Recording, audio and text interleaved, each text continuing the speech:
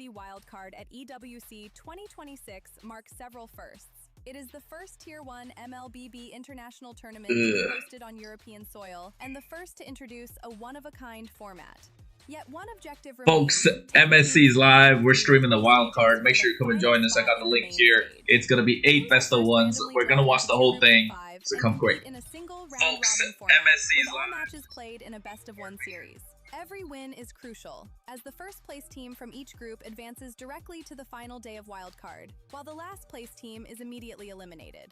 Next comes a cross-group breakout stage, where the third-place teams swap groups and face the fourth-place teams from their respective groups. The winners of those best-of-3 matches then face the second-place teams for a place in the final day of Wildcard. The winners of the cross-group breakout stage will face the first-place teams from the opposite groups in a single-elimination best-of-3 bracket. The team that wins both of their matches will earn the opportunity to prove themselves on the main stage of MSC. Which team will surprise us? Which team will taste the agony of falling short? And which team will rise above? 2 champions, 1 game.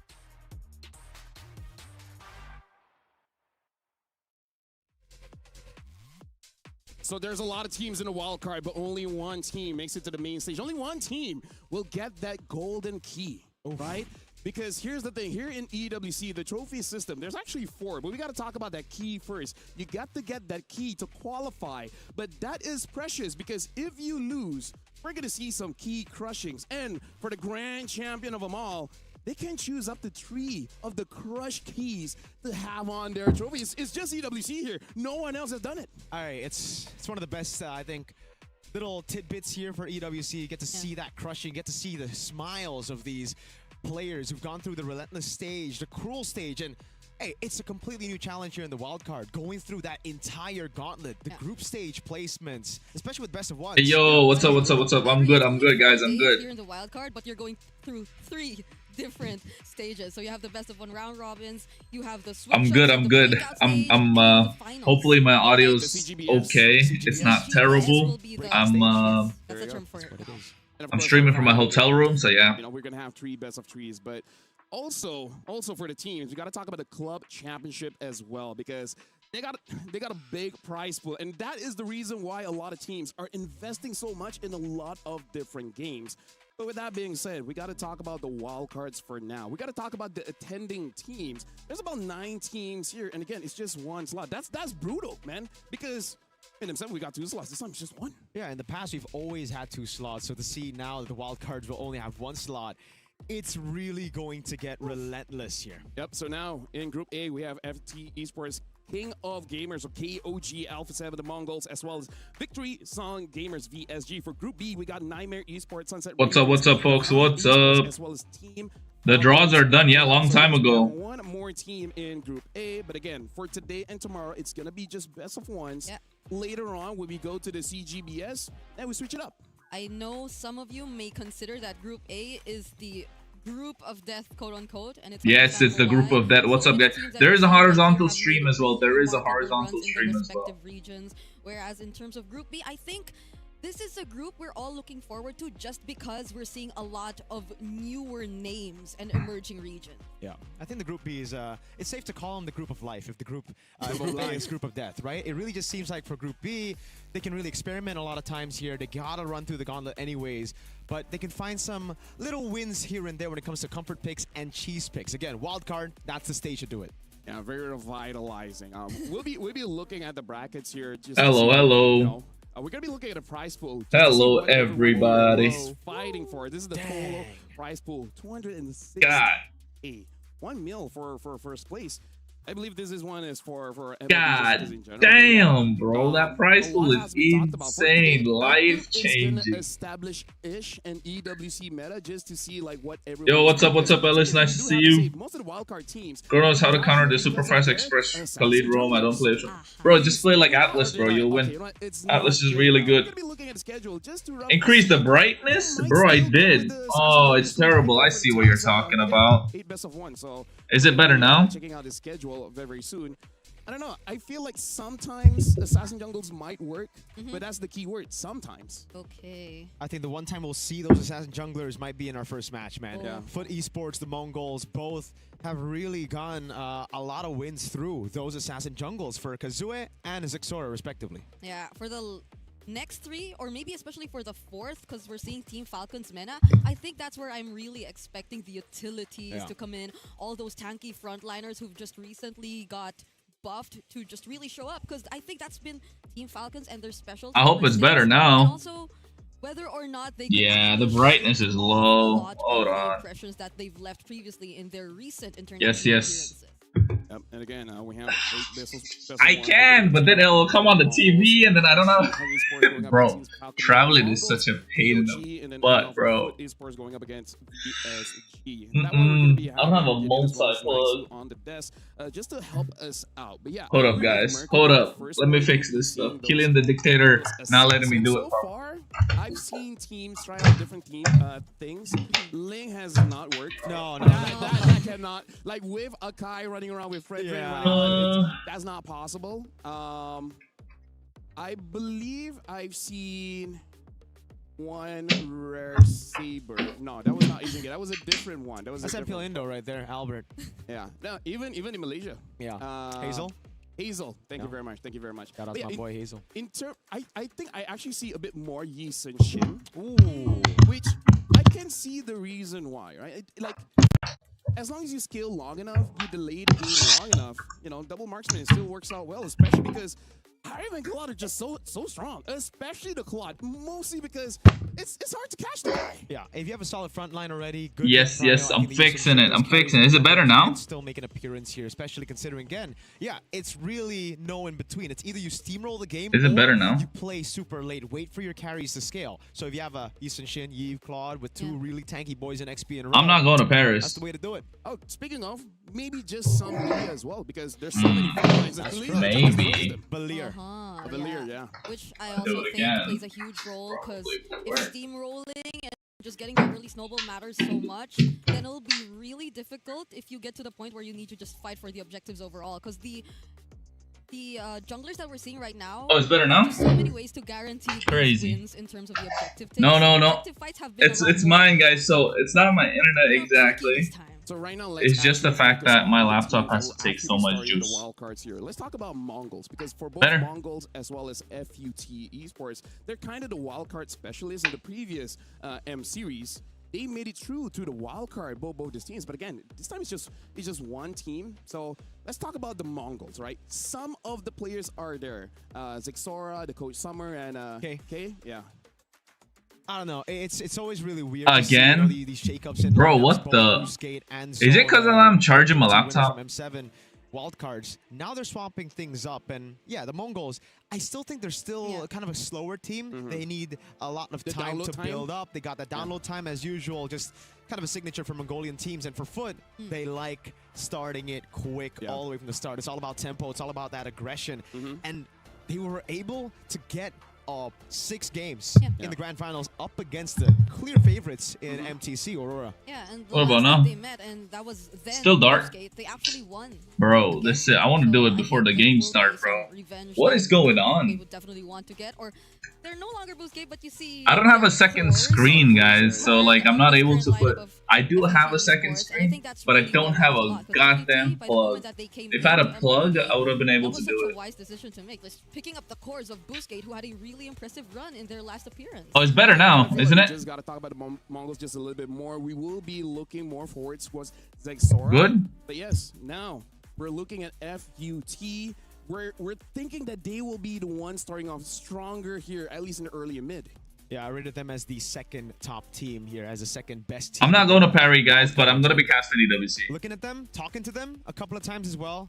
Kazue, Foot Esports in general, all of them are just so confident. All right. They walked up to me. I'm going to leave it like this. I'm not going to play with it. I think I'm going to make it through Wildcard. I'm like, dude, you were number 2 in my list. Number 1's gone, so I think you will, man. Yeah, so Yeah, again, this is a very experienced lineup. They went 6 games against Aurora Gaming, who've been fantastic even in M7. Yeah. And I wonder And how I'm gonna much eat of a breakfast, guys. will I hope their you don't mind. change in terms of the You know me, mid-game it's not a be. stream until I know for a eat. fact that these 2 players Yo, what's up, Kai Official? would really My voice is so matter to deep. watch. Bro, that's because my That's what mic is I'm not excited here. to This is my actual switch up voice. before heading It's into coming in it. from my laptop mic. Yeah, so honestly, Don't worry, looking at folks. this I'm trying to lineup get everything set as up. well as FUT, we're gonna be more so looking at the draft. Hope you guys are enjoying it, though. That's what matters. Like personally for me, people have been prioritizing the Nice, Bobcat nice. Brandon Thanks as for well as coming. the Thanks for Akai. coming. Honestly, I'm more annoyed with the Akai Yeah. just because of the steal potential of the early game. Like, sure, Fredrin is fun, a lot of chains. Yeah, this is the EWC. This is the EWC. And Baxia giving that that life bane just to make it so that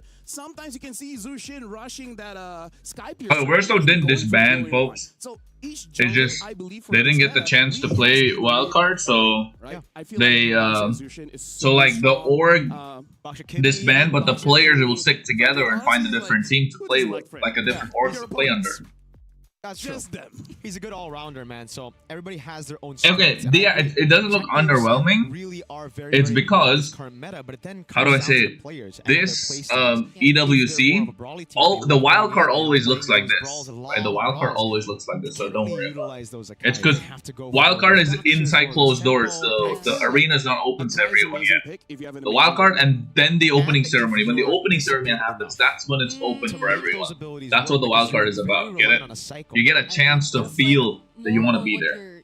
you're used to playing around with too or against, because I think for me, I'm so used to seeing these boxes in terms of play styles. Yeah. But the BP Akai is playing does today. all of that. Yep. It's a Like, circle. Well, yeah, it's a spinning circle. Yeah. So it doesn't like allow you to set up that box. It's a Beyblade, yeah. So yeah, it definitely, rip. definitely, I gotta say, it's going back to maybe. They just look nice, so it's in Paris. MLBB, where just like 3 front lines and try to see who has more crowd control to punish those front lines, and then hoping for your mid and your goal. She's setting up the thing, my earphone broke off, so I only have one ear. Etc.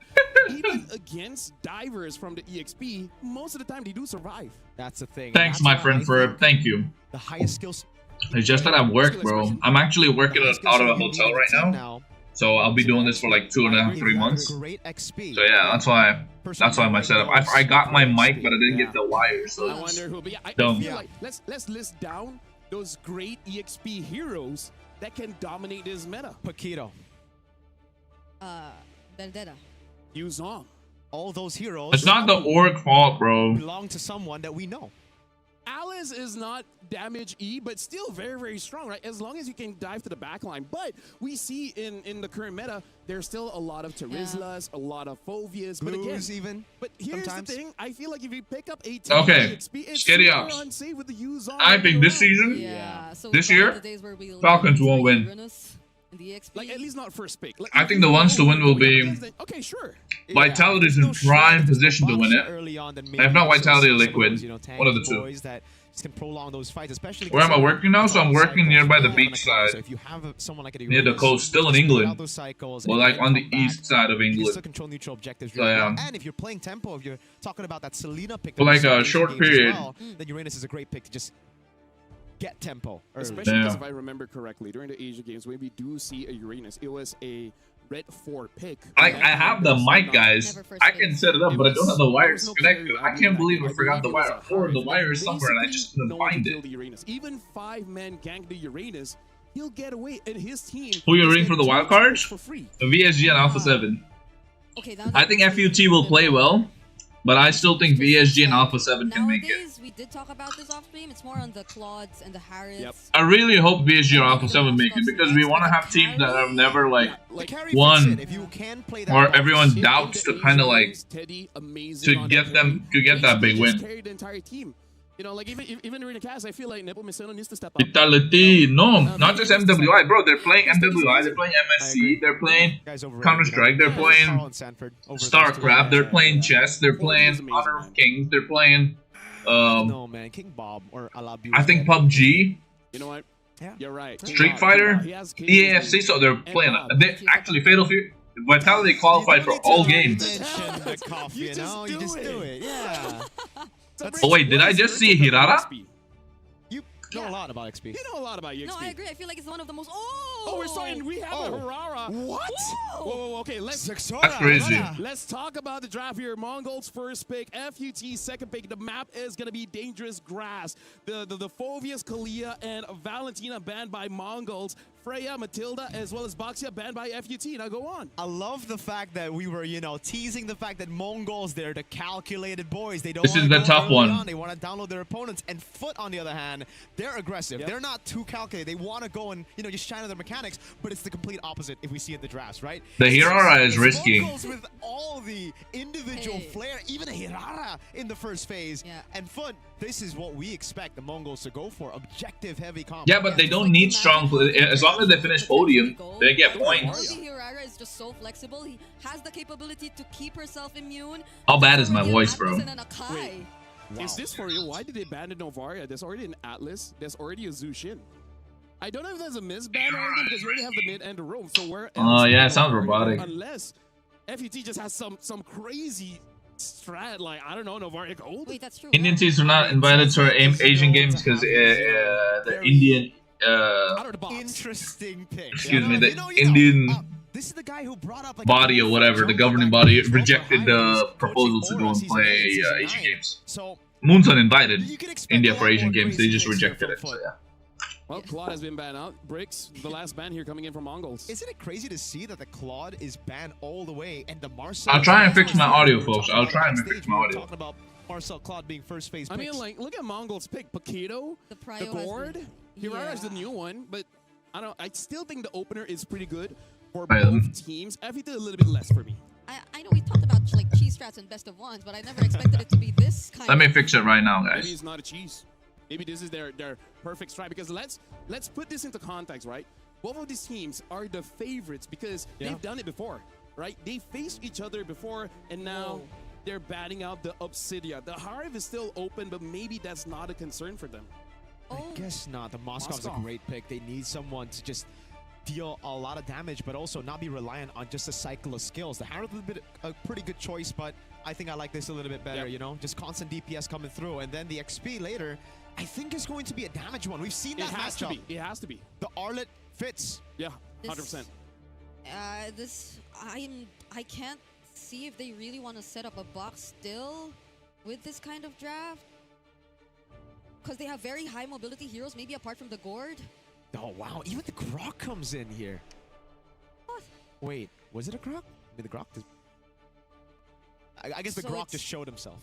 If they want Watch party with ZL? I could if he wants to, I don't know. If they have a very early roamer, like maybe even a Cho, so that you can evade. But again, going up against an Nakai... Yeah, it's a bad microphone. I'm trying to fix it. Yeah. Grok Ranger.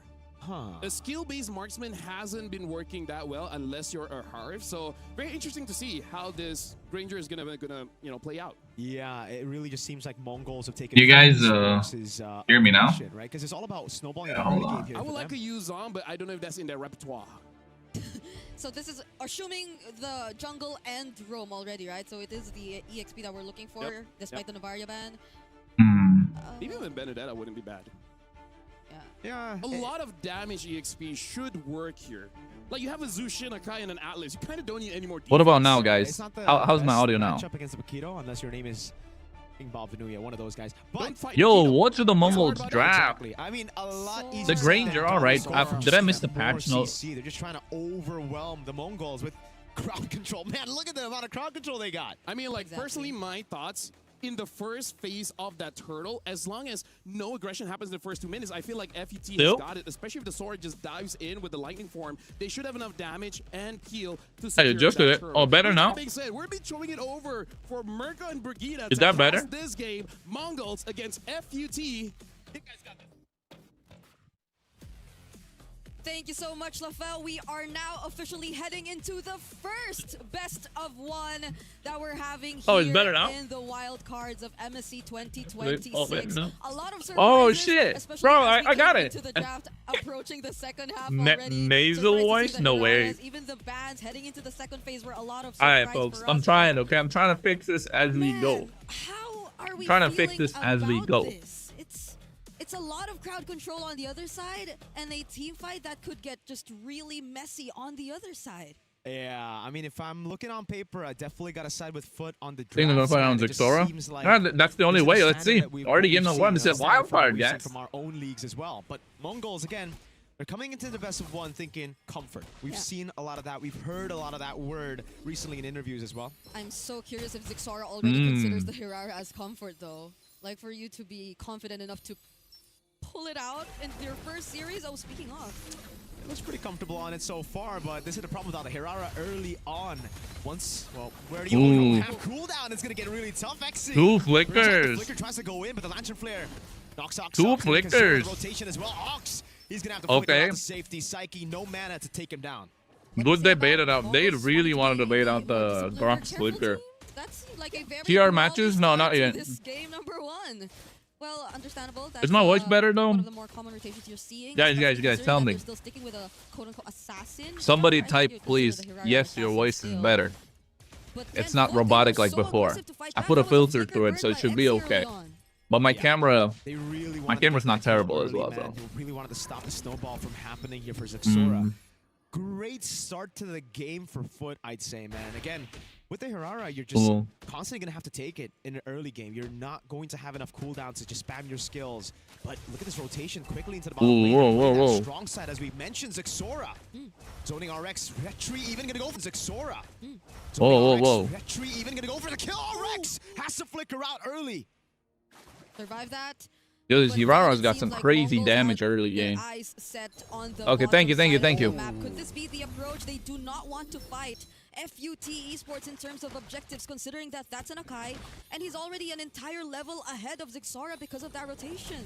I love the approach, though, you know? It's kind of like Mongols know that Foot will have the lead early on when it comes to neutral objective battles, so they try to go for the strong side, gold lane, K, helping him out. A lot of damage plays down with the perfect match. It'll No force out a flicker, from K. not level 4. I think that should But they be got a lot of it. gold. Yeah. They got a lot of With the gold. sense that there could be something happening right after that objective take. Look at Kazue. He's just showing himself. Still the level I think gap FUT exists, will win this. and there are Okay. going to be in the Now do I slight think? advantage against Foot, but Adjust the K, screen? I thought I already flicker fixed it. left for K. Oh, Problem cool. with the strong side gold lane is if you I already leave fixed the him, screen, bro. Yeah, the hard CC and Oh, is it too big? Gonna get him out. No flicker, as you mentioned. A bring bit it zoom up. out. It Oh, was okay. just such an Hold up. easy kill, and they didn't even need to use any ults aside from the SOD. Yeah, we haven't seen Bloodspit really use that Fatal Links just yet.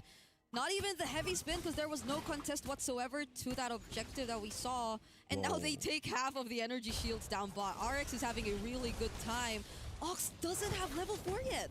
But look at Zixora. Again, something that we kind of There you know go. from him is that he's very sporadic. Much better he knows now. how to think on the go, and he's already seen that rotation. Hey guys, make sure you Straight like up and top, stuff. plays with Oh, strong join side, he my has in XP join to that take an orange Instagram weapon. group thing, guys. This means I don't know what Kazuya's that's gonna be called, behind broadcast XP or to channel strike or into group or one. whatever it is. Quick I'll start to for put stuff Mongols on to there. catch I'll be doing up and giveaways out. on there Mongols regularly just too mostly whenever I feel staying like on it. bottom. They get to find Ox isolated here, though. I think FUT are gonna win this, bro. They have to, right? Ooh, they baited a heavy spin and everything for a flicker. That's not good for FUT. EXP cutting the waves. Kinda helped him there too. Yeah, that was 15 seconds turtle. Oh, this I pack's feel gonna like be this annoying time now. we'll see the EXP laners actually be part of this upcoming fight. Hi Jennifer, nice to how it see goes, you. 'cause Mongols this time might actually contest, but we're seeing Are you guys Zora preparing just for MWI? his way. There is no I heard heavy spin, Megumi though. cannot travel. Oh, good shifting claws and a pickup as well on Mumu. Nice, As fatal the links last on one. one Oh misses my just with god. the tectonic What charge. the tech Zixora gets a kill on charge? XC, and it's RX trying to run away now as that's going to be the cutoff as K rotates Nah, over Mongo's Mumu. crazy. Takes Bro, that Bloodspit tech charge out, was and crazy, it's a bro. free neutral Ox with a massive objective tech for the charge. Mongols. Okay, Foot probably did not want to be in that position. They just made things so much easier for Ox and Mikey. Mikey didn't have to put himself out there in danger to use that Mystic Gush. That's And mental. that was a quick way to just use the tech. Isn't charge. it like Now it's zoomed out a bit, the Mongols screen? stealing away that small lead that Foot had earlier. And Mongols are just using that aggression. Yeah, bro, there's lots so of heat well. They're waves. forcing Like, I Foot can't to sleep play at those night team because of fights. this hotel room. Foot You got a composition. There's no AC in the hotel room, so it's like it's driving me crazy. But to be fair, I keep it nice and cool. But at night it gets super hot, especially when I get back from work. So take a shower and try to sleep. So I'm not able to sleep quite a lot. It gets me tired. But last night I slept early so I could watch this morning. Cycles are very important, especially for foot, because if you don't have the shifting skies, oh god, wait, Makey. Good projectile, man. So much poke coming on. Psyche, Sixora steals away from Kazue. Panda's walking up though, he's very tanky. This is interesting because I feel like Mongols, their lineup doesn't really require you to just go full commit. They're fighting it with range because of the Granger and the Gourd. Are you in Paris? No, I'm not in Paris. I'm traveling for work. I'm not in Paris. 10 days left? Yeah, let's go. Just baiting out stuff from Esports. Okay, gonna be safe.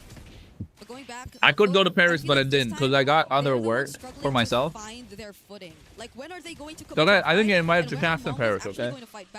I didn't get invited to cast. But I was thinking of going there to cover some content and meet people and stuff. I was doing it, and then I got some work, which pays really well. So I picked the work. That'll be big for them, and actually go for the heavy spin. The tech charge comes around, and a flicker out. Psyche, the kill. Oh, get Psyche. Oh, now that's a fatal link. Oh, nice fatal link.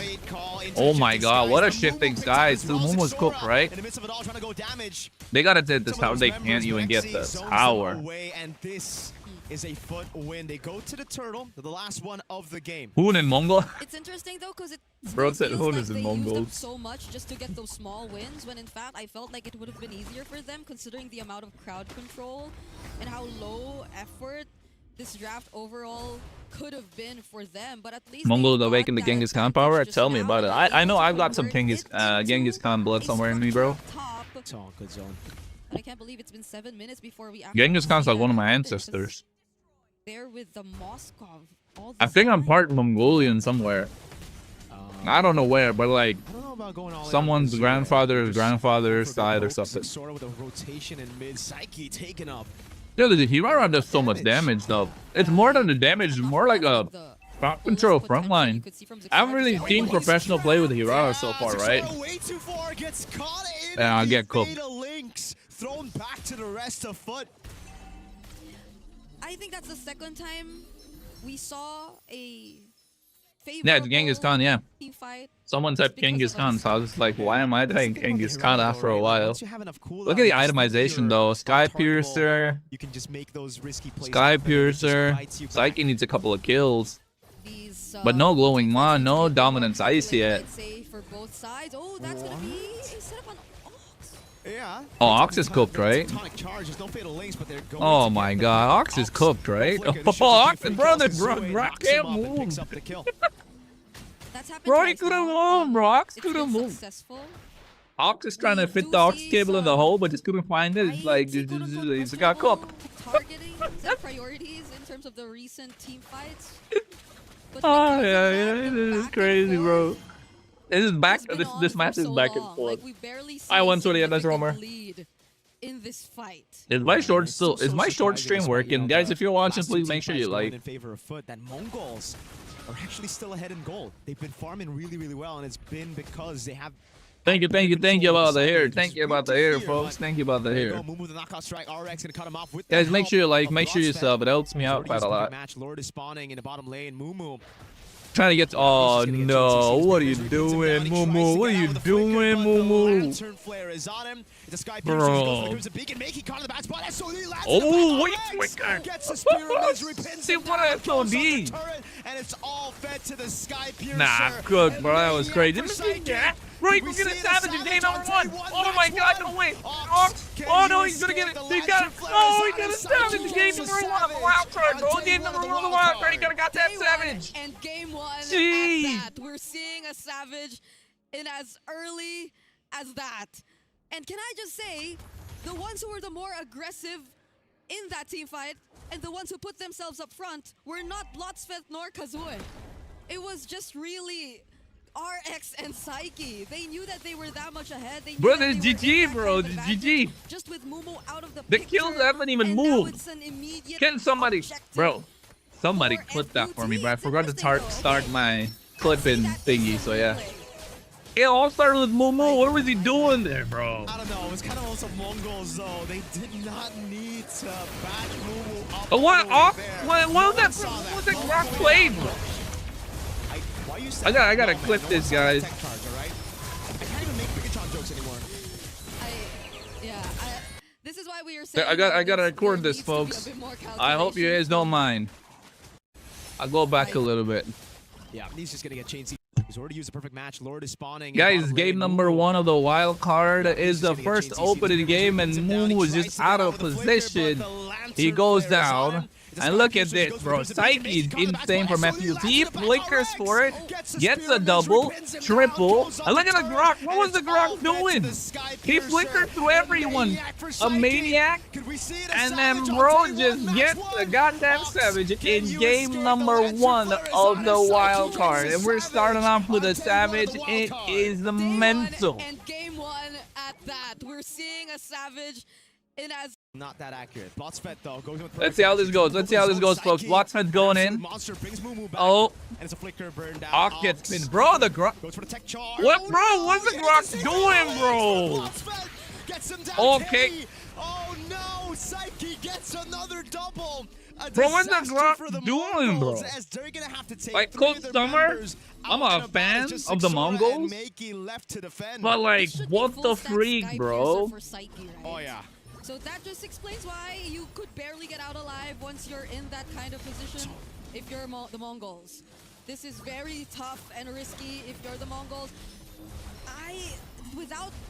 With very little crowd control and just mostly Ox, and by the way, it's always been Ox that they've been targeting first, I could barely see an opportunity for the Mongols to turn this around with a team fight win.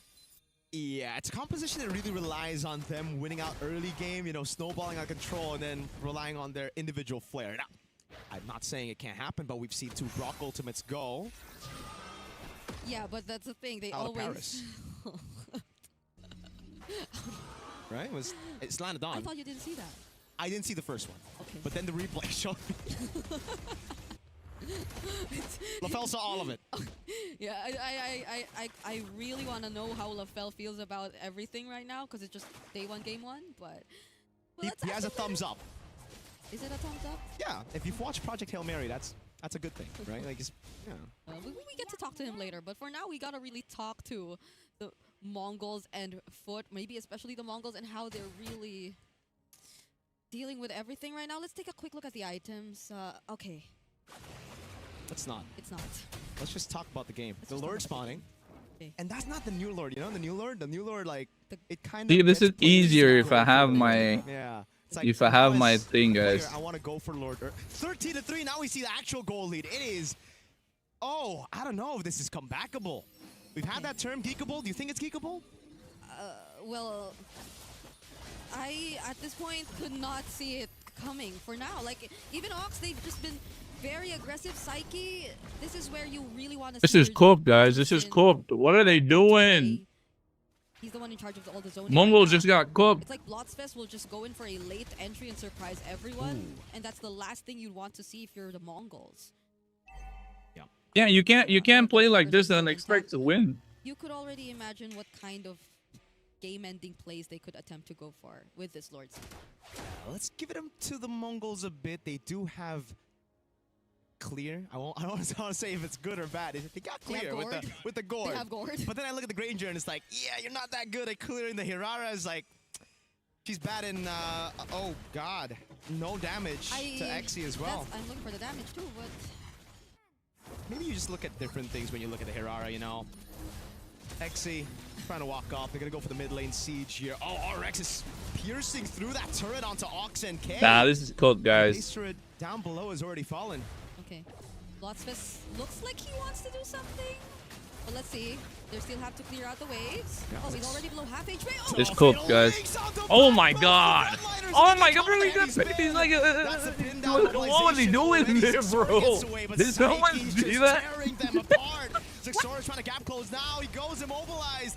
Oh, bro, what are you doing, bro? What are they doing, Mongols? What are you doing? But it's still Psyche just so. It's 6 team of 3. No members. Okay, okay, they're still dealing with it. Sora and K still left to defend, still have an entire wave to deal with, but Sora is Nah, they're down. cooked. They're gonna get the K wipe, back right? in the fountain, but what can he do? It's The just GG. gonna be What a game game, at number FUT one. Esports. Or What the a only way to game in the start best of one. MST. Going over to FUT A Esports. banger, bro. It's over A for goddamn game one, banger. but Esports getting the revenge that they've desperately been waiting for since that M7 wildcard where they lost to a Mongolian team. Team Zone, K, Zixora, they showed them how it's done, but today it seems like it's a foot day. Why introduce me in? Oh, I'm in. Hey! So first of all, let's just say congratulations to FUT for winning that one. But my TLDR, my summary of this game, the reason why Mongols win and lose is because of their mechanics. Because the only time that they won in team fight was that incredible tech charge into the Mystic Gush. But then after that, any kind of team fight, we've seen mistakes coming in from Zixora. We've seen mistakes coming in from, of course, the Grok from out. So This is mental, really bro. like This is might be one of mental. those Like, situations how? where Did you get? Okay, you probably guys see just that? You need guys to see this? walk You guys see this? Waiting for since that M. You guys see this push, okay? Look at this push. Look at this push in the end. Lotsbeck goes. Look at Kai. Look at Kai's wave. He goes right. Oh, look at that. They get. Look at this. Look at this. Look at this second. Oh, fatal links on the backbone. Fighters, and they get caught in the heavy spin. That's the pin down immobilization already. Zixora gets away, but Psyche's just tearing them apart. Zixora's trying to gap. Somebody got clip this. Look at Have to clear out the way. this. I'm watching it in slow motion. Watch it in slow motion. 50 speed. Okay. There you go. Nice fatal links. Causeway goes. Boom. Flicker. Good, good, good. Bro, they stuck there, bro.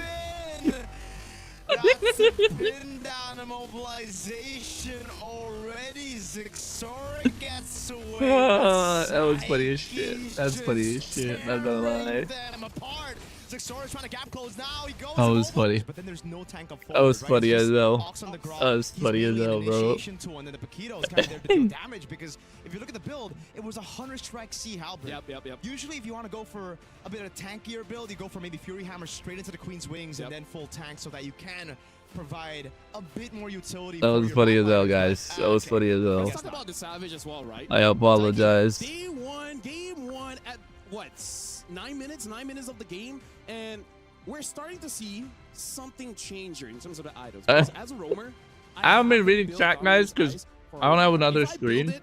I'll try and find a way tomorrow to kind of get this going. All right. That was crazy. They called me for a mate. Thank you. India's match is not here anytime soon. So the first item, I told you guys the draft was weird. Like, you're not overrated, I think, bro. Like, it's terrible. Unless like Carl TZ plays it, makes it look great. But that's Carl TZ. But so yeah, I think it's terrible. That's very MVP worthy for Psyche too. If you get a Savage and you didn't get an MVP, I'll be upset. Sometimes actually. There are times it's an epileptic seizure. It's just, shooting in the back. Yeah.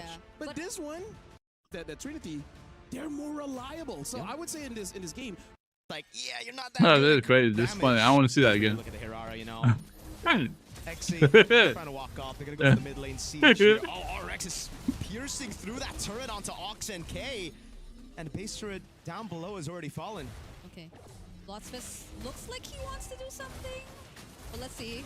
They still have to clear out the waves. Akai goes. Nice flicker. That's the pin down immobilization already. Zixora gets away, but Psyche's just tearing them apart.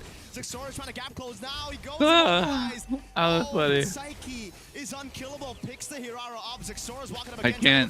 can't even, bro. I can't even. Still, Psyche just zoning all of them, and they've lost no members. I haven't seen something like that MLBB in a while. he had the flicker. He That shit was fun. Double jabbed all the way back to his team. But That shit was hilarious, guys. We didn't see that. Pardon me, that shit was hilarious. Not gonna lie. Plenty times. I'll see it in my dreams. Hirara got nerfed so hard, bro. As a roamer, that hurts. Hirara got nerfed so hard. So you can't really do anything about it. But it still hurts. Look. But I can't do it anymore. I'm gonna fall sick if I keep eating now. Oh, I didn't see that the first time. Jeez. I didn't see the first one the first time. My diet's gotten crazy as well, guys. Not as good as glasses. Sure. That works. Make sure you like. I mean, to go 2 flickers in the back with no frontliner, it's kind of like, we're better than you. That's literally what they thought, right? Like, somebody clip it and turn on my Discord, please. That is just full CC, dude. If you don't get caught by the Atlas, you're gonna get caught by the Sora. If that doesn't happen, then the Panda's gonna spin at you. And this is the lineup. If you don't get like 3,000 gold lead by the first 2 minutes, you're kind of done. Because Gort, once he's finished his skills, then what? Ranger, once he finishes skills, then what? Hirara is pretty fast to finish her skill and no damage. And then what? Right? It's just a composition where you kind of want to blow everything instantly and hope it's enough. And, you know, newsflash, usually isn't. Because I think even the sides weren't able to accomplish much. That shit was hilarious. Not that he was held in lane by his counterpart, by Xe, but whenever he did try to go or catch up to the fights, it's a bit too late. Or like Ox is already gone, and what can he do as the only other quote-unquote frontline when he actually went for damage build? Well, so far we've seen Hirara in the game hasn't been performing so well so far. We got 7 more best of ones for today, so who knows? Maybe someone else wants to give it a shot. Maybe. Please don't. I don't know. It's whenever very you play, risky. whenever you play Hirara, Mirko copied my hairstyle, bro. Contest, you know? How? I guess. Because you're not doing any damage to any of the tanks. The tanks are just gonna stop it, bro. Yeah. It's just a little annoying. You're kind of hoping that your goal laner is like. Zexora might have questioned his life. No, bro. So like when I posted my tier list, Code Summer on Instagram, it's like, bro, what are you on? Like, but okay, folks, I'll tell you one thing.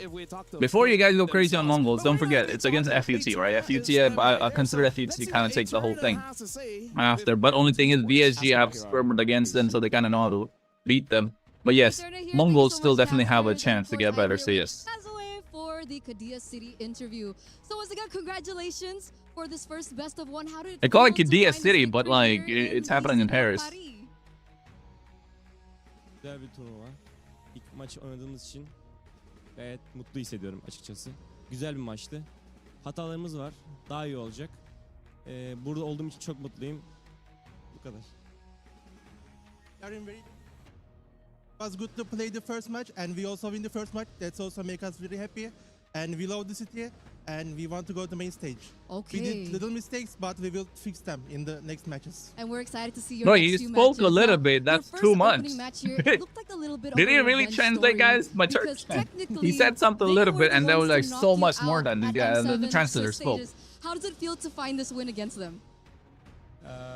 Mutlu hissediyorum çünkü gerçekten geliştiğimizi hissettim. Yeni rosterımızla beraber daha iyi olduğumuzu düşünüyorum. MLB'den sonra. Eternal looking at the camera like, I understand what he's saying. Kendilerine çok saygı duyuyorum.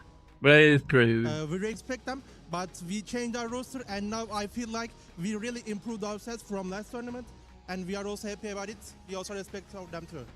We're seeing that. We're seeing that. A very decisive victory there in that first game. Exactly. Now, it's Qiddiya City. I don't know why they call it that. From Mirko. I think you're familiar with him. He's asking, were you surprised with the Hirara pick coming through today? Yani evet. O pick'i beklemiyorum açıkçası. Şu an çünkü metada tanky jungle seçiliyor. Ve Hirara'nın turnuvalarda çok iş yapacağını düşünmüyorum.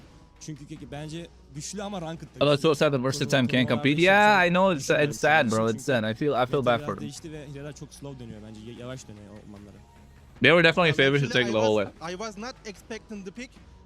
I think this is that Franco cosplay? Okay, bro, you're being mean, bro. Matches, and I don't think any other player will play this character next of the tournament. Okay, okay. So the first time we've seen the Hirara, and it doesn't look like it's doing too great. Maybe stick to ranked games, right? All right, Kazue, final question. You are going to be up against VSG next. Do you have a message, perhaps, for that team? Oh. Biz onlarla aynı bölgede olduğumuz için onlarla çok fazla scrim atıyoruz. Bizim scrim partnerimiz. Onları seviyorum, saygı duyuyorum. Güzel rakip. İnşallah biz kazanırız. Because we are of the same region, we did a lot of scrims against them, and we told love you. them, we respect them. We wish them luck, but I hope we will win today. Okay. I told you guys. I told you they scrim so much together. Nobody fucking believed me, bro. Back to our casters to maybe break down some of what Kazue said earlier. Let's go.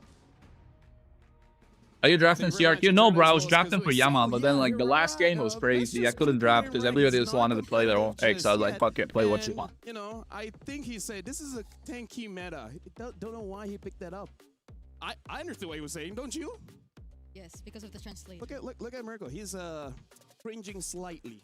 Wait, let's wait for him to show on cam. There you go. How do you explain that face? Like, yeah, it's kind of like.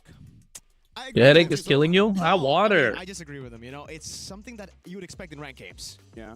It's something you'd expect in some of the streamers' games. But like I mean, you saw how much it did against the Akai. It was kind of just dancing there. Yeah, there was probably some bit of attempt to cheese. No, I think I have the same mindset as the Mongols. You know what my mindset guys is? I can do the double monitor setup, but the problem is I don't have like a multi-book to connect my laptop charger. So if I connect my laptop charger, I can't connect the TV. If I connect the TV, I can't connect my laptop charger. The plugs are too far. There are two in the kitchen, one behind me over there. I wish I could so that I could fix this shit, you know what I mean? And I could play too. What team now deserves to get S power ranking? I mean, right now, I don't know. Versatile time was there, but yeah, FUT maybe a little bit, but there's also VSG and Alpha 7 that I think Mongols are still good, right? So I would say let's leave it the same. Let's leave it the same. I need some extension tools. Yeah, I can't, bro. Like, I need my extension cord and my microphone's wire. That's what I need.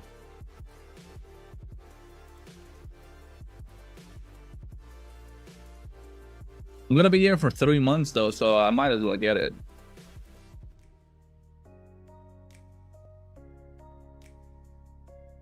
Or I move this table to the middle of the kitchen, but then you won't get the lighting. I'll be like orange. It'll be so dark, and you'll be looking at my ugly open cupboard, right? Will screen boss? Yeah. Oh, okay. I will. But Ezekiel, you should see, bro. Ezekiel, I'll show you something. Check this out. Okay. Don't go. Watch this thing. I've been having fun about this part the entire time. look at it. Look at this. Blocksmith's going in. Okay. The Atlas is going in. Moon wants to go back. Look at this part. Blocksmith goes now. Okay, crazy split. He finds the target. He flickers. And look at the two players. See this? See this two guys. Victoria and Mikey. And look at them in the base.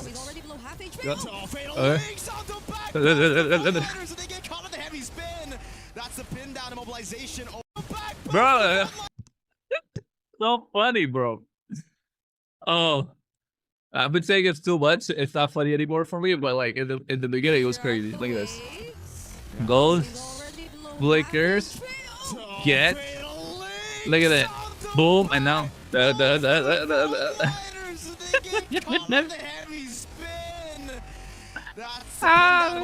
hilarious, bro. It's like the 5th time I'm doing it on stream, but that's crazy. Are you renting there? A hotel? A hotel, the hotel. I'm offered to stay. So yeah. Hold on. Let me fit this to my screen.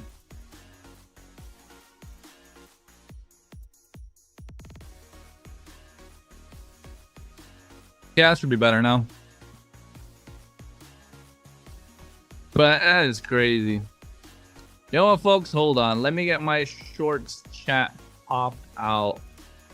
You guys can probably see all of this too, so. There you go. Much better.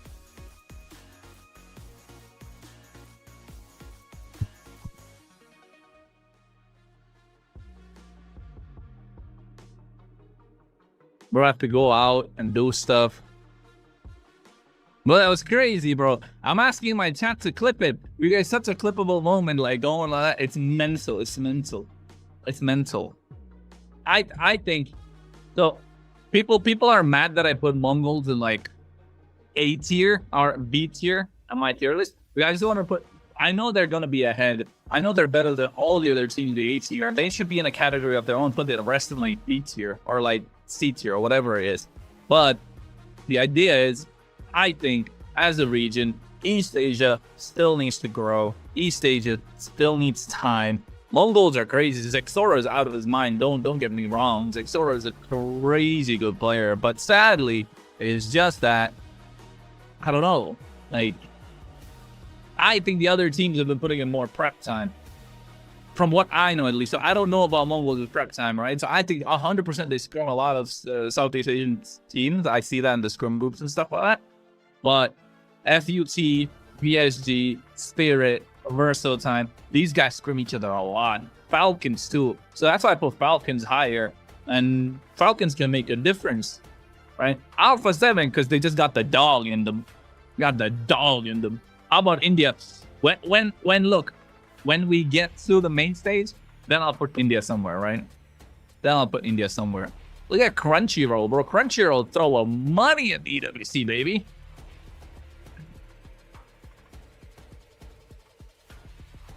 Coach RC issue might affect the Mongol. No, I don't think. I mean, yeah, yes, but also like, I think even with Coach RC, I still think like the other teams would have been slightly better. Not gonna lie. Whenever we let it out. So yeah, but nice to see you guys. Nice to see you guys. There's only 18 people watching too. Make sure you like, guys. Make sure you like. Oh, grow. We know how it works. In the first days, nobody's comes to watch. What's up, everyone? They finally let in Mr. Stream. Yeah, nice to see you. Come by. There's a long format going on as well. So yeah, there's a long form. There's a horizontal stream going on at the same time. And guys, I hope you don't mind. I'll be like, I'll read the chat as much as I can, but I'm also like looking at other stuff. Ladies and gentlemen, to the Esports World Cup 2026 here in Paris. We are here at the Wildcards, where we just finished watching Mongols going up against FUT Esports, where FUT won that best of one, and they even secured a Savage. My name is Phil. Alongside with me is Mirko as well as Brigida, where we will be talking about the newcomers coming in from East Asia. They might be the new wave. We're talking about Sunset Ravens going up against the Huns. I met Sunset Ravens, y'all. I flew in to Paris with them, with Coach Raizan. Raizan, Indonesian coach, was the coach at Dewa United, so I know him. Spend some small time in Malaysia with KGE. There you go. A little bit of time in China with Rare Sunset Ravens, guys. And now to Japan he goes with Sunset Ravens and Mui Manet. So honestly, Sunset Ravens, it's a Cinderella story. If you really look at it, right? They were able to beat, well, Mui Manet was able to beat his ex-teammates in Junichi and 10 all the way in the Japanese qualifiers. So I'm really excited to see what they have been cooking up, because they actually boot camped in Indonesia. Yeah, they were the more familiar names when it comes to the Japanese teams. Oh, ping me. And I think there was also one player from 10S Gaming Frost who they were also able to defeat. So they're definitely making a statement for themselves. We're just really looking forward to see how it's going to fare now that they're in the wild card and going up against the other regions. But for the Huns, I think they've made. I'll ask Trex if he wants to watch party together. Themselves. We're very familiar with a lot of their players as well. These are like the rest of the Team Zone guys who we also witnessed in series #1 from. Oh, guys, do you like the thumbnail, by the way? Do you guys like the thumbnail? Let me know. I think it's a fire thumbnail. If we're gonna compare, I really think the thumbnail is good. Mongols, you would say that the Huns are more, I would say, micro heavy. They really want to show their strength very, very early on. The thing is, we expect the Mongols to play a bit slower, but then their draft didn't really say that. Yeah. And then I think the thumbnail is pretty fire. So I don't know. Huns is gonna be playing slower. Well, Gideon yes, Gideon is casting wildcard too. Gideon is casting everything. I think he's casting the wildcard. I think he's casting the MWI. I love Gideon. Gideon's my favorite caster. Let what anyone says. So yeah. Huns is, well, the team Huns is gonna go for. How come short stream has less view? I don't know, bro. Even the long stream has less views. For a watch party, usually you get like 100 plus easily. But yeah, I guess it's too early. I mean, for me it is. And it's the wild card, so people don't watch a lot. Yeah. Thanks. Is the captain. TR match, not yet, guys. This is on the wild card right now. The history of Japan as well, right? The entire history of Japan? Because okay. Fast forward. Okay, fast forward to M1, right? Oh, okay. Fast forward to M1 with Tenzeka Gaming. They revolutionized that period of MLBB, bringing up the Rafaela, bringing up the Xborg jungle, right? And then 10-second gaming Frost, and they're very lovely people, you know? Yes. Like, very easy to talk to and very humble as well. So we Group draw will affect True Rippers 100%. 100%. I hope we get a favorable draw. I hope we get Malaysia, bro. Not SRG. We don't want SRG. SRG, I don't count them as Malaysia. They're the ones who are doing everything. I'm talking about Vamos, but yeah. So that when they said that, you know, it looks like MPL India, we can prove them wrong. That's what I asked for. We'll see. Thanks, Mwanding. Oh God, nice. You know what? I love jungle. Not as much, but yes. Okay, you know what? It's in my it's They're in Japan my team. 200. It's in my top 3, but like I've only done like 3 shoots, so. There you go. There you go. So now let's talk about the game again. Okay, so far it looks like as long as you keep to the standard of the current meta of tank jungles, right? Having a basic attack marksman. Hope India get good in the group stage. Yeah, I hope so too, man. We'll find out though. If possible, get a diver. Yeah. Some drafts require you to be a frontline, but hey, that seems to be the template. Yeah, I think that fits the bill entirely for Sunset Ravens, but if we talk about the Huns Esports, I think they got to rely a little bit more on their XP and their mid lane, just because they're the only dudes here with international experience, and they're pretty darn good. Last time the org did disband Verso time, sadly. And 7 in the Wildcard did a fantastic job. Kenny in the mid lane with those kimmies, so I'm really expecting more of that utility jungle, play for Kenny, play for neutral objectives with Bankai as well. Yeah, because it seems like they're on a similar wavelength in the sense that there's just one guy who's really taking majority of the lead amidst the young bloods, because I think you could really consider the newer members of the Huns to be young bloods. They're new names relatively in Does she call him young blood? MLBB, and it's Bankai who's just going to be the overall in-game commander as the EXP lane. And again, maybe that's why we're gonna hopefully see, unless your name is Paquito, see the Castle needs a better team. All right, look, I agree. Castle is crazy, but I don't think he needs a better team. Because there's more relevant counters to most of the EXP picks. So it's very punishable if you pick up your EXP way too early. Even if it doesn't get countered in lane, somehow in the neutral objective fights, what does the chat say? So if you really are the carry, sometimes you gotta take your time, because there's this one guy, Vinuya, he can first pick the hero. I know that guy. But that one is Paquito as well as Arlid, which wait. What's this? There's some drama. There's some drama. What's going on? Yeah. Man, Brigitte is a bad caster. Her voice is annoying and English is not that strong. That's why there's a long pause sometimes, like Gani.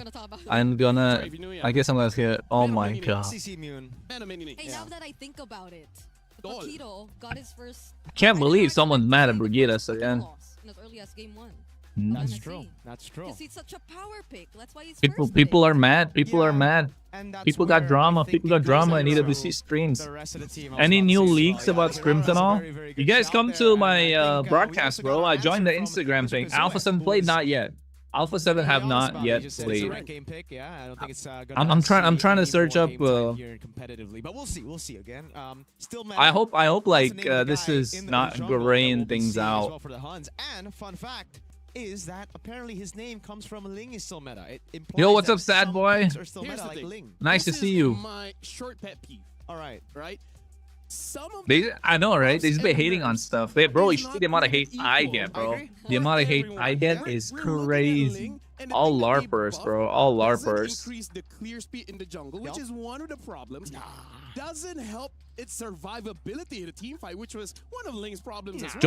Join this, guys. Join this. I don't know what that's called, but yeah. We're gonna keep it simple. We're just gonna increase his HP. I'm good, G-Razy. How you guys doing? Scales with HP, and then suddenly he becomes OP. And the Claude. Don't forget the Claude. It's like, you're a weak side goal laner, right? Yeah. So, we're going to take away the early game. I heard Kyle Gap, Marco, and Sting. Yeah, sure. The early game. They took away a you guys be hearing anything and everything these days. Yeah, we're going to be throwing it over to Eterna, where she's be talking to Raven. So, let's head on over to her. Eterna. Thank you so much, guys. I'm here at the Kadia City interview, and I'm here with Mexi. Welcome, Mexi. Hello. How are you feeling before your match? Pretty exciting. Pretty exciting? I mean, I heard this is your first time. Is there any nerves that's happening right now? Yeah, I'm a little bit nervous right now, but I think more like, exciting. on the stage. Yeah. Okay, so he's excited to be here on the stage today. So I want to know about your in-game name, Mexi. Where did that come from? So like I used to live in Mexico for like 3 years, and when I came back to Japan, everyone like started saying, "Oh, where did you come from?" Like I was like, you know, I lived in Mexico for like 3 years, so everyone started to go Mexican. That's my. Nombre de casting name. Okay, so it's because you were in Mexico for 3 years. Now that's interesting. Now coming into this next game, obviously, Mexi, we're hearing that you're also a translator for your team because your head coach is Indonesian, Coach Ryzen. How challenging has that been for you? To be honest, it's not really challenging. You know, I think I was like pretty new in this team, so I think a little bit difficulties was like, you know, being good at, like, you know, having a good team to be a good team, you know, because I didn't know anything about. Bro, did he just malfunction? So it was bro, he didn't malfunction. To, you know, it's a good team, so they're a good team, they're a good team. More deeply. That was my difficulty. Bro, he's malfunction, bro. So chemistry with the team. That's right. Bro, there's malfunction for a Coming while. to this next match, do you have maybe a message for One your game there's nobody. There's no cast from India. Good luck for both teams. Yeah. Good luck for both teams. Are you confident for this game? Yeah, of course. Okay, we'll see. Good luck, and we'll see how they do up against their opponents today, because obviously we're going to throw it over to our casters to witness the second best of one. Bro, did you see? Like, he got a stroke, bro. And yeah, looks like the difficulty really is just. You would melt it to turn in front of you too. Talking with the coach, which again, I believe this is. He's Koreanese. Yeah, sure. Bro, somebody, bro. If somebody can clip my streams, I'll pay them, bro. Clip this shit, send it to me, bro. That could be it. You know, Muimanet, he's known for a hero specifically. He's top global on a footballer in game. Yeah, bro. Yes. Close enough. Close enough. Yeah. Bruno. World Cup. Bruno. Shoutouts. World Cup. Yeah, actually for Mexi, it's pretty cool because he's Japanese. Japan are out, but he can always just go and support Mexico now. Yes. They're still in. There you go. But yes, now we're going to be talking about this one. If France go out, EWC will be crazy. They'll throw a riot. Because so far, the prediction is that games will either be so snowbally. Are you watching the World Cup? Yes, I am. I am. We've seen the snowbally part. Somehow I just have an instinct. I feel like that's going to be the same story for game 2. I thought you were going to say we're going to see a late game. Yeah. No, as I was thinking about it, maybe both teams might be just a little bit nervous. हाँ bro, G-Razy. मैं तो जाने वाला था, but last minute. I guess iffy 40 things. minutes for some people is long. For me, it's quite short. It's quite short. I agree. It's quite short. I agree. It is very underwhelming. So, hey, maybe if the draft just has scaling gold laners and then going back to the tank jungles, then yeah, maybe we can see an extended game. Oh, okay, let's go. Going into the draft here, Hans is going to be the first pick, and Ravens all right. the second one. Hans versus Sunset Ravens. I think Sunset Ravens got this one, guys. I think Sunset Ravens got this one before because we support Nihongo. I also want to talk Japan. about that nerf means nothing to this girl, man. Okay, she's still super strong. It means something. I don't think it's like completely nothing. Bro. I'm more afraid of Freya than Paquito. Huh? Okay, I'm actually more. Yeah, I agree. I'm more scared of Freya than Paquito. Lane, yes. Listen, if you're a mid or gold laner, you kind of don't want to deal with the Freya because even if you don't kill her, she's already done her job. She's just there to disrupt. That's true. That's true. I think she's still a very, very good pick. But I guess the small reduction gives you something. Yeah. Hey, like in the range, in terms of range. It's not about the range. It's about how you utilize it. And most Freya players utilize it very well. Okay. Bro. I agree. If they made her die faster, then that's a good nerf. I think they should do that next patch. I think they really should do that next patch. I don't want to see a Freya in the next 6 months. But the Baksha gets banned out. The Huns have taken out the Marcel, the Phobius, and even the Baksha as first pick. Yeah, really great bans. Because earlier, I think the Marcel was something we saw in second phase. Baksha also banned out. I wonder if they'd really just want to go for more DPS, something like a Kimi, something like a Claude. The first pick is going to be very I zoned out. I zoned out. I'm I zoned out. I was thinking about something that I zoned out completely. Those are amazing first picks for now because there's not a lot of counters for those picks. DJY Elite but what? If you prefer Fredrin, then I can see that as well. There you go. Eric gets banned out. The Juicin is left open. It'll Do you like Opite? Yeah, I do. be first pick if it's left open. Who doesn't, bro? One of those heroes that no matter how We've all had an Opite in our mouths since it. She's flexible. She's Akai and Quad, okay. Oh, the draft was Savage game 1. There you go. This is what we expected, right? Claude in the first phase with the Akai. Who will win? I think Sunset Ravens. Look at the Quad and the Akai makes it so strong. Yeah. A Fredrin and then maybe a carry just to fight back with a Claude or Moscow, whatever you're comfortable with before he gets banned out. Yeah. Those are the only What do you think about Room or Demon Kite and Benny Kitty to RRQ? That would be really good if they go. The Atlas into the Akai. Kyle got it super. Okay, guys, look, scrims are different. Boss. What's the jungle? Is one of Yo. like... No, okay. Uh-oh. Was it a mistake?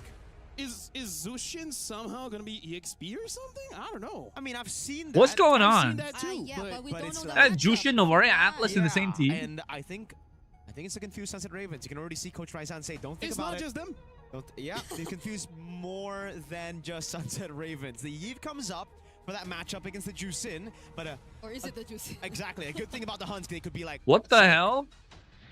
Maybe it's just a Mongolian team because again, we did see it banned out. Banned out when you already saw that there was a roamer and a mid. Yeah. So where could it be? What's going on? The thing is, it was. I mean, I understand in the EXP lane you can get control, you can build a little tanky. You go Sky Piercer plus Clock of Destiny and then full tank. Technically, you can. Yeah, TikTok is just all about Hirara right now. Yep. By the way, Fredrin banned out as well as the Uranus. So for the Ravens here, so is it gold? No, they're not. It's not a mispick.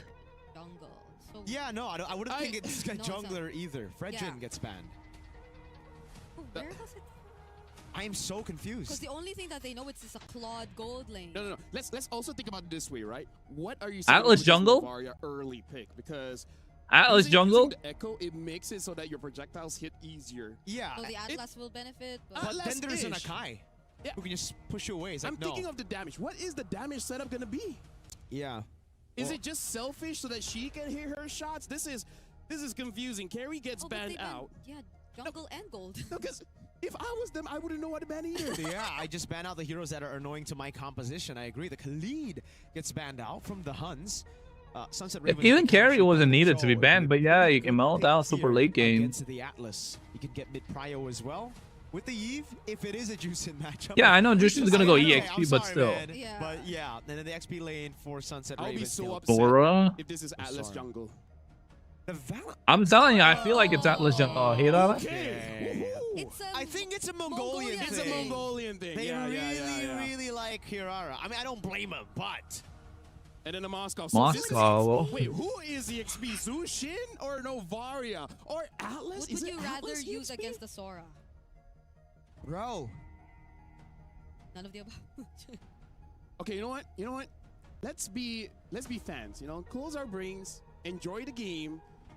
Is it like Moscow EXP and then you put like Novaria gold lane? Say that, right? Like is a very strong word. So now, Sunset Ravens, the final pick here for the roam.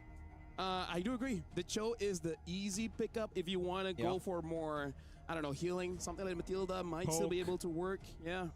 Yeah, honestly, the Matilda is pretty good. I feel like too, it's hard for you to get a bad roam here. Yeah. It's pretty hard. Yeah. You have a very good composition. I mean, this... Okay, Belleric, sure. I was thinking. Yeah, wait for them to initiate, then grow your trees out. I was thinking Belleric. In doesn't go out. That's the kind of game that To confuse your opponents, so I think you have to confuse yourself first. I agree. By the Hirara. Oh, and Moscow as well might have some difficulties. Yeah. Okay, you know what? Let's just see where where's it going? Where's it going? If it's to Pope, maybe? I don't know. XP Novaria. Which side is Japan? Red side. Gentlemen, I'll be throwing it over to Merkel as well as Brigida, where I will just enjoy in the backseat to see what's going on. All right, I'm not even hungry anymore. I lost my appetite looking at that. That's what you're meant to do. And what better pick to create space than a hero who's in space? Novaria, right? I mean, Okay, look. Oh my God, Merkel, you're trying too hard now. Jeez. Yeah. Eve's also in space. That's Eve's right. in space, but okay, that's true. That's true. There are all, I don't know. But like, you see what I'm going with it, XP, getting space. You know a lot about XP. Let us not talk about nor consider the matchups anymore. The 1v1s, none of it is going to matter, I guess. Wait, so it's not Novaria? Yo, ladies and gentlemen, welcome to game number 2. Oh, that's Arlot. Novaria is Arlot. Production issue. Production issue. It's Arlot. Yeah, okay, so that... We were confused for no reason. I don't know. We should have just known. We should have known it was a different visual, you know? Okay. Maybe Novaria and Arlot are just different in Paris. No? Okay. But hey, all right, so let's talk about the Arlot. Now that it's an Arlot, they can actually have some combos with the rest of the team, right? They can actually bait out some Purifiers as well. They have layers upon the CC, not just the Atlas. It makes sense. It makes more sense. Yeah, okay, and was goodness. it like, if it, because I'm trying to recall like the sequence, then maybe it Yeah, was I know, some right? sort of denying Miracle casually for the messaged Atlas Stanford. Arlot to come together for Sunset Ravens. And somehow, Bankai is really doing a great job. Ooh, muy minute. Way too far away, the BMI. What? Okay, he did not expect that, but if he did watch game number 1, he should have known that the Hirara is likely to go there. Yeah, okay. Let's take a look at the emblems real quick. Mexi's not having a good time. He's not. Okay. So, I'm assuming these are the accurate emblems that we're seeing. Still the same for the Hirara as we saw in No, the Hirara, I don't like the Hirara so much, bro. I think the Hirara is decent. It's not good. It's good for a rank, but like it's good when. See, this is what I mean. Like, Marksman emblem got a buff, but you still got Assassin emblem for what though? Like for the mobility, maybe. This is the thing about the two roamers.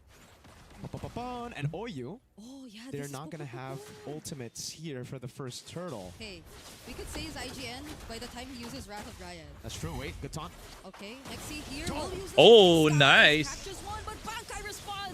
What a final slash. Oh, heavy spin. Oh, he flickers out.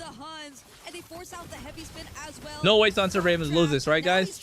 Can he get out? Gets knocked up. And is picked off by the Huns yet again. They seemingly are going to get a clear advantage in this fight. Really well played by the Huns. Bankai again. Something that we mentioned in the pre-show as well is play around the XP. Get Bankai and Kenny good Alright, come back soon. What the hell do you... I know, right? It happens. Production problem happens. It's not in the Varia. Okay, this is a better it's only day 1, guys. Don't forget. Day 1, there's a lot. Like, we already faced like a few glitches and stuff, but day one usually always has a lot of problems. So I wouldn't be mad about it. So yeah. The thing about the Huns is, but I think Sunset Ravens already behind. The Arlot does make a massive change though. But I think Sunset Ravens are better than the Huns. Think about, right? The Heave should usually have a better lane compared to the Jusin, but in this situation, Kenny, that international experience of making it to the main stage at M7 has paid a lot of dividends. Yeah. We just got to see Mexi from the interview earlier on. It's very unfortunate to see him struggle in this position because I feel like that heavily impacted. Oh, that's a lot of damage. He's cooked, right? Actually survives just a bit, uses the Wrath of Dryad, but could not walk away from this. Hands over a third. Yeah, I need to learn how to play this hero. This Hirara. Depends on enhanced skill so she can work with sustain tournament. Oh, okay. Is this the Philippines bronze team? Okay, it took a while. Oh, it's still able to steal it. To this point, by the way, so it's really great to see him. Oh no, he didn't steal it. Have such a great showing in his international debut appearance game, and it's so far really snowballing well for the Huns. So they've clearly got the advantage. What is SNR going to respond with? They're not gonna commit to the fights just yet. Yawning. I'm yawning. Okay, at least Muimanek gets. So what? Like, someone explained to me how Hirara works. I've played her 2 games. Difficult for me since it was classic. I didn't read anything. I just want to spam 2 games with classic so I could play on a rank later, right? But yeah, I haven't played a lot, guys. I'm still an epic, by the way. They have a composition to play around neutral objectives, but it just seems like they're getting baited by the Huns to take these fights, and this is a good way to do it. Bait out the heavy spin before the whoa, heavy spin onto the Wrath of the Dryads. Ah, they pushed them out of the RWM too. Muimanek can go in. Blazing Duet. Oh, what a fatal links! 4 members, but Sunset Ravens, baby. The home goal. Oh, she can't work for long fights? Okay. You have to learn how to maintain the stacks first? Okay. How do you maintain the stacks? Like, you gotta keep hitting something? There is a silver lining. They did get a turret up top, so they got a trade, but that early lead that they just built is almost all Bro, he still wants to be in the meta still, bro. That's how he's still meta. It's just a big mistake that they didn't respect the cycle. Yo, this chair's hurting my butt, man. Gets to walk out of that. Oh. Will not connect. But yeah, the moment that Hans sort of overextended in that moment, then it was just Eska freely laying down that real world. Guys, join the link that I put on the pinned comment, the Instagram thingy. I don't know what it's called. Exactly. Japan was wait a minute. No, Bankai still goes in. Already final slash used up, but ball is gonna go down. He was able to calculate that it was a bit too risky. It's a zoning ult. Trap needs to get purple buff, right? Right? If they didn't ult there, purple buff might have been stolen. And the flicker we didn't see, right? So like, he just blocked them from crossing. Mui needs farm. Right now he's getting farm. It's okay. And make sure you like us. Trust me, I know. I casted a lot of Geek Fam games. Beloyski dies like at least 7 times before the team starts winning. Yes. And they're scaling. Look, it's Yves, Claude. They can wait all day long. It's just the Huns who actually have to be the ones to walk up. So I'm hoping for them to adapt to it already, right? They saw the mistake that they made. They went in, they baited out the cycle of skills, but they fought inside of the RWM after baiting it. They fought into the heavy spin after baiting it. Now they're playing a lot slower. Still meta going to the side, taking these turrets. And Moskov staying up top. Yeah. Look at how well the Huns are actually able to manage the map so far. They're slowly taking control of majority of SNR's resources, and that is going to be a bit tricky for them considering that the lead is still existing between their junglers even. Trap is a level behind so far, and there is an objective that's coming next. We're already approaching the 8-minute mark, but the Huns have solidified their lead so far. So Sunset Ravens, are they going to risk it? Whoa.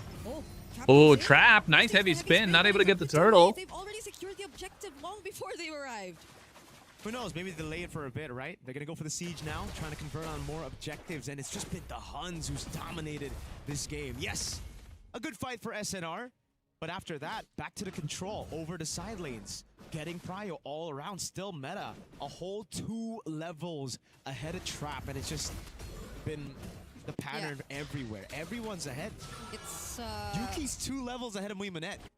I guess it also has something to do with what their lineup is capable of, considering the lead. Maybe they are forced to play the more passive approach. They do have the Belleric either way, so it was something that we expected from Sunset Ravens. If ever the Huns do become aggressive and just go all in, but this time around, okay, they might find one. Bankai uses the flicker to survive though. Oh man, Yuki's just picking up turrets for free. Up top, they're utilizing Bankai's pressure so well. Which hero is the meta in the EXP lane? Paquito, guys. Paquito, Arlot.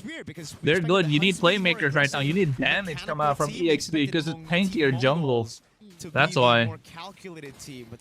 I haven't mastered it, but it's something of using the enhanced skill after you use your basic attack, basic skills first, and then you have your enhanced skill, your normal skill cooldown. Okay, I get it.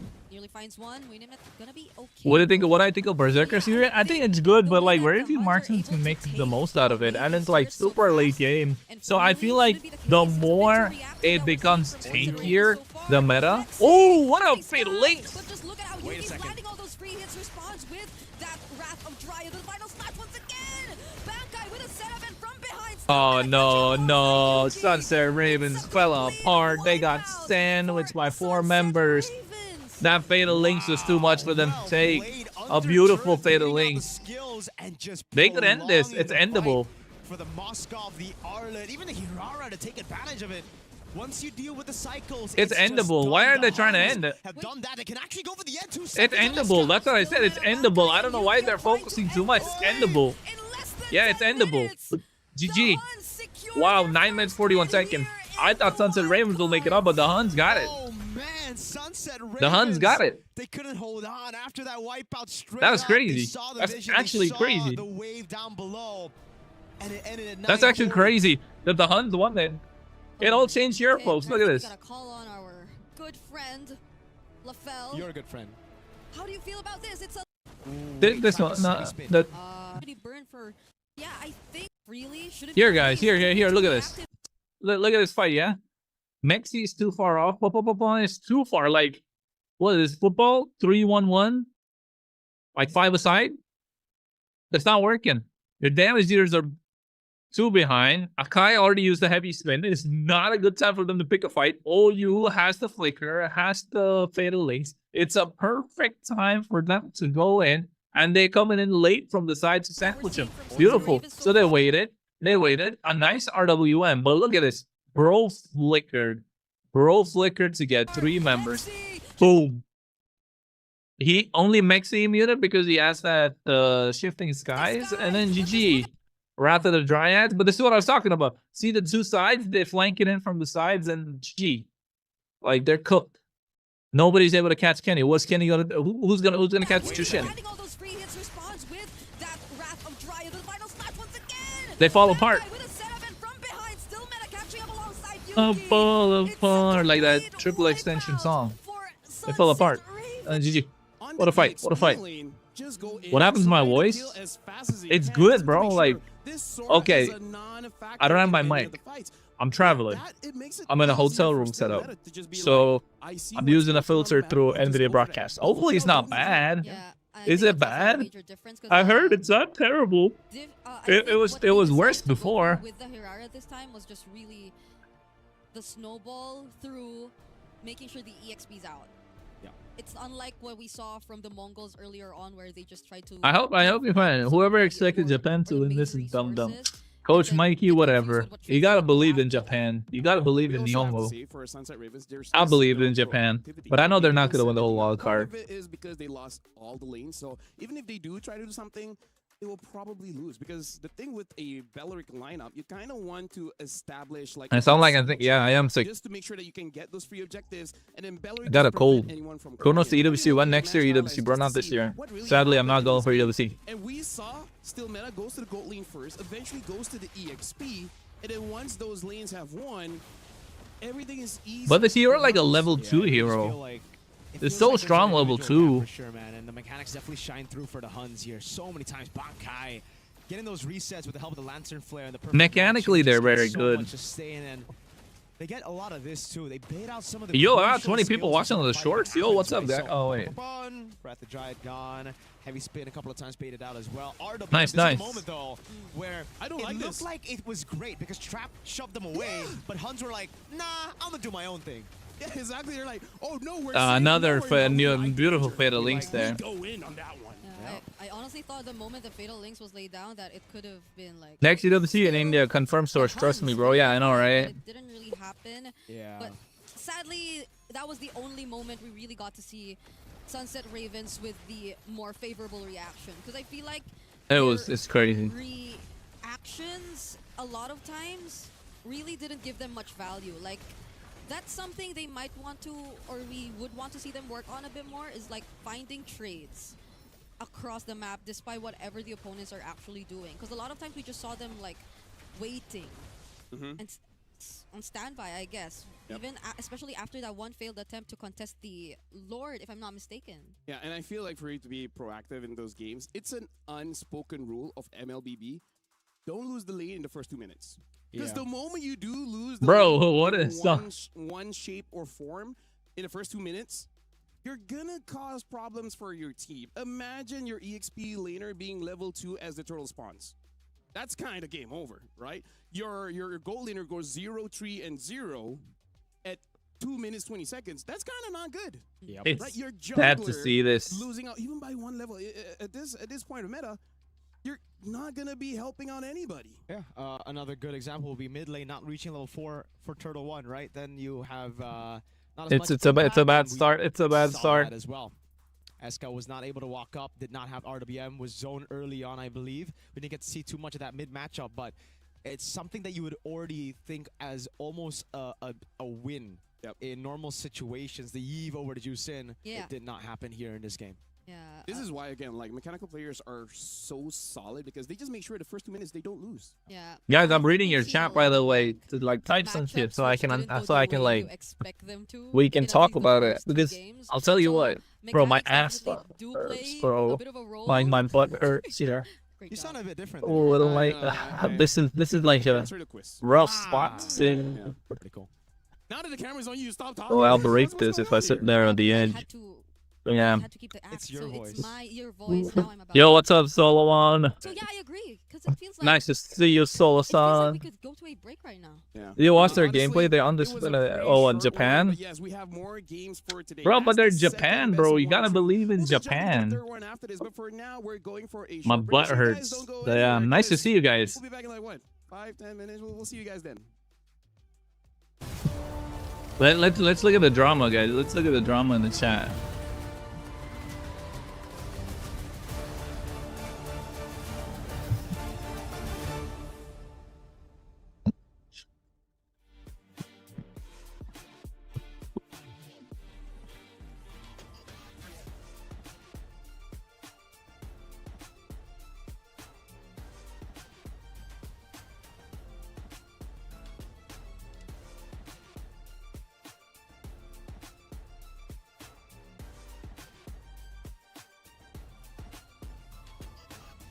Nah, there's nothing going on. There's nothing going on. When are main stage matches gonna start? Okay, wait, let me see. Main stage matches are going to start on...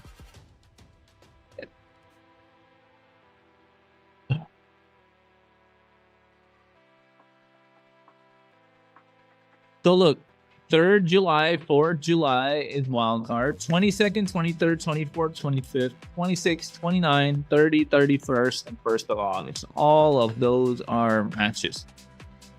But I don't know which ones are MWI.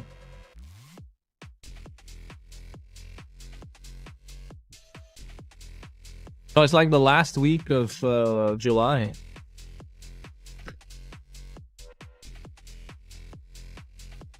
Yeah, that's what I'm looking at least. Bro, my butt hurts, bro.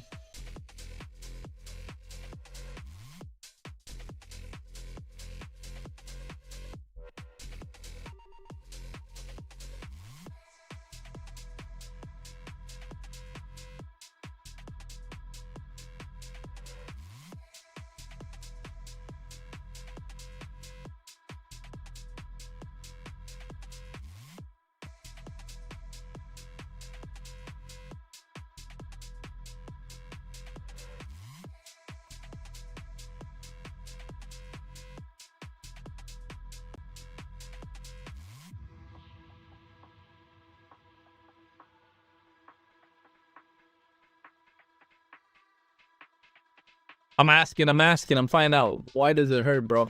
Bro, the chair, I'm in a hotel room, bro. This chair's not the best. I mean, I could pull this and then like sit back in the on the bed, I guess. Let's see. Can I try that? So at least like I get some comfort, you know what I'm...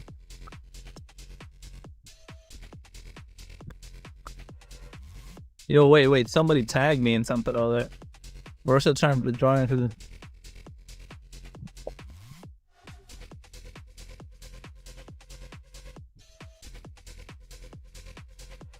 Yo, this could actually be golden. This... Oh, yes. Yo, this is golden. This is crazy. Yeah, this is really good. Did I break something? No, I did. So this is golden. I can sleep if I want to.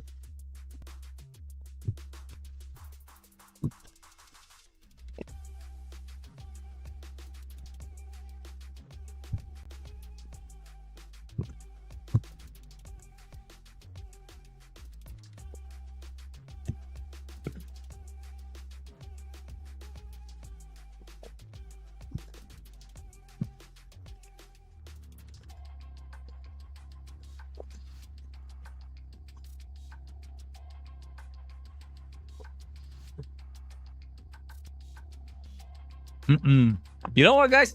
I think I could get this double monitor shit set up. I think I can. Hey, coach, which team are you coaching right now? So, I'm helping out a couple of NWI teams. I'm helping out, for this season at least, I'm helping out a couple of Nigerian teams, an Italian team, and of course in India, Yama Esports. But for Yama, sadly, last game, we got knocked out of the MS3. If we went to the league stages, I'll be like advertising it, like making videos about it more actively.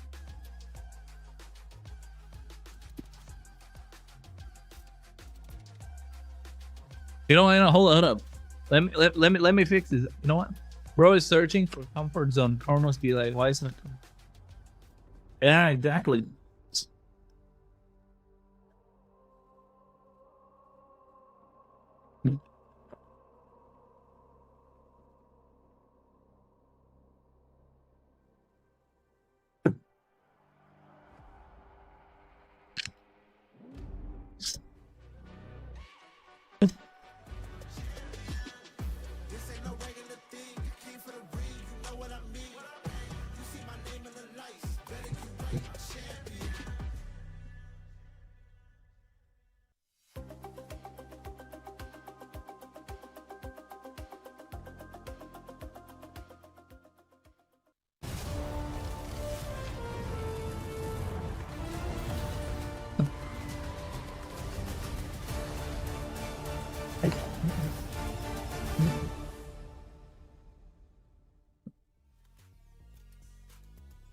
Welcome back, ladies and gentlemen, to EWC26. This is the MLBB Wildcard, and we just saw another rather short game. About 8-9 minutes was ended. Yo, this is crazy. I can see shit on my bed. Did I figure it out, guys? So that's kind of good. And we'll be watching this. Hopefully I have. KOG. Very impressive from MSL Thailand. Oh, I think I figured it out. My name is Phil. Alongside with me is yes. Mirko as well as Brigida. I figured it out. Stomps in the first 2 games. Will this be one of them, Mirko? No, I think this is actually going to be one of the closer series or closer matches that we have here today. This is a good one. I really expect both teams to do really well. I cast it for MSL Thailand, so I know how good KOG can be. Shit, I figured it out, guys. Things about them, and I also watched some of the VODs of their games, and they got, you know, my favorite player, one of my favorites, my GOAT, XBTR, by the way, JM. Yeah. Yeah, speaking of, both teams have Filipino DNAs figured out. Let's talk about that a little bit. I think feedback at a point will be very enough evidence to judge the suspect. Please monitor that stolen send the first paid with settlement this year. Then to make a decision whether to charge yes or no. Was still. In terms of numbers, like there's 2.5. Guys, I figured it out. KOG's, no, on VSG's side, 2.5 Filipinos, and then there's 3. Because even the coach for KOG, so has some Filipino DNA. Oh. Must be nice being you, huh? Why? I feel like Filipinos like good at MLBB or something. I feel like we talk about this every year, and it's just a stream like she's just talking about how great Philippines is, and then we're like, you tossed me the question, so I just had to, you know. That's true. Yeah, but every year. Did I figure it out, guys? It's almost like Filipinos are good at MLBB or something. Anyways, can you guys hear it? Talk about KOG because they were very, very impressive back in MSL Thailand. Ooh. And looking at 33rd or 33 or Sanju San, he is 30 years old. Damn, I don't know anyone that age. I don't know myself, so I'm okay. Yeah, that's true. I don't know myself. I think aside from that has been here very long enough. Which, by the way, yo, what's up, Mojo Jojo? In C games, it was the first C games. I was the coach, he was the player, but we had an interaction there. Yeah. Dang, 2017. So that was some. So history. you're batchmates. Yes. We're almost same age. Damn. By the way, can you guys hear the watch party? Amazing goal laner. I think the star of the day for me has to be Payan. Just seeing his Claude, specifically his Claude at MSL Thailand, I think this is something that VSG are going to have to take into account when they ban out some of those heroes. We saw the Claude just earlier, unfortunately not game number 1. Can you guys see it? Can you guys hear it? Please, VSG. Yeah, which is exactly why we're all excited to Can you guys see and hear it? Let me know. Resurgence here in the international scene. Hey, yo, he's Boro! The one who's going to have to go up against Payan. So that's going to be an interesting matchup for sure. But more so, it's the guy on the screen. It's the EXP lane matchup too that I think needs a lot of attention. Hey, Dixon, let's go! I feel like it's just going to be the story of... Guys, can you see it? Can you hear me? Please, someone confirm that. Anyone that... Yeah? There's any game. That's crazy. Bro, I'm watching it on TV. I really feel like it's just going to be snowballing. Yeah. And I'm like, I don't even got to put this on. It's still survivable, but is there no Indian team on the wildcard? No, there's no Indian team on the wildcard. I don't think it's going to be a long game. I think the game will end by the first Lord. That's how impactful the EXP laners are right now. Having a massive hero pool helps a lot because again, a lot of things can be countered. So if you're saved all the way to the end, Indian team on the main stage. Can you hear like the game? Yeah, good XPs. Like is there an echo? Earlier, Bankai was able to show that, right? I'm talking to you guys in the chat, man. Better XP here because 33 Bro, got the experience. Bro, I'll tell you what I'm doing. Yeah, but I am sitting and watching the Filipino, like. and he will be going up against a team who might be one of the closest to the PH macro, though. So yeah, one thing about KOG that's really great is, like you said, the discipline, the macro. If I move that table there, so well, but it was all with assassin junglers. That's the question. Has Ezen readapted to that utility jungle? Because he was known as utility jungle, but okay, you can hear the casters. No echo then. That's good because I'm playing off the TV and I can hear it from the TV speaker. Nice. Appreciate it. I just need to find a way now. Back then. Sounds weird.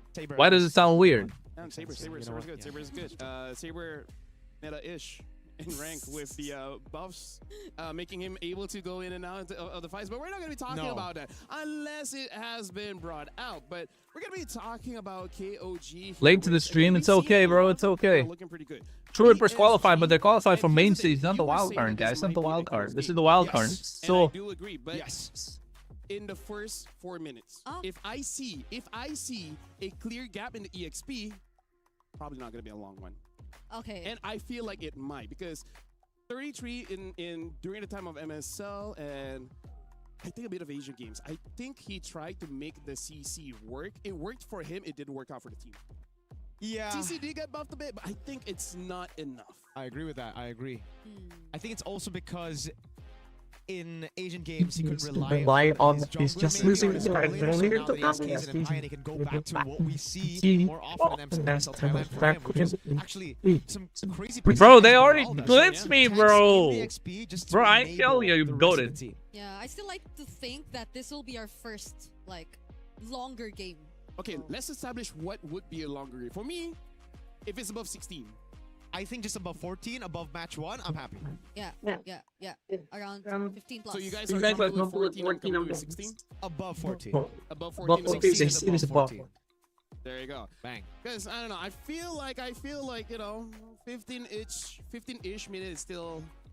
It feels long if... 30-minute game. I've had a 33. 33. 33. Hey, that was Malaysia against Indo. Oh, yeah. Game 2 or Game 3? Was it Game 2? Game 3. Game 3. It was Game 3. Yusin Shin in the jungle. Bro, they already clipped me. That's really fast, too. Honestly, that was a fun game. I'm glad that was fun. I'm glad that Malaysia won, but still. And mental stuff, bro. Very fun game. So for KOG going against guys, VSG, we haven't talked enough about VSG, so we're gonna make hi, Preeti. Hi. Just a little bit. Maybe during it has. All right, it has been through a lot. Okay, look, my stylist has been busy for 3 months and I couldn't go and get it. Are you casting MSC? No, bro, I'm not going to be casting English cast, but I will be casting the Hindi broadcast.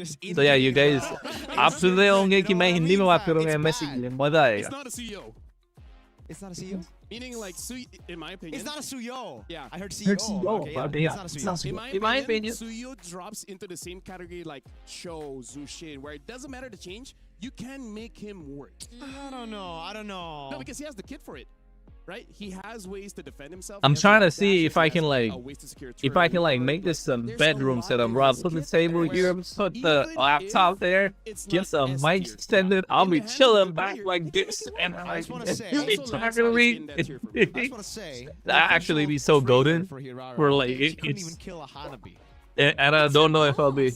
Where are you based? For right now, I'm in a hotel, bro. I'm traveling for work, so yeah, I'm in. I am in England. I'm based out of England right now. See what she has to say with 33rd. Combined age or 33. Thank you so much, Lopel. I'm definitely not your boss, but if I was, I would cut your pay for sure. But on a serious note, we here for the Cadiz City interview. If I was your boss, first thing I gotta ask you, Are you Framesy? 33, 33rd? What's going on here? Just call me 33. 33. Okay, confirmed 33. Now you are a familiar face. We saw you back in 2017 when you were able to win MSC, the first ever MSC. Now we see that you there solo for Hindi casting? No, bro. I'll be casting at home. Motivated you online. to come back professionally as a player? ก็ผมอยากจะพิสูจน์ตัวเองครับเพื่อให้คนรุ่นใหม่ว่าแบบเราพยายาม Bro, earrings are crazy. Bro's like carrying keys of his house and stuff. He wants to prove for new generation of players, for our country or everyone who playing MLBB. Yo, why did my brain just think that guy was gonna translate that guy? Oh no. Okay, so no matter the age, no matter whatever. The age, because I think our age to people 60. We are 30 right now. Right now. You guys are 30? Yeah, okay. so I'll be 30 soon. So we're the 30 guy. 30 guys. 30. The dirty 30 echo? That's true. So we need someone that's okay. Never mind. Forget that. Oh, there's echo. Anyway, so okay. Hold on. Definitely a very interesting matchup. I see. MSL is very new. It's in its first season. But what do you think about the competitive Now? landscape in Thailand No as echo. a whole? And do you think they'll be able to compete regionally against the more established regions? Yeah. I'm reading. Okay, Reading. I'll repeat. It's loud in here. It's loud in here. What do you think about MSL? Considering that MSL is the very casters new, were not do you echoing, think that despite MSL but being the new, stream that is they're still able echoing. to compete against the more established regions? Okay. ก็คือตอนนี้ลีกของเราเป็นแบบ How many hours did I sleep? Like 6 hours. Not even 6. I think 4. I've been working a lot. น่าจะสู้ได้ครับเพราะว่าถ้าเราเตรียมความพร้อมมามากพอคิดว่าสู้ได้อยู่แล้วครับแล้วก็คิดว่าในรุ่นหลังๆมาแน่ Okay. You said that we are new, right, in MSL, but we doing like we prepare so well, so we able to fight with other regions for sure, 100%. And he said for the last that even now we can fight, right? But our younger generation, we will be stronger than us. So everyone should prepare for it. Okay, oh wow! Everyone should be prepared because they're talking about their future teams already. This is what I'm talking about. This is what Indian teams need to do, but Indian teams don't do this shit, bro. Very interesting. Now, fall asleep on the stream from the field manager stuff, bro. That's what I'm trying to do, Mimikyu. So basically, I'm trying to like. I wish I could show you guys around. I'm trying to set up my room in such a way where I don't have to struggle. But the camera is going to be terrible if I do. So I'm just trying to figure out that. I do have my microphone. I just don't have the wire. If I had the wire, it would be insane. You guys can easily hear me what I'm saying. Now I've got to like struggle and shit. If I do this today, I don't got to worry about it tomorrow. You know what I mean? Kesen or other players. His hero pool is suitable and fit to this meta. Especially Kesen and Nice. Who's going to get rich? Many supports are buff right now. So sleep is for the weak. Hell no. Sleep is important, bro. Oh, okay. So I mean, yeah, like you can sleep later, but you need to sleep next too. Best of one. So I'm gonna wish you guys good luck. Thank you so much, 33, and of course Hiko, and we're gonna throw it over back to the panel. Thank you very much, 33 and Rachel Malati. Let me just see. Number one, I have no shifts. I'm doing every game, and I know where you live. Speaking of. Combined age of 90 there, huh? Yeah. That's damn. Dude, they were so self-aware. They called. We already said why he didn't sleep because that's our site. Bro, I'm working, bro. I'm okay. So with the work I have right now, I'm working 7 days a week. No, I don't get a day off. I work like at least 8 to 12 hours a day. And like I'm in. Thank you, bro. Thank you so much, Rayuga. And like after work, it's like I don't have anywhere to go. I'm like in the middle of nowhere, guys. There's no shop. There's no freaking shops, bro. I can't go and get myself like. That's an age thing. If I wanted to have a chewing gum or like if I want to buy biscuits or like those, I can't go, bro. So yeah. All I got is the inn that I'm at, and then like the pub that I go. So if I want anything, I gotta go there and drink, and I don't drink a lot, like because I quit drinking quite a lot. But for the past week, I drank more than I drank in the past 3 years. Like even though I drank like 1 glass a day, you know what I mean? Because like there ain't shit to do. Ain't shit to do. Support. I'm really looking forward to see Matilda coming in. But hey, maybe they have something else. Oh yeah. Yeah, because we've never seen like the. But y'all are making fun of my dreams, bro. Just yet. It's always been the It's Atlas, just three games, yeah. Wait, is it? Yeah, it's only been 2 games. It's been 2. Is it a third one? 33 is also here. Everything's happening so fast. Oh. And now we're not. I don't think it's gonna echo now. VSG might and Arlet, bro, they fixed it so fast. So is that Novaria or is that have we fixed it or is that Novaria? Sure Come on, boys. We're here to support VSG, guys. We're supporting VSG KOG here. Second, expanding reverse will be the map here. So winning those islands is going to be pretty crucial, and the turtles is going to be pretty fun for one side of the map. But either ways, even though VSG is We're here to support VSG, guys. Batting out that Zushin. So what will be the priority? That's interesting, yeah. On blue side, they banned it out. Could we see a Marcel this time? Or maybe they just want a damage mid. Like it's like the mid laner is like, bro, give me something like a Farsa. I think it might be a Claude pick up first, you know, so that it kind of forces KOG to respond to it in a difficult way, right? Because if you pick up Claude, you can't really go for the Eve. You get countered by it, and it can lead to VSG getting both Claude and Eve, and then they can just pick up whatever utility jungle is left. Baksha, Fredrin, both works with the Oh shit, just the screen again. Bro, that's good shout as well. Could have been a first pick for VSG. Yeah, some teams are really just confident to pick up the Eve regardless though, but now that we're losing out on a lot of the really good backline Axis EXP laners, that might be... There you go, much better, guys. Yeah. Like, they just might not consider it at all. Adjusted the screen. Bro, don't gotta be so mad. Don't set is one of the picks that you would actually take away when you want to go for the Freya in lane. Best first pick this meta. Freya, Jushin, Paquito. No Freya, so I don't want to see you. Fulvius, Claude. By the way, this might be the new red side meta. You just gotta ban out those EXPs. I mean, it's jam. That's my goal. XPTR, by the way. Like, I feel like Paquito and Freya are confirmed-ish. I feel like Freya confirmed 100%. Marcel? Freya confirmed 100%. The Paquito, like, I think sometimes. Yeah. 90. Because it's kind of like you just have to let go so that you can get something. We're supporting our boys of If VSG. you look at Wildcard, it's not even a good pick. 0% win rate. Fredrin first pick, by the way. Fredrin. Huh. Yeah, Fredrin first pick.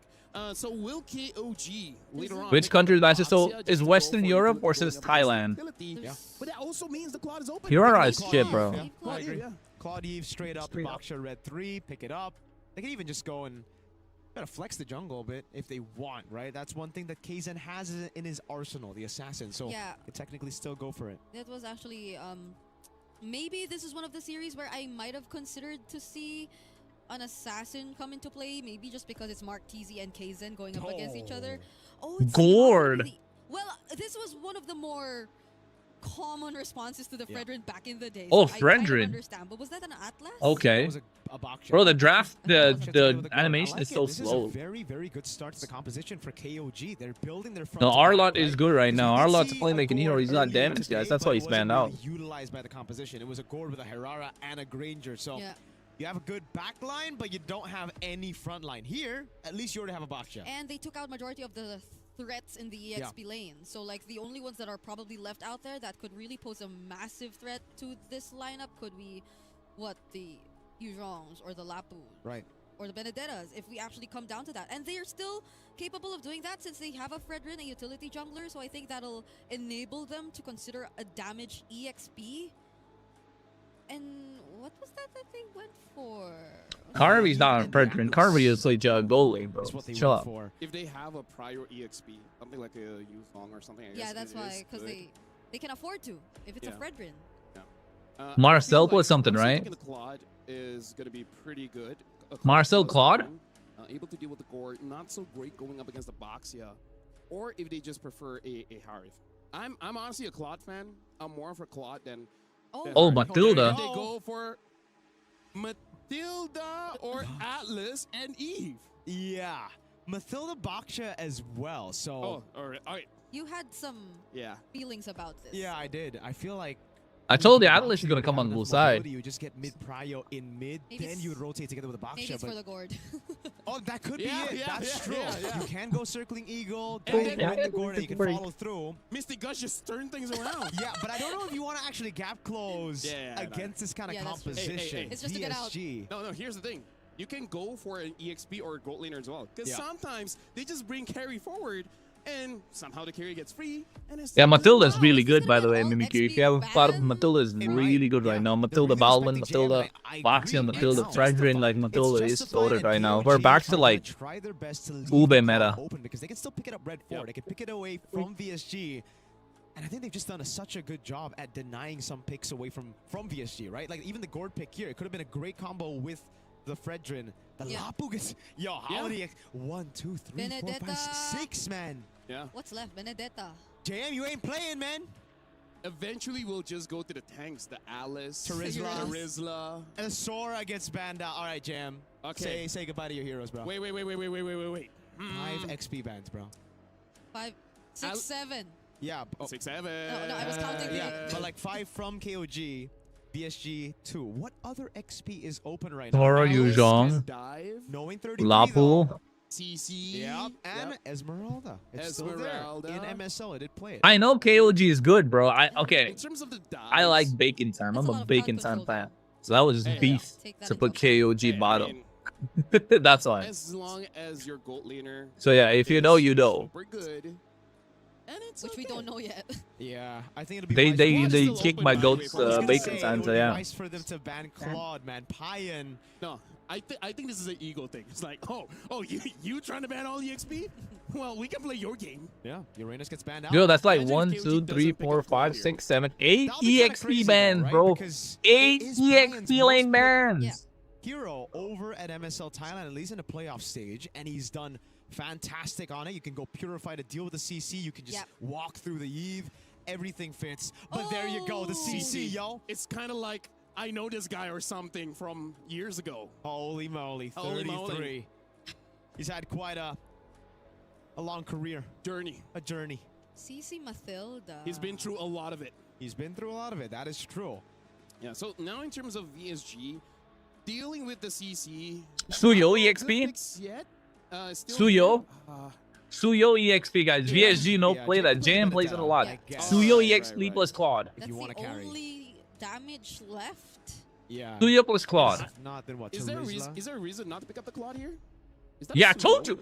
I told you Suyo. I told you Suyo EXP. No, they're digging deep. This is a pick that we've actually heard about a couple of times. Shout out to Kin from Dewa United who actually told me about it and the carry pickup. That's why they don't care about the Claude. They want this good matchup anyways, and they're trying to build that box. So why KOG just told you Suyo EXP. I feel like it should. Still, it's like no, just ego challenge, no? Okay, okay. If they don't want the Claude, then what's next? Obsidia. I think the Moskov is a pretty okay choice too. Suyo XP. Oof. Can you use Moskov for KOG looks really good. Carry, I don't think, man. Yeah. But then into the Eve, like Claude is just. Yeah. You should. Carry is the goal lane, no? Matchup, I agree with the Claude, but then you're going to have to lane against Carvey, an experienced player who's done a good job on lane bullies. M5, remember? Carvey carry. Yeah. So I think it should still be the Claude, but it could be. Shoutouts. Could be a Moscow. That was Coach Jeff. Coach Jeff, yeah. Yep. He was there when I was held by the Let's go. Oh, he was. Yeah, he Yo, that's a lot of magic damage for KOG. Yeah, kind of. Anyways, yeah. They want to dominate the game. You can tell they're not looking to play from behind. VSG don't mind playing from behind. Yeah. VSG with the Suyo EXP. Now, this is going to be interesting. So, ladies and gentlemen, I'm going to be throwing it over to Mirko as well as Brigida to cast this one. VSG going up against KOG. Let's jump in. They needed a damage XP on JM. 5 bans from KOG towards JM. 3 XP bans from VSG towards 33. And we have a CC and a Suyo. As a result. I'm so glad we're still seeing him pick up an XP laner of his choice. Because I thought, JM, we thought he wasn't able to play anymore. Or What's JM stand for? Yeah, you're right. John Marl, it's his name, bro. You know his real name? Of course, that's my goat. I don't just call people my goats, man. I know Sanford Vinuya, I love you, guy. Yeah, he memorizes. Yeah, bro, he's just fucking around. All right, folks. Here we go. Welcome to the Land of Dawn for game number 3, our third match of the day. It's a best of 1 in this brutal group stage. Okay. So now we're seeing at least the comforts. I texted Mirko saying that they play a lot. More so by KOG. Oh, whoa. Okay, I thought he's baiting. The heroes that they've picked so far, it still looks very fast rotating, and I think this is a bit of what we were expecting. The Mathilda and the Gord sort of just really working together to make things happen in the early stages of the game. But I think we really want to pay attention to the sides as well. Who's going to win it out? And how big of a role is that going to play into how either of these two teams are going to snowball? I've got a better idea. I got some KZen early on, trying to go for that mid prio, poking Boro down just a bit. Fun facts for you. Shout outs to KRONOS. So, JM has played a lot of Suyo games in MEC, in XP, and that was before the nerf. And now you can see it with Master Assassin as well. You get so much prio from I got shout out, gang. And with the Master Assassin, you actually even win out against the CC. So far so good. Bargain hunters across the board, as we've been seeing on the mid laners. Yeah, I wonder if that's also like regardless of the matchup that you see, because right now KOG, they're going to meet. You see that, girl? You see that? I told you I didn't take the whole way. Oh no, JM goes down. Come on. No, VSG can't do. Boom! Gotta get him, bro. Gotta get him. This point of the Suyo is the fact that you are just so easy to kill against magic damage, and KOG's got that. Enough of it. Something about the new Mathilda, man. You deal so much damage with the moves, plus the Mystic Projectile, and you're watching me on my TV, on your TV? Bro, I'm watching the stream on the TV, and then I got like another screen that I'm looking at. I'm looking at my own reactions, to be honest, so. But I just took a shower last night, too, before sleeping, and I air dried it. I didn't like air dry it. I need to put like leave-in conditioner and all that shit, bro. Am I going bald, by the way? No, I'm not. Hopefully. Oh, he steals it. Bro, they're running circles around him. It's not good. The Mathilda's got a problem. Mathilda's making it problematic for VSG. Come on, guys. Say okay if they want to play it in this way, right? And they've done a pretty good job, actually. KOG, instead of just corralling over the neutral objective, this is what I mentioned about KOG. They're really smart. They know their win conditions, and with the box share, there's no real reason for you to go 50-50 against a Fredrin. Just go on to the other side of the map, utilize that mobility advantage to get some more XP, steal some camps. Great retry too, and shows that composure. But Carvey, as expected, will actually be zoning by, and he's winning by quite a bit. Yeah, it's KZen doing the majority. Mark TZ. I told you guys he's the weak. Oh, come on. How did they find Mark TZ there? Was he attempting a steal? Hey, Hikalubalu, thanks, bro. I'm gonna be restreaming every day. So, yeah, I'm waiting for the next tomorrow's thumbnail. I'll just put that up too. He's gonna need a robe real quick. Yeah, seemed to be a cross-map play supposedly for VSG right there. Bro, they gotta win this, bro. VSG gotta win this one. At least holding their lanes. Looking at Carvey, and even with my hair is, now I understand what I don't understand what Preeti was saying. My hair is terrible. These two utility junglers are really just going at it. KZen. Oh, what? Bro, this box is becoming annoying to deal with. The knockback, fatal links. Nice. No way, bro. Dixon needs to go for it too. They're losing their shit. They're losing their shit. Come on, get him. Get at least one nice taunt. Bro, get him, bro. Bump that shit. Oh, no. The Lord. The Mathilda's too much, bro. Mark TZ's the one to fall. Mathilda is too much for them to deal with, bro. The Mathilda's just running. Mathilda's allowing so much to happen for KOG.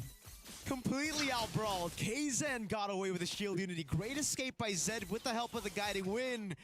And then the Mystic Gush comes up just on time, and this is the value. The Mathilda's guiding wind is too much for them to deal with. I hope I get to cast them, mate. Yeah, bro, I wish too, bro. And the underrated damage of the just recent buffs that you see has gotten KOG a 1,200 gold lead, and it is without. Come on, guys, come on. Yeah, you can do it. That really felt like you gotta show Western Europe. That team fight took long enough for the guiding. Do you think it's a disadvantage for Alpha 7 that they play all games in one day? Bro, okay, there's a thing about Alpha 7 that happens, so that's why. So I don't think so. I bet they requested for it. Boro, my god. Finally, they get the turtle, but they lose their damage dealers. Carvey's gotta run. At least you still have complete control over neutral objective with the Fredrin and the Suyo. You skill 2, skill 1, and then you retry. But the fights are just going to KOG. They're so aggressive right now. They're not letting Mark TZ go. He could bro, not even reshroom his jungling because he's put down very low. JM has to get out of The it. Matilda is crazy. One more hit, but he dashes to safety. Almost a solo kill there. JM gets away just in time, and the rest of the team. The Matilda just, bro. He's not there. He's left the premises. It is KOG with a 5-0 lead. Again, no neutral objectives, but they've just been faster than VFG. They've been taking the fights better than VSG as well. And now it's just reacting for VSG. Over, they catch Zed. Come on, Boro. All alone here. We'll dash out of it. But yeah, I think that's one of the best ways to put it. How KOG has been playing faster. Yep, we get to see alpha meta soon. Exactly, Eudora. That's where it's going. You're probably going to see alpha by the time the end of MSC. 100%. Alpha, Balmond, the MOBA Zane meta, rather the one who shall not be named. Considering that they have so much First pick Fredrin though when Boxio was open. Or will he find a setup here? That was already a resource burnt out. No Mystic Gush. They could actually try to take this fight, but yeah, Kaysen. The Gush though. Nice fatal links, but the Purify comes in from Payen.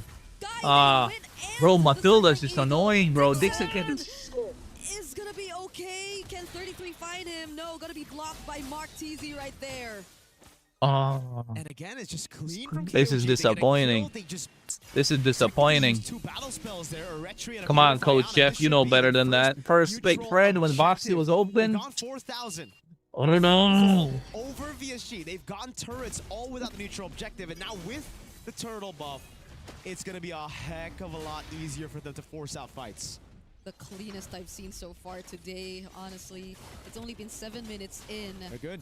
The Boxy is too. Boxy plus the Matilda is crazy, bro. The Alpha 7 today, no, Alpha 7 all matches tomorrow. For VSG. Yeah. Because majority of their scaling too is just... The one who shall not be named is MOBA Zane. They'll have Dixon as well, so technically clear should be good. The thing is, Siege is pretty solid for KOG as well, as they can actually just look to zone. It's in the base turrets that we're gonna have to think about later on, right? I mean, I don't bro, I told you, you didn't hear what I said. I told you, I don't underestimate KOG. I just don't like it that they knocked out Bacon Time. So I got like, I'm a Bacon Time fan. Because KOG are the winners of the first MSC. The draft is just not working for them, bro.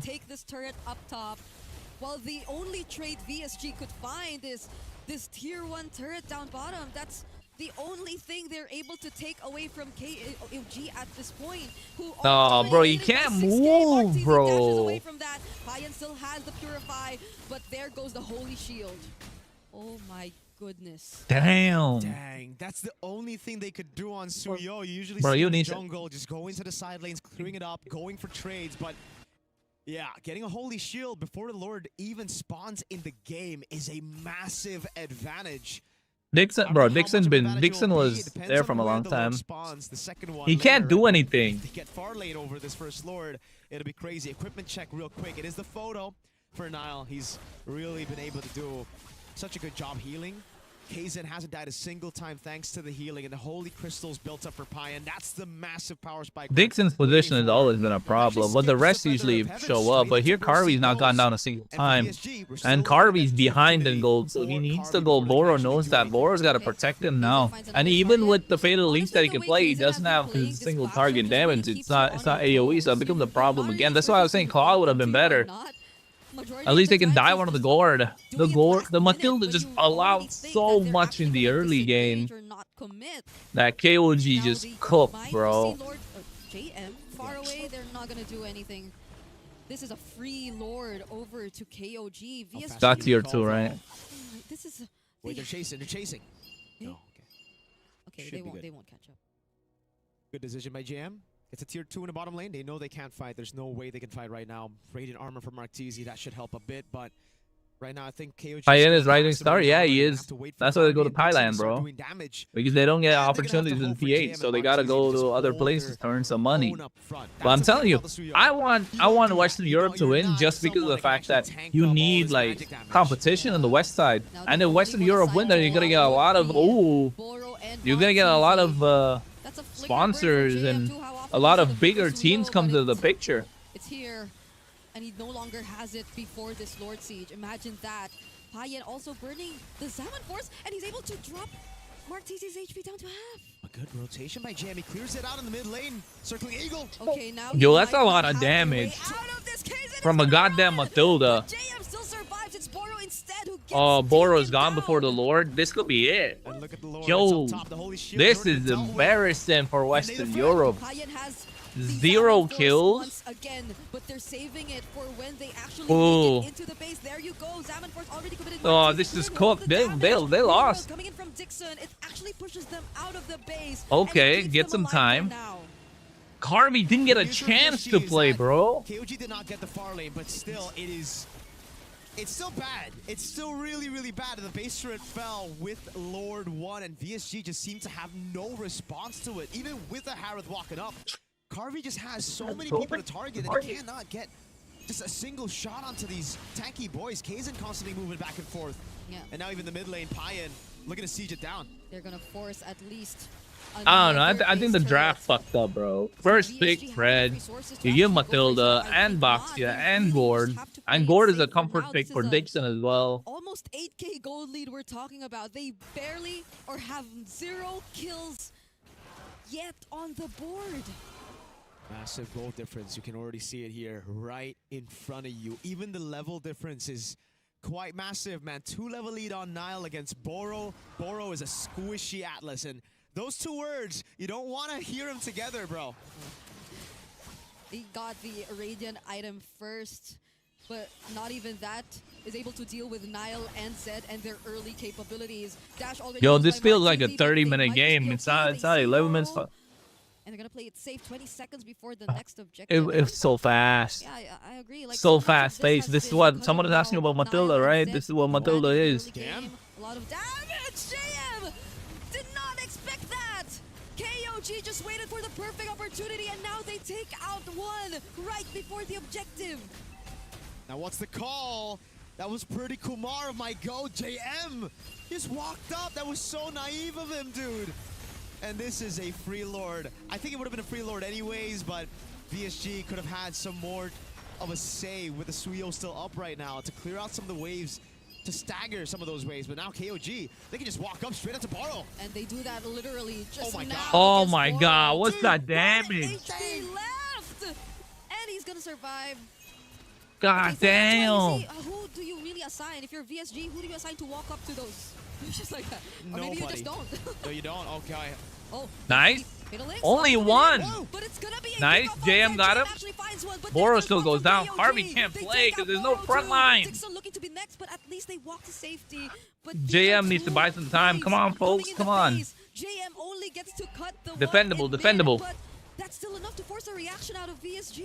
Pretty solid, but the whole team wants to commit onto the base with the Lord. Now they're back. The Lord is still up, but VSG are also here to defend. They're holding on to their last base turret, and they successfully hanging by a thread, though. For themselves. They finally find an angle to take Zed out, and it was through Boro.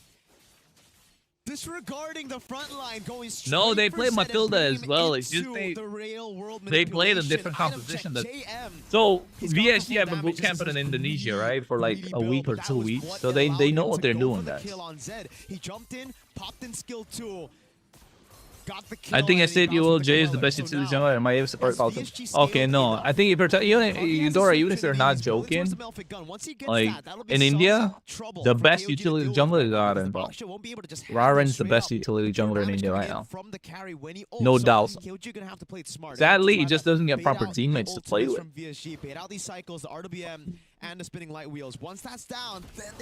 Yeah, I got kicked out of my house. I'm in the hotel. Enough time to actually. That's why my mic is kind of weird. I feel like it's something VSG might find a way around though. Okay, no, Carby. Carby survives. Thankfully, VSG still has some hope, but Mark TZ and Boro will not. JM? And that is not looking good for them. There are 2 minions approaching the base. JM come on, Carby. Okay, pull this shit out. Can he? No, I don't. I think it's over. Waves coming down. Payan gonna walk up. Zamanforce plays down JM. Oh, Dixon, what are you going to do? It's only JM and Carvey left. And KOG end this game in 15 minutes. GG. It's over 14, but it was not close. It was still a stomp. Signs of life here and there. by VSG. But in the end of the day, it was just some of those smart decision-making. Kaizen with a killer instinct, even on a utility jungle. To see that, to see both backliners in the bottom lane. The draft, bro. Dixon, Carvey, they weren't ready for that initiation. Yeah, I think Boro's still gonna pull him up. Come on, Boro, you got it. We got one more game to play today. You can do things. How do you feel about this game? What do you think, good friend, man? It was like more than 14, as you mentioned. That's why. And he felt that it would still be. Am I right? Yeah, and again, like I said, I wanted something above 16, so that was not established. And in terms of what happened in this game, I really feel like VSG, they were not ready with that speed.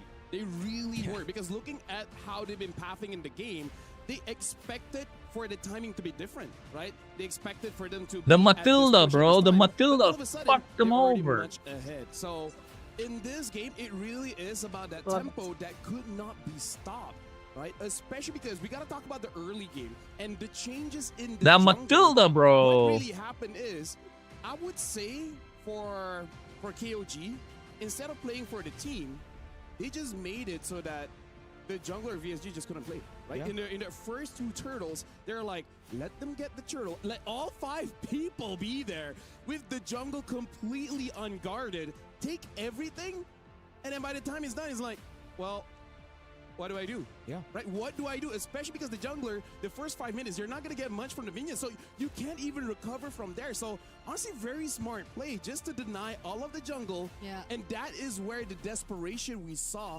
Fredrin tries to take a camp away, gets punished. Yeah. I feel like VSG also really tried to play the macro, but it's just that their lineup was so much slower than what we saw from KOG. Because again, you mentioned it, there's so much killer instinct, you really don't know when they want to. The Matilda, bro. The Matilda. Kept the ball rolling, and that's a the major Matilda. Because I feel like VSG, they needed to take their time if they did want to start a fight, because it's always KOG. Yeah, and again, they're always first to the scene. Even if they're not, they always have an angle to go.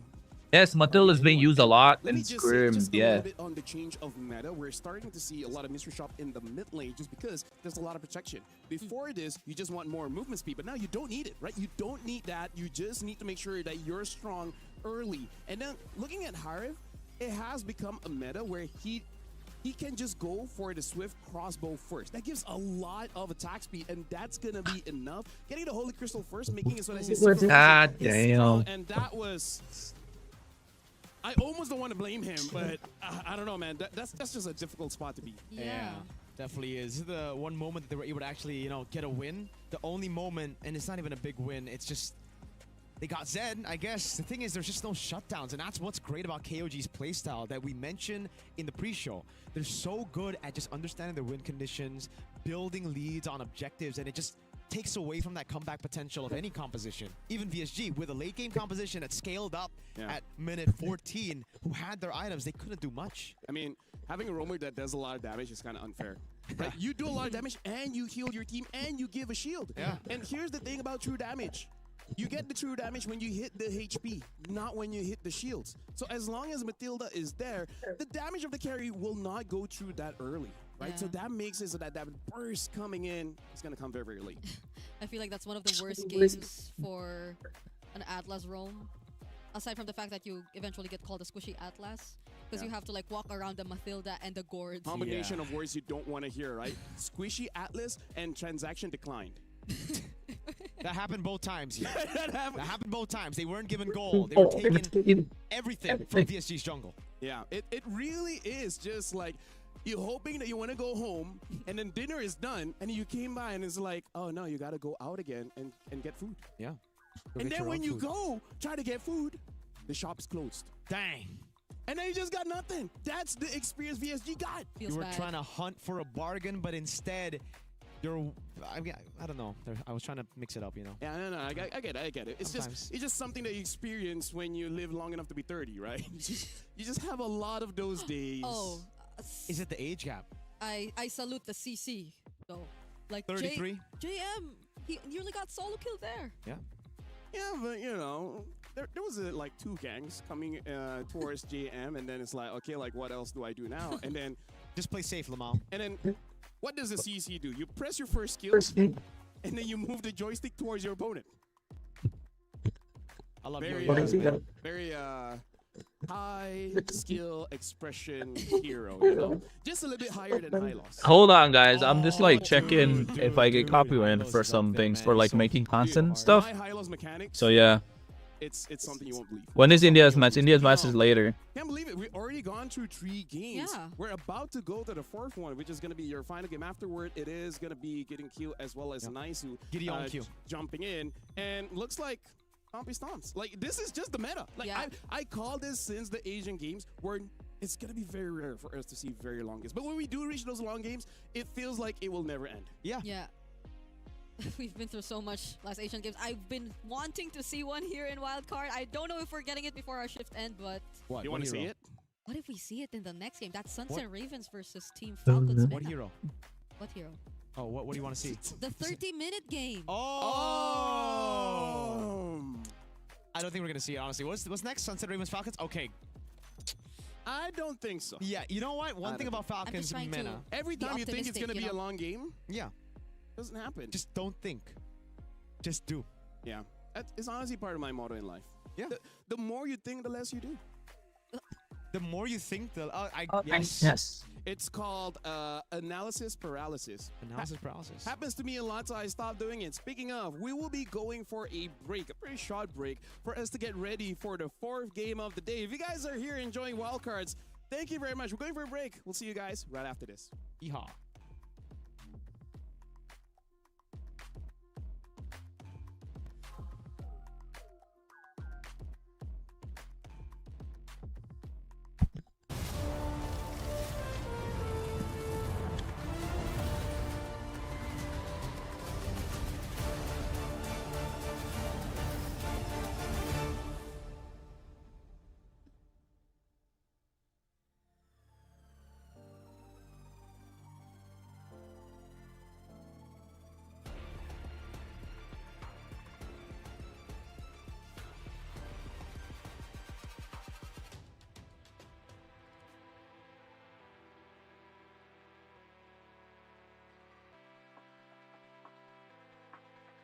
Watching FIFA Cross? Yeah, I will. I will later on. What's the match that's going on right now, FIFA?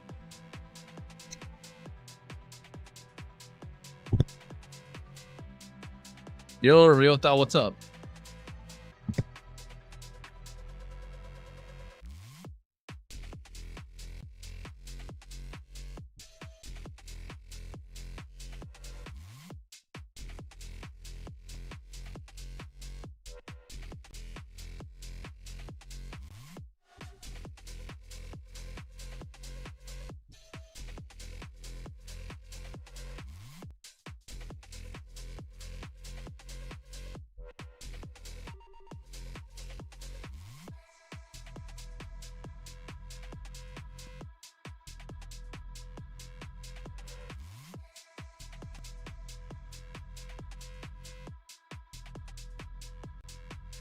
Why do the MLBB teams have the audacity to have 2 rosters in different countries? What do you mean audacity? They can. MLBB allows 3 rosters, if I'm not wrong.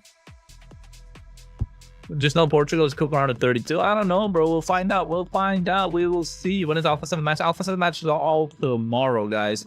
Alpha 7 matches are all tomorrow.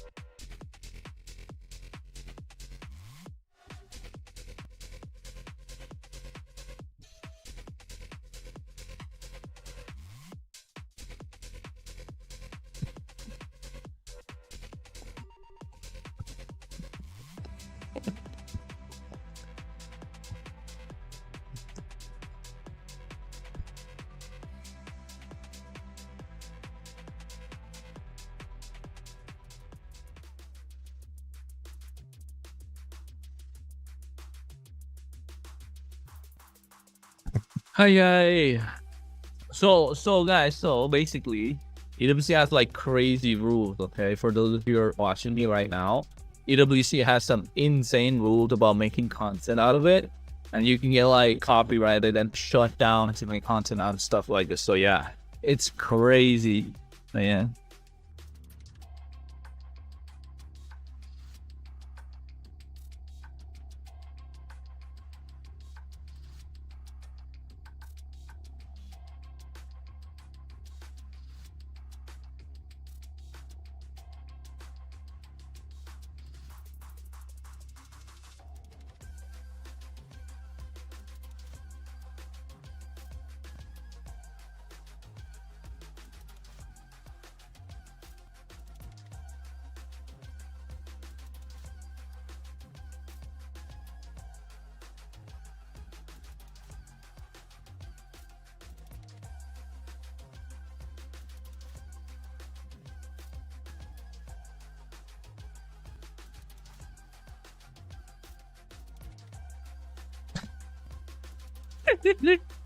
Bro.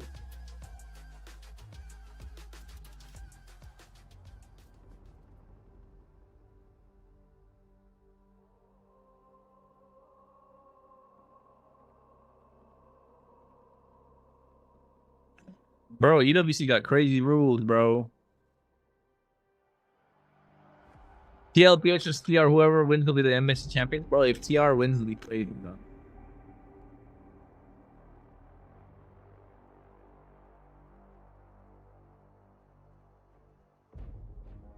Yeah, they changed the meta for the tournament, of course. PH gonna win again, because who's gonna beat Carl TZ on tank jungle, bro? Who's gonna beat Carl TZ on tank jungle?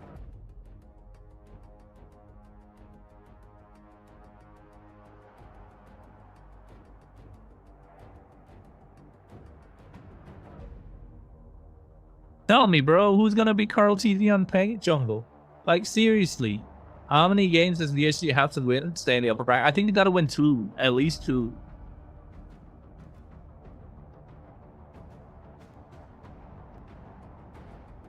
Goats VSG lost.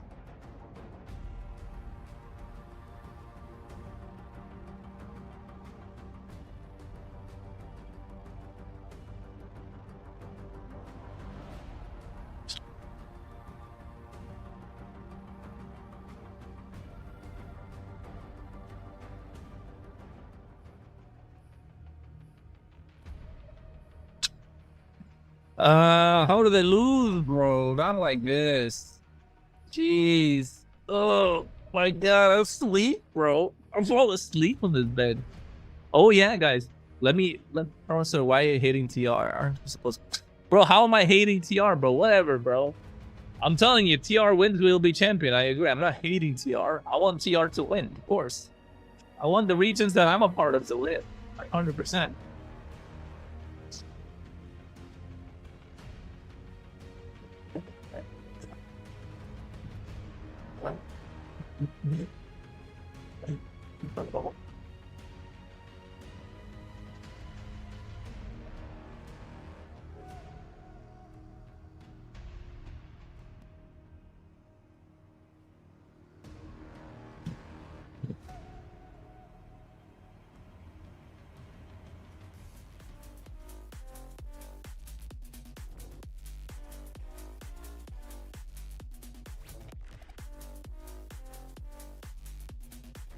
Then say TR Kyle is better than Kyle. Okay. Sometimes I gotta accept reality, bro. Like, I'm all for like trying to boost the teams that I'm a part of and like the regions that I'm a part of. Every click, every clutch. But you can't be Delulu, bro. That's the difference. Now, the proud founding partner of EWC, powering the biggest event in gaming, shoulder to shoulder with the world's best, making history. Greatness does I'm trying to see how I can. Lenovo Legion, reach your impossible.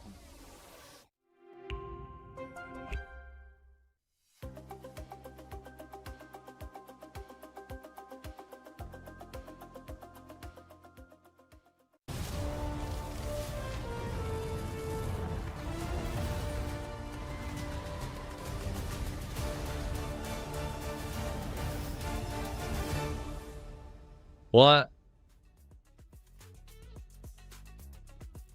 Welcome back to all you bang bangers. Welcome to the EWC26. You said welcome back, y'all bang bangers. So far, 3 games have gone by pretty quickly. My name is Afel. Alongside me is Mirko as well as Brigida, where this is going to be the bird of prey. We're going to have Ravens going up against the Falcons.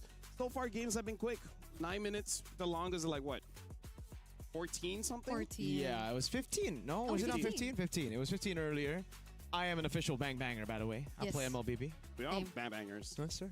Yeah, and we are welcoming some new bang bangers in the sense that they're doing their first series today. No, not Sunset Ravens. Not Sunset Ravens. Falcons. Yeah. Speaking of, we saw their game earlier. They were unable to be productive because every lane was losing, right? EXP, gold, mid. So, and here's the thing. I don't even think it's 100% of the draft. It really is just on this experience to deal with a lot of these international players. And Falcons, they are known to be very strong in the early game. So, we might have another fast one. Yeah, that's the thing right now, right? If we just look at the track records of both the teams, Sunset Ravens, we already saw what they were able to show, and I think they had their best shot at getting a win against the Huns because Falcons, man, best of ones. Yeah. They're kind of like the kings of it, dude. They've only lost 1 out of 6 best of ones. 5 out of 6 games they've won best of ones throughout M6, throughout M7. But they kind of have a wild card curse going on for them. I'm hoping to see improvements, though. Like, if there were any first game jitters, I'm hoping that they were able to shake it off already heading into their second series of the day. Because Team Falcons, man, I agree. They have this connotation that they tend to be inconsistent whenever they do appear in the wild cards. And it's mainly because ever since they did appear here, it hasn't been too good for them. Like, their runs haven't been that great. They haven't really been able to make it back to the main stage. But that's the thing. They've been doing this long enough, and we're hoping that this time is finally going to be their breakthrough year. Because together with Boya, this sorry guys, I'm just like, so Clippers are asking me if they can like clip reactions and stuff, and I say yeah you can, but some of them are scared that they're gonna get copyrighted. So I told them just like make it bigger if you want, you know, that way it's not a problem. For this meta, we have to add another layer when it comes to the drafts, because usually we look at crowd control, we look at damage. Now we got to look at rotation speed, right? Because I really feel like the roam jungle combination, if we do see Matilda plus a tanky jungler, the momentum is just going to shift so fast, and there might be nothing that opponents can do. So we got to look at the drafts right now, seeing as who can move faster, right? Who can actually go to the side lanes and actually influence it. Yeah, I think that last game we saw with the Matilda 2, or the utility approach in the draft, was the cleanest we've seen ever today. And I think it's mostly because of the meta. It's just really working out for these teams, especially if they really know how to make it work. But now we're back. Do you prefer submissive or resistance type? Yo. Sunset Ravens. Yeah. So, I mean, they've got a really good read into the drafts. I feel who's playing the girl? Okay, what's the? Oh, okay, yeah, the one from Sunset Ravens. Matilda as well. Something that we did see from Falcons way back when it was meta. They did play that game. Hold up. But the Paquito gets banned out by Falcons. They're still gonna respect that XP threat. Maybe Powie Burn got a little bit of a tip from KOG. Just ban out 5 XP. Yeah. Hey, they're doing it. They're doing it. Hey, just one more, and that's gonna be the Arlet. Because if not, maybe I'm actually okay if they want to ban on the Jushin. Okay. Nice. Sunset Ravens are the ones that ban. Yeah, they banned it themselves. Interesting. Good to be right, just not the one that I thought it would be. Good to be right on the other side. So it's I think the Akai is still there. I like to ban the Akai. Yeah. Bowius, Arlet are both open. Yeah, because I've watched one Kung Fu Panda, and that's enough to convince me that the Dragon Warrior is the real deal. He can pinch your finger, and all of a sudden the city is gone. It's called a whooshy finger hold. I think they will. The Dragon Warrior. You're thinking about it. I love Toy Story, man. Dude, like, seriously, man, SpongeBob is amazing. Yeah. We actually have him in game. Yeah. With the Darth Vader skin. Ah, wow. It's been a while. Valentina. Interesting. Are they going to try to go for a Sora early? Yeah. Or an Akai. Akai, yeah. It's Baksha. Baksha first pick. Baksha first pick. And what? Akai plus something, right? No. Okay. Or Claude. Follow me for this one. I'll follow you. Are you familiar with tier list? I'm familiar with tier list, yo. S, A, B, C, D, yes, correct? Yes. Akai starts with? A. B. Baksha starts with? B. There's a clear sign. Frederick's okay, no. Frederick is not F. Frederick is definitely not F, bro. Not F. Akai is S though, for real. Yeah. No? Yes. Yes. Akai is S here. So, I mean, like, taking their hey, time. you can't spell the Dragon Warrior without S. Yeah. Anyways, Claw Claw gets picked up. Whoa. I feel like Oh, Atlas a bit too Akai. soon. Huh? I mean, like, they can pick up the Akai later. I was hoping for maybe an Eve. Muy Bonnet. Hey. The ego's got into it, bro. Comfort. His comfort pick is here. Raizan knows it. If you want to win, you need to utilize Muy Bonet's best pick. He's got a Bruno. I wish there was a Mathilda still though, but they took it out themselves. Yeah. So what are they gonna pair with this? I don't know. Usually you'd go for the Eve. You want to set up the box, but there's already a Claude on the other side. Akimi might still be good. Yeah, and then I have agree. a roamer like a Cho, maybe even a Hylos. As long as someone that can be in the front, it's good enough. Zetian? Oh. I think a little bit too early. They could have think prioritized so something too. else. Bruno They did get the Zetian. Bruno. Here's the thing. It's scaling-ish, right? It's scaling-ish. The Bruno is strong It's early. two. The Zetian gets a little bit more better at level 12. Getting to that MSC point is EWC Main not Event, that easy. why you Now, to Eve be? gets picked up by Falcons. So now, in terms of what both teams Yo, have, Eudora, there why is you the asking me all this XP. stuff, bro? Yo, bro, who will win this one? By the way, the Eve here to deal with I the think Bruno as Falcons well. are gonna It's gonna take be this. against the Zetian. Falcons are gonna take this. It's just like a different kind of Valier. Yeah. The Falcons are gonna take I this. prefer Eve as the Valier. You have no idea how many times I've been pushed. Yeah, you outrange. Right? Like, I can't believe at my age I'm still getting rejected. Onic ID. At the We'll fine see, age bro. of We'll like- see. We'll see if Onic ID wins, to be honest. For those in the short chat. Hey. As if he didn't reveal his age earlier. Yeah, Yuzong gets banned out. Hey, you know what? That's It's another XP later. Eudora 7 on. I don't know what the context to that is, so I'm gonna ignore it. Sounds like Cope. Sunset Race.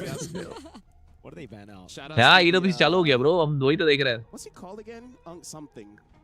The guy that reverses aging. Yo, Powie Burden looks like a monk, Unk bro. something. I forgot. But either ways, right now, Powie Frederick Burden gets looks like a banned out. monk. Yuzong gets banned out. Lapu is still around. Wait, are they letting the Akai? No, they can ban it after this. Yeah. Ban it, of course. You know what's There's no crazy? I way. think it's not a bad game for Bauman. Oh. I'm okay with that. If I'm the okay Akai with- gets banned, obviously. I'm okay with that. No CC, right? Like, I mean, you do have CC, but you already have that shred, physical defense shred against the Baksha. And you control neutral objectives, right? A big bang with the lethal counter. Yep, boom, bang, bada bing. Boyet likes Akai should be banned here. neutral objective picks. They're really thinking about it. I were to play a girl MSC, isn't there? And I'm okay. Look, it's not like you can't play a girl in MSC. It's just MWIs for women's exclusively. That's all. That's the difference. It looks pretty. Pretty good. Yeah. Very. A lot of volume, for sure. And Paulo I Pinto, hope you guys got your diamonds for that. Green Buds guy. I think Team Falcons will less. Yeah. We have a fighting chance. We have a fighting chance. We have a chance. You have a chance to get it, bro. To get one. Yeah. So this should just be okay. They go Lapu, okay. Lapu straight up right here. Okay. Lapu. What does Sunset Ravens even go for right now? So many XPs have been banned out. The Lapu Eve Atlas. I actually feel like they might need one front line and one catch hero. So I'm thinking of, they go for the Sora. Well, as long as they go for more shifting cloud plays, that's fine. But they need some kind of starter to help out the Baxia as well. Like someone with more CC. There's not a lot of CC here if the Sora is not in the fight. Yeah, I'm just thinking Cho right now to deal with the Atlas. That's all. I don't think there's a lot of other good picks. They want to stick to the balance. Bro got dual personality problems. Corner and North Indian. Who? Me? Pink Buds yield what? Yeah, it is a glue Yield roam. red flowers. You agreed, Carmos. Oh my god, bro. I don't know.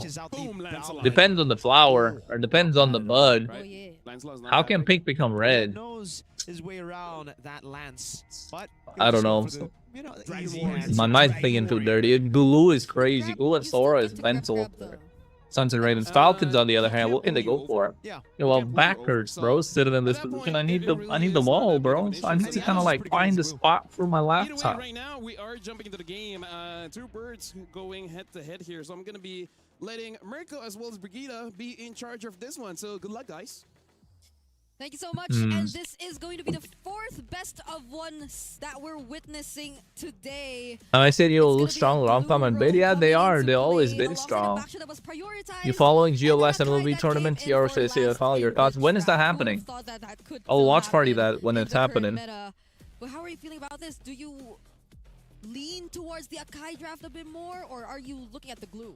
I am so Sunset Ravens right now. I met them at the airport. I don't know if I told you the story. You did. And I spoke to Raizan. So, yeah, no, Falcons have better draft.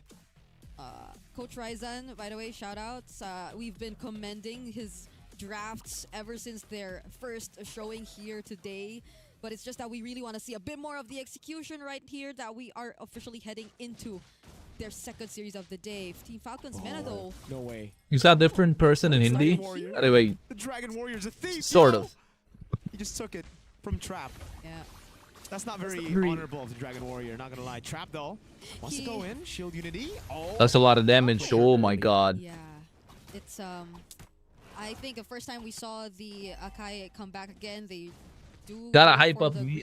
I'm upset at VSG though. VSG could have won that shit, guys. Bold move that we're seeing from Falcons Mena. Not that anyone could just really block his way though. Oh no, Cuffin. Flickers out of the way. It is a-okay, but Falcons have lost both their flickers early on. This is some good mid-pry to play around, but look at that. What? Oh my god. Dragon Warrior! I swear this is not honorable. Troll gets a pick on... Wait. What? Eska gets a kill as well, but it's an orange buff steal. For Boya, Troll's gonna... Wait, Eska's gonna go for the chase, but... Yo, it's so messy. It's a messy early game from both these teams. But I think Patrick figures out that the Dragon Warrior is stolen. They only sensed it now because he was forced to walk that way because he died. If they didn't go down, who would have checked that? Imagine Patrick reporting to Trap. Yo, bro, nothing's in your bottom lane, bro. And Trap, at least is still level 4. Let's just give him that. At least he's still level 4 alongside or same as Boye, but... Okay, they're gonna go all in on Troll. He doesn't have the flicker. Nice. Here, the Phoenix Troll still goes down though. Guys, you gotta hope for the hits. Trap gets him with the last wheel. Hey. Okay, so it's not that clean of a start for Team Falcons despite that very brave approach. Alright, Popo, no ultimate. Sanji pops in Raven's Fighter. They're gonna go for it. Oh, for Sun with the Radiant Slice as well. Onto Popo. Mexi is able to walk away. Boyet gets to pin down on Mexi. Down. Enough damage to take him down with the Void Blast, and Trap cannot. They still didn't take the turtle though. Boyet with the retry. Let's see if he can do it. He goes down, body slam, and the retry. Yeah, that's the Ravens coach. Falcons gonna win this. It's a fatal links to pick up the heavy Baksha. This is the kind of game VSG wanted. That's an Akai jungle for you. I still do not understand how that kill came in for Pum, but... Say it right, man. There you go. Okay, LaFell is coaching us on the sidelines. But yeah, this is thanks, coach. Team Falcons eventually getting back in this game. Sunset Ravens definitely did a great job still. I don't think Cuffin was able to just comfortably position himself in that fight as the Eve because it was just constantly Mexi going for him. But nonetheless, it was just really Falcons getting back, going for the re-engage, finally laying it down, and Boyet securely taking away that objective that mattered in that recent team fight. Well, let's see how Sunset Ravens eventually get back from this if ever they do find an opening, because it's still a 1k gold lead that's existing, and it hasn't been, despite what's happened in the beginning, not too eventful in terms of advantage. Cool. He tried to go for the mount there. It was very close, but unfortunately... Yeah, nah. We're still gonna have to take that L. This is what we've been talking about in the pre-match. The Atlas is pretty good against the glue, but the egoist is scaling. Muimanet is on his Bruno. Popopopon is not having a great time. No, not at all. No. I don't think we can say it like that based on this. Like it's not Popopopon. We gotta go down. It's Popopopon. It's Popopopon so far based on what's happening so far in the early game. But again, I agree. Muimanet, pretty good in handling that. Yeah, he's okay. Like, a lot of help coming his way, and it's not like you need to really pay much attention to the other sides. Trap can really handle himself. Trap's 2 levels down. Okay, I take it back. He can handle himself, but he cannot catch up, you know? Like, even if he's a Baksha. I mean, do they even want to contest this neutral objective? Troll! Oh. The flicker out the fatal links onto Nah, the they cooked. And they bait out the Fury of the Phoenix. Almost a Soko Lil up top. Sano getting gapped by the Egoist. Hold on. Sanji goes in. Bravest Fighter. Cancel out the shield unity. He's just Of course, I've been away from the game for a few months, and now I'm seeing Atlas in the pro scene. What's happening? So Atlas got a buff, right, recently, but now Atlas might be too squishy sometimes now. You can see that Matilda's coming back into the scene. Estes is good too. Florin is good. So yeah, lots going on, bro. Nice to see you back, though. Thanks for coming. Thanks for watching. Make sure you like. Oh boy, yeah. Gets the retry in as well. It's 7-2, and 2 turtles to 0. Yeah, I saw the burger. So yes, it was Patrick. It just got the Krabby Patty. Yeah. Back into blue for some reason. I mean, you can still play Fanny in this meta. Don't get me wrong, right? You can play Fanny in the meta still if like the opponents are really squishy and stuff. A lack of crowd control. Yeah. Hey, that's pretty good, you know. Sano's gonna get caught with the shield unity, blazing duet. And now it's a flicker out. Troll comes around, but the rest of the team, Minette, it's got the balls to zone Troll. Okay, Sano will be able to recall.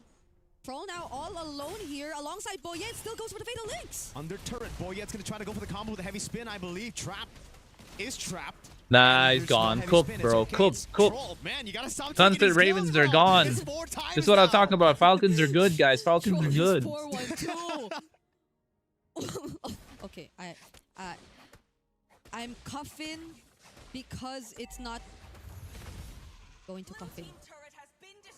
I don't know. It's cuffin because it don't go to cuffin? I'm cuffin because the kills are not going to cuffin. Ah. Can cuffin use the cough button is the question, though. Cuffin? Yeah. But he's playing. He's not... Yeah, okay. Okay. It's okay, you know? 4 kills on Troll. Now, is that Troll? LaFell's like so stressed right now. He's trying to drink water and we just can't, we just keep on cracking up jokes here. I don't know. What do Sunset Ravens even do right now? Yeah.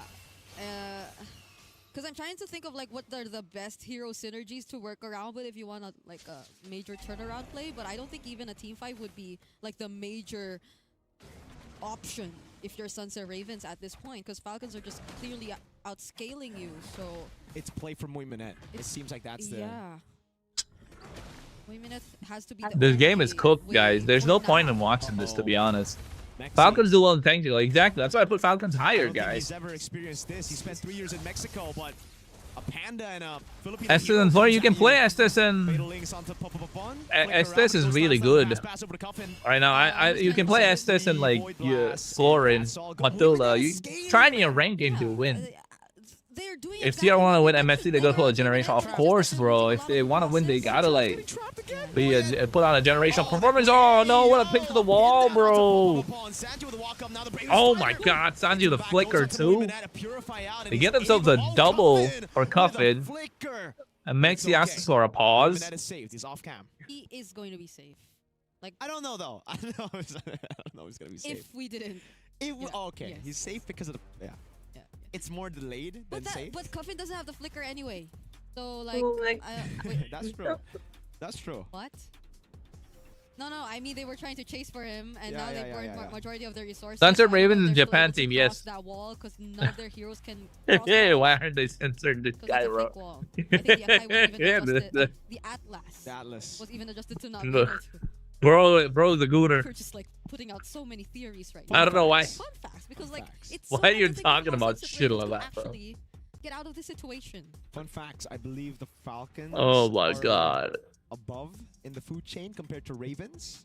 Ravens are good. I'm gonna get a glass of water, guys. Falcons are one of the fastest. We heard that fun fact from LaFell, especially when they dive. Is that an eagle or is that a falcon? Falcon. Okay. So Falcons are at the top, or the top, like, okay. Let me just do some research. Yeah, we gotta double check on that. Maybe. We gotta buy some time for the pause. Because as of now... Okay, I got an NFL game instead of... Those are 2 teams. My bad. Okay. Because so far, I think, yeah, this game hasn't also been like the cleanest we've seen. It's been pretty clean for the Falcons. Yeah. Just... LaFell doesn't seem to agree. He's giving me a face right now.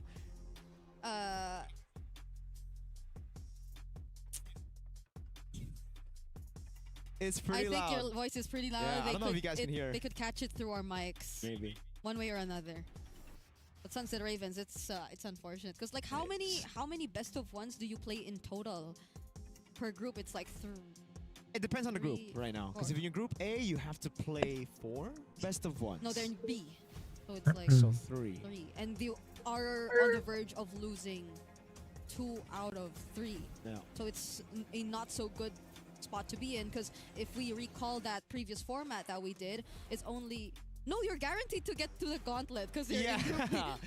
Technically, they're in group. Yeah, because if you're in group, that's why I said it's a group of life, bro. It's a group of life. Because some, yeah. So that's why, okay. Yeah, they're literally all gonna make it. They are gonna make it. Maybe. Anyway. Wait, maybe the Sunset Ravens have seen through that and they're like, why are we even gonna reveal our strats? Oh, why so do they're we saving it for gauntlet. Exactly. The cross bracket. Wait, cross. The breakout stage. The breakout. Yes. It has so many names. It has so many names. There's a gauntlet. Japanese pause? Yeah, bro. Whatever, bro. Japause meta. Why did you say breakout while? No. While looking at LaFell? No. Because he has No, I didn't say that. Did I apply for a restream for all the games? No, not not just ML. Wait, but I won't do it which anyway. one, me or? Gotta choose one. Yo, you know what? One thing we gotta talk about is, should Troll buy a Sky Piercer? At this point, he's got most of the kills on the team. Okay, brother. You know what? The last time I saw like a tanky tank go damage. Oh. Hey, he's helping out Mexi. Shout outs to. What was I saying?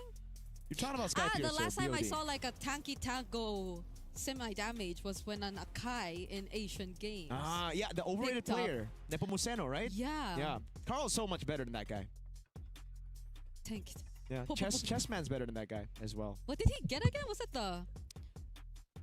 He got a lot of different items, man. Like a lot of the physical Endless? items. Was it the Endless? He had a BOD, that's for sure. Did he have a gun? A Melvic Roar, I mean. Oh, yeah. Imagine if he gets a gun. He's gonna hit from so far away. Yeah, it's a Malefic that they picked up on the Akai this time. Yeah, the kills are not going into who we expect them to go to, but nonetheless, the lead is still very, very clear. The dance of Team It's sad. We're just gonna resolve things a bit so that we get to say popopopon and not popopopon because it's sounding sad. Yeah, I like. It's starting to sound sad. What do you mean? Oh. But it's never gonna be sad because they're gonna make it. Yeah. Popopopon. It's always popopopon. Until maybe if they don't make it past the gauntlet stage, then it's yeah. Yeah. They're just gonna go up against a much tougher opponent, I guess. Like technically, they're gonna be up against third place of Group A. Is it third first? Yeah. Oh yeah. No. If they're fourth, if they're third, then they go up against fourth, right? Yeah. Huh. So, who do we think is gonna be third place from Group? Okay, Group A are stacked. You know what? Maybe it will be tougher. I cannot decide on for Group A.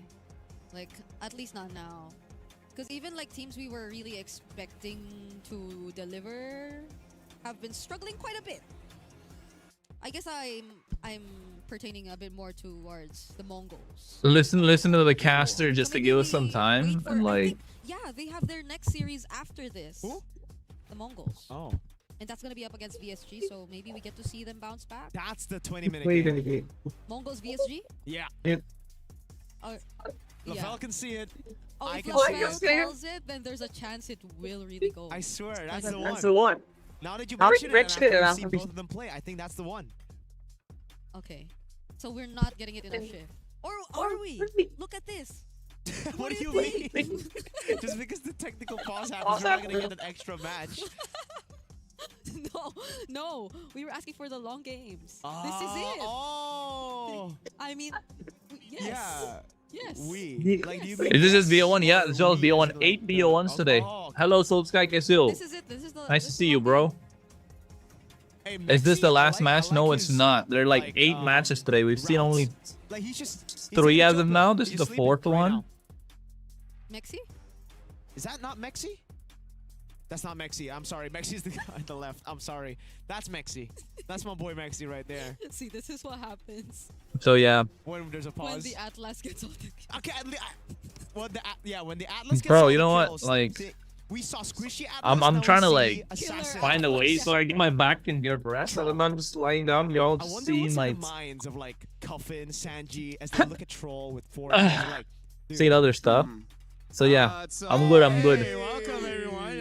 I'm joining in the conversation. Looks like I've been. You've been part of it since. I have been part of this conversation. Just in the back. Shout outs to the guy next to Mexi. You know, just chilling around. Shout outs to Ingan. Ingan is trying his very best to resolve whatever issue is going on, which I think is with Mexi. So now in this game, Merkel, let me just say, if I as a roamer. I would say the hero that I would use is. What with a pause? Such a long pause, though. Even without it, bro. Makes sense. Bro, my Grok is something that Husky will complain because he ain't getting no kills. And the thing is, skill issue. Do you want to know why? What? Why? He's a Zushin with Sky Piercer, and I get the kills. Is it my fault or is it his? I think it might be. It depends on the context, man. But knowing you, I think it's Husky's fault. No, yes. Yeah. I'm just too good with calculation of my damage. I know that I do more damage than the Sky Piercer. No, you shouldn't be calculated to get a kill. You're a roamer. Yeah. See, it's this kind of mindset that makes y'all losers. Yeah, JP. Just because you're a roamer doesn't mean you ain't got I'm no also kills. a roamer. That's why Okay. I wanted Hylos 1v1. I'm good, bro. I'm good. I'm just reading. So like, Why not? so I don't want to watch two horses beat each other up. I mean, look, the long pauses happen for both the teams, so I'm not even super mad about it. But like, what why does Alpha all matches tomorrow? Shark might be having some trouble traveling. That's why.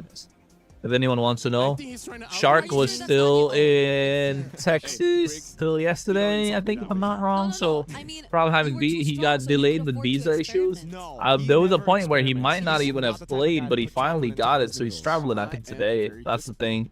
I don't know if Shark was there yesterday for media day too for them. So yeah, for the Clippers that want to know stuff.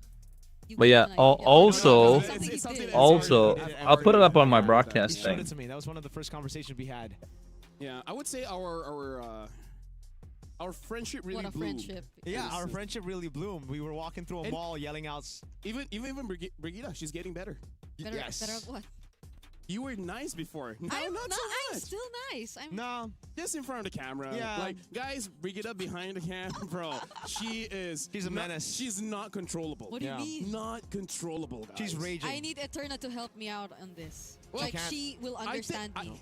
She, of all people, will understand me. Here's the thing. Let me just tell you, Eterna, she don't listen. She don't listen. She don't want to listen to us. No, she doesn't even have her IEM in, so she doesn't want to listen. She literally don't know what we're talking about. She literally don't know what we're talking about. Wait, where is she? Probably in the rooms with Naisu and Gideon having lunch. Gideon. Having lunch. Which you guys will be having later on. Yep. How about you? What about me? I still have work to do. And then apparently Eterna wants to cut my pay. Yeah. So, you know, it's just my boss. It's just my experience. So for those who want to know, go check out my broadcast thingy on Instagram. I put the link in the pinned comment. So make sure you join that thing. All right. So yeah. All the good stuff. All the good stuff. Okay, so someone said, is A7 playing today? No. No. Two A7 teams is won't not be playing today. Yeah. A7 and Nightmare are playing tomorrow.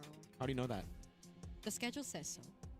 Hey, see, she is the one with the brains. Yeah, she wouldn't comment. Is A7 playing today? Because she sees the schedule. Yeah. In fact, some of us are going back. She's not. That's how dedicated she is. True. She's staying here, refusing rest. By the time we get back, she'll be a French caster. Yeah. She'll speak French. Bonjour. She's already got. Je m'appelle Brigitte. I'll think about my French Your name. name is Brigitte. Je m'appelle. Yeah, so, okay. Je m'appelle. That sounds so native. Compatible. I'm 0.1% French. I told this to Eterna. She laughed.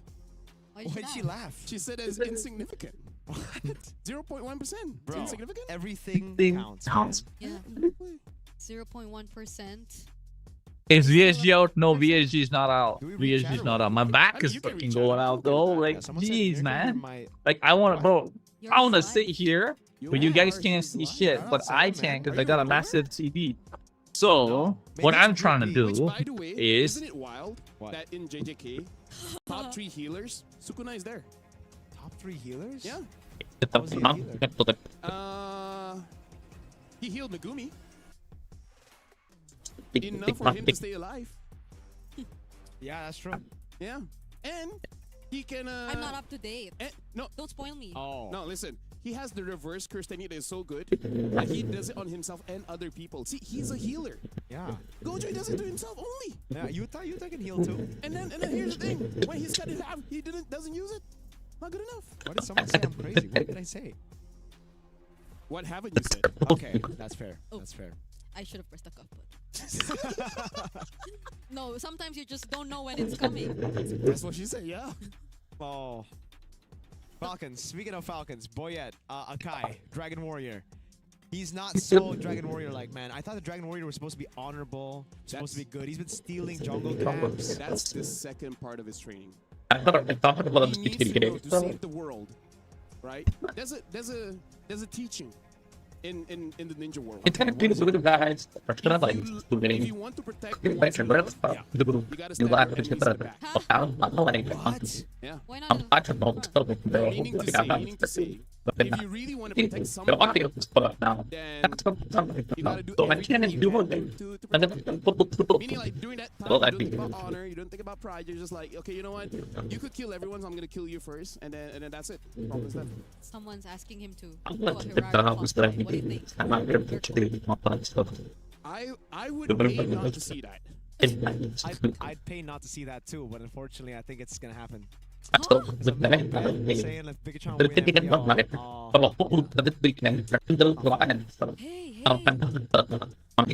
Ingan's showing thumbs up. Oh, is that yeah, he went bald for like best I of 5. think He's made. No, he's not anymore.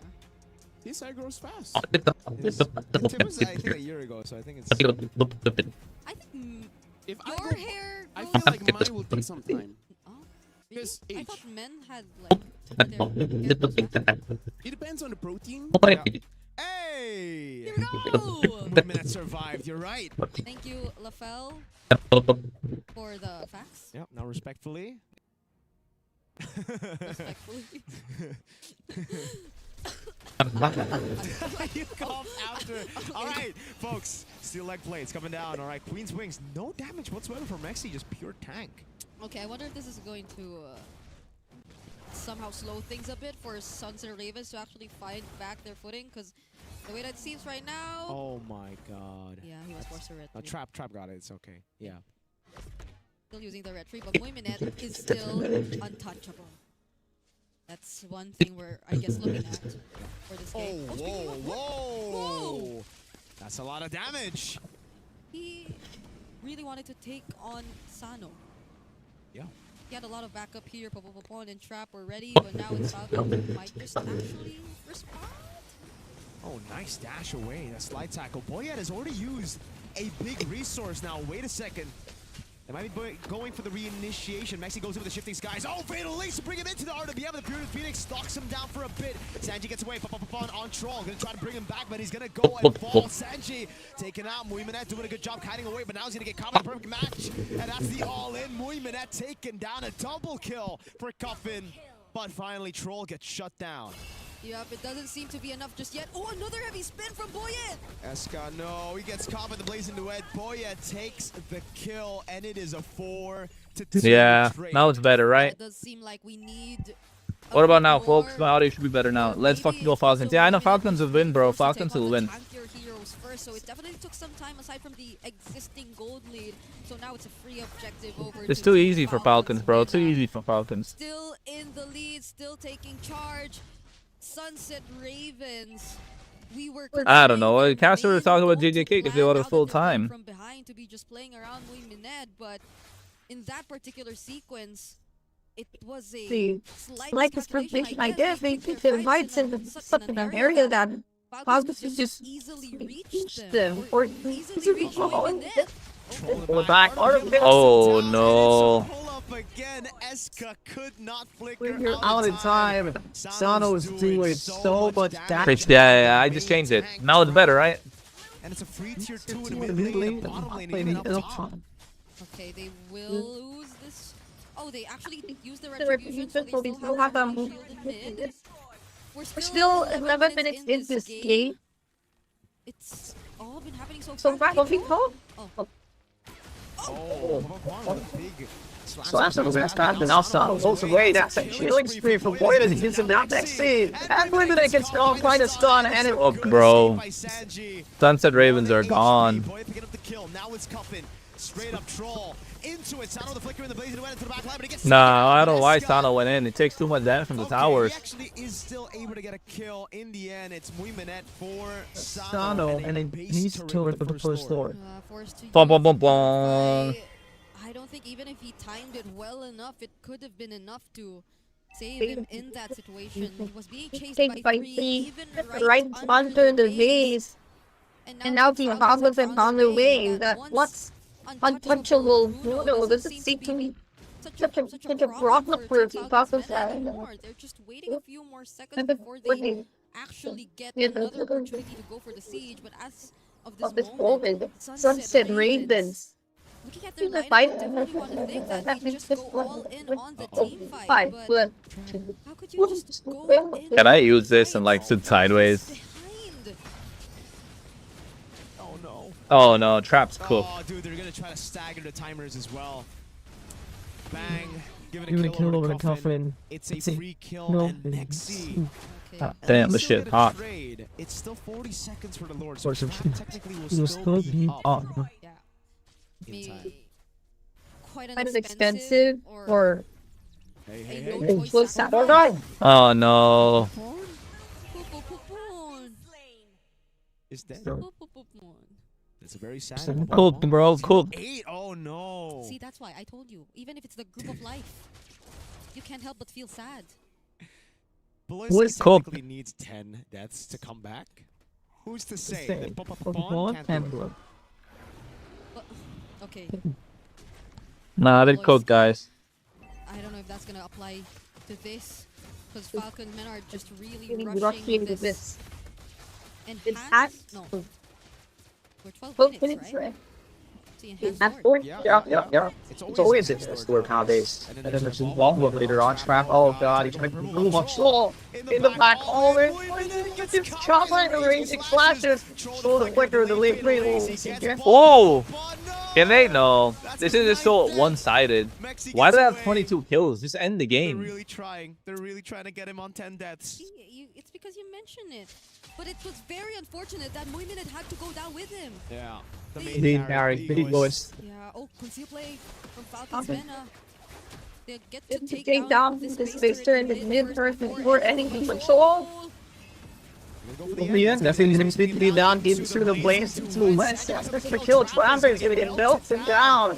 Flying the Gunlighters. At least we will see an old 10 powers fight. Fun. Hope you will respawn at time, but there's Falcon's Vena getting the job done and solid and winning. And another best of one win to continue their impeccable run. Team Flight, Team Falcon's Vena, and still ones are still terrifying as ever as they take this win up against Sunset Ravens. Now so we call back the bell once again. This infinite one. How many minutes was it? Something. So we still need to make the record. Maybe since the records just found them in their voice, because here, Sunset comes at 10. Yeah. So you need to the schedule, you know. But again, we'll see given this game. It was clean-ish by now. When we did jump on the gun, he didn't press the button. He did. That's GG from Falcons. I'm very proud of you. Thank you so much. Okay. So we like right towards you on the business, still on the boss, In this game, it really is just Falcon showing up that hey, this is something that we can put really keep on. I think a lot of problems on the guys because today I don't think can be this is what teaching and this is where you see the pride technically on here. Wow, he did also thinking his bubbles. I believe thinking about their views. Something they don't. Like, Italy, I don't think they can do that. What's Started the buff here, though. He went for the goal. It's all goal. Sorry, I was thinking one. It's okay. Technically, the same thing. He Went to the goal and then more the buff it. But they still ended up 11-4. I'm just trying to How many games are left? VSG game net? I think so. Oh, the caster's voice are echoing? I don't think so. Very strong pathing for the Kai jungle. A little bit, maybe. Not so much. Oh my god. Oh my god. You can't spell the Dragon Warrior without S. Yes. I learned that from you. Just say yes. Just say we. What about now? But my audio is weird, right? Is my audio better now, or is it better before? We? Yeah. Tell me. In this game, I appreciate it as you guys were talking about animations and everything. Now you don't get the audio of the others, so you get mine. But is mine weird? As a learning experience, as we're looking back at the highlights of this game, it really is where it's a troll highlight. It's pretty troll. Don't worry, guys. I'll get my mic soon. I'll get the wire soon. I'll test that shit. I will make it work. Of Sunset Ravens. But until then, you guys gotta bear with me. That's why I'm asking you if this is better or this is not better. Understand the amount of damage you can and was better before. Okay.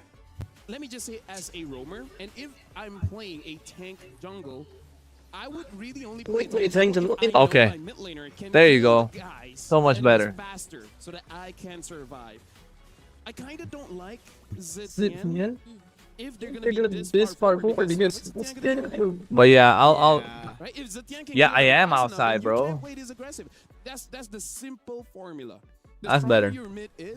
Our match is over for today. No, bro, there's more matches to go, so we're gonna watch that. You know, the laning phase really didn't work out well. The frontliners, you guys can't give free kills. You can't do that. And I gotta send that document to others, so they're aware. Someone said in the chat, one more loss and Sunset Ravens go home. I know they are going through either way because there's only 4 teams in Group B. Yes, they're in the group of life. They're in the group of life. And Trap, man, the name is really backfired. He's gotten Trap a couple of times here. We have a Malaysian player called Trap as well. Oh no, does he get trapped a lot? He's not in the league anymore. Oh god. Yeah, he's in MAL. So is he trapped there? He is good, but you know, sometimes he does get trapped a bit. Either ways, congratulations for Falcons. Looking good so far. Right? It's just that somehow they have a good start. Yeah, what the hell? Not finishing up that well. Replay. We're going to be looking at some of the frustrations. It's a loop. It was loop 3 times. I think it's like triple the frustration. Valid crash out, bro. Valid crash out. By the way, let me just say, thank you very much to Mirko as well as Brigida. You guys did an excellent job in the first 4 games. Thank you. Of you. The day. You too. It really looked like there was no problem at all for you guys except for the long pause. But let's blame that. So EWC guidelines and stuff. I'll make sure like. Hey, it's about redemption, right? You make. Then get copyrighted and stuff, right? Then you get stronger.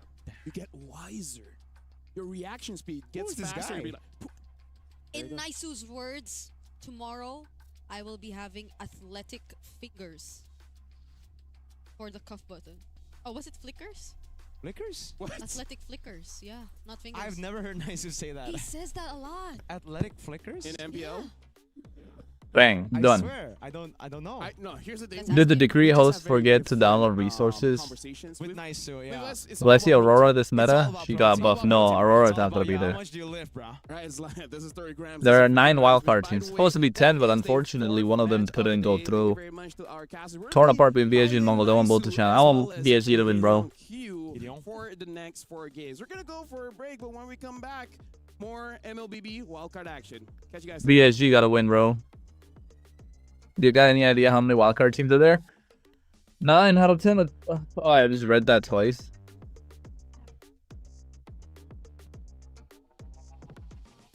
Maybe.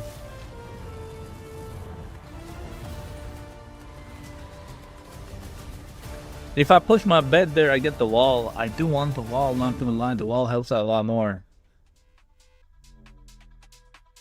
I think that's a better idea, guys. That's a better idea. Me move with all this shit.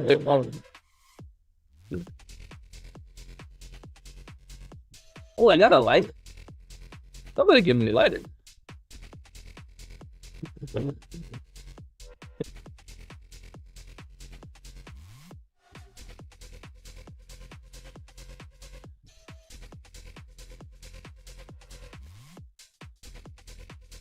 But then I don't have my lamp though. Alright.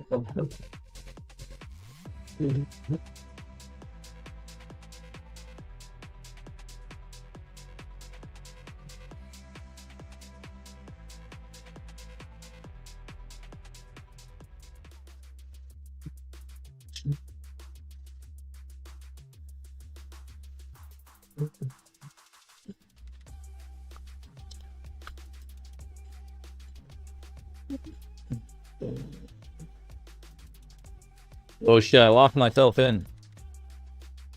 God damn it.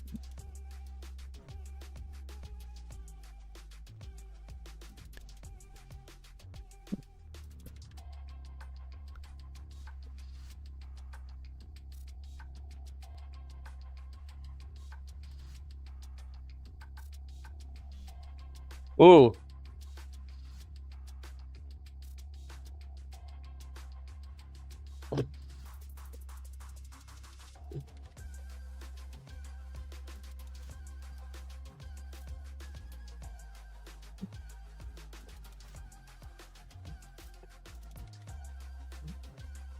Basically gotta build that wall so Mongols don't win. Yeah, they gotta, bro. You watch World Cup and which country supporting? Yeah, I do watch the World Cup. I'm supporting Portugal, but also at the same time, I support France too. Real Madrid, bro. So are you casting this in? No, I'm not casting EWC, guys. Sorry. But I'm gonna be casting in Hindi.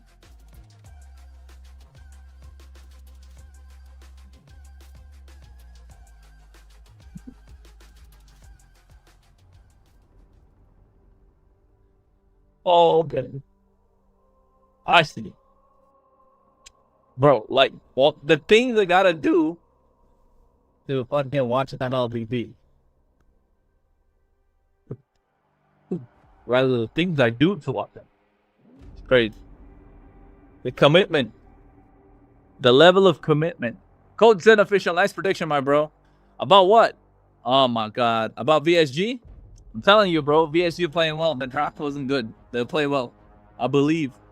Somebody's got to believe in the Western teams, bro. If everyone only believes Southeast Asian teams, then the game will never get bigger.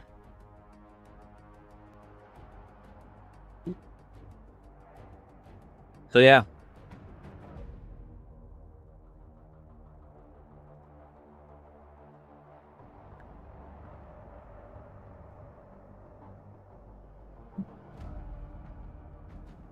There's always a method to the madness. Ooh. Fuck it out. This makes it dangerous.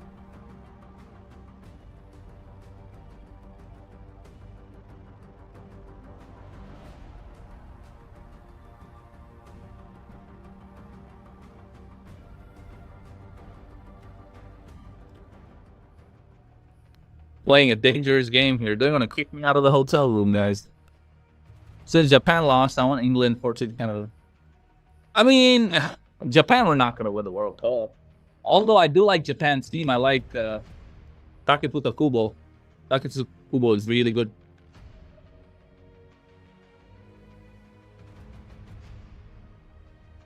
Like if you're really digging into like Japanese football team and stuff, Takefusa Kubo is golden, bro. I've been following that guy since he was like super young.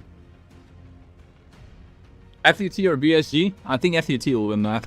With the way that they're playing so far, FUT looks much stronger. BSG on the other hand, bro, I don't know what happened to them. They lost their shit.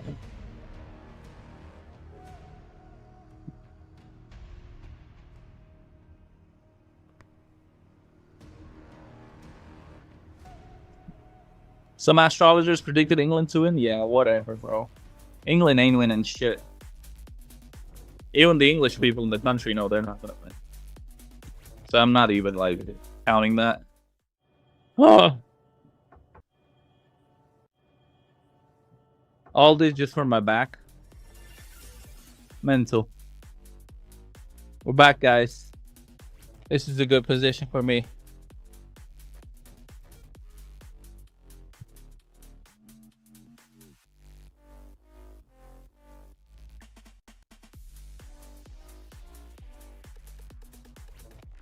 So yeah, blue lock in action, maybe. FUT will win. I want VS, but I think with to add on more to that, but I think VSG have been like scrimming FUT a lot right during the regular season. So yeah, maybe.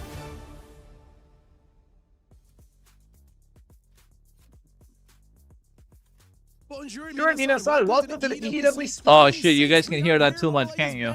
For the wild cards, we already have 4 best of ones got done. We have 4 more best of ones. My name is Afel, and this when is the Indian team gonna play True Ripper? Soon, bro. As Soon. well as Naisu to help us out with the other 4 Bro, games. I'm trying to figure out what will be the best way to do it, bro. Now I think I gotta just tilt my bed completely. So, but then if I do that, at least the wires won't get cut off. Hey, Gideon's there with Naisu. I don't know. What is Gideon wearing, bro? Teams, especially, I think you know what we're talking about. Bro, what is he wearing? I can't wait to see these next 4 games here. Yeah, so far it has been stomped. It really is just because the first 6 minutes you get some kind of advantage, especially in lane. What is Gideon wearing? Control, right? And this time we're going to be looking at Mongols going up against VSG. Both teams didn't really have a good start. Mongols bringing in the Seriously, what is he wearing? The draft is just all about skills, and when the skills are done, they just don't have enough damage. And then VSG, GM got like what 8 total EXP bans. And what is he wearing? It really didn't work out well. So now they're going up against each other. Hopefully after that. Am I tripping? Like, is that? Now we should be good. We have a rough idea of the meta, and maybe that's gonna be good. Which, by the way, getting thoughts from you guys. Well, I'm walking a tightrope with this shit. We need one more criteria when it comes to the drive, which is how fast are the mid trio, right? How fast the rotation? Like Baxia is gonna be pretty good. The Matilda makes it so that you go to the gold lane so much faster, EXP so much faster, because you just need one win on that side lane and it's over.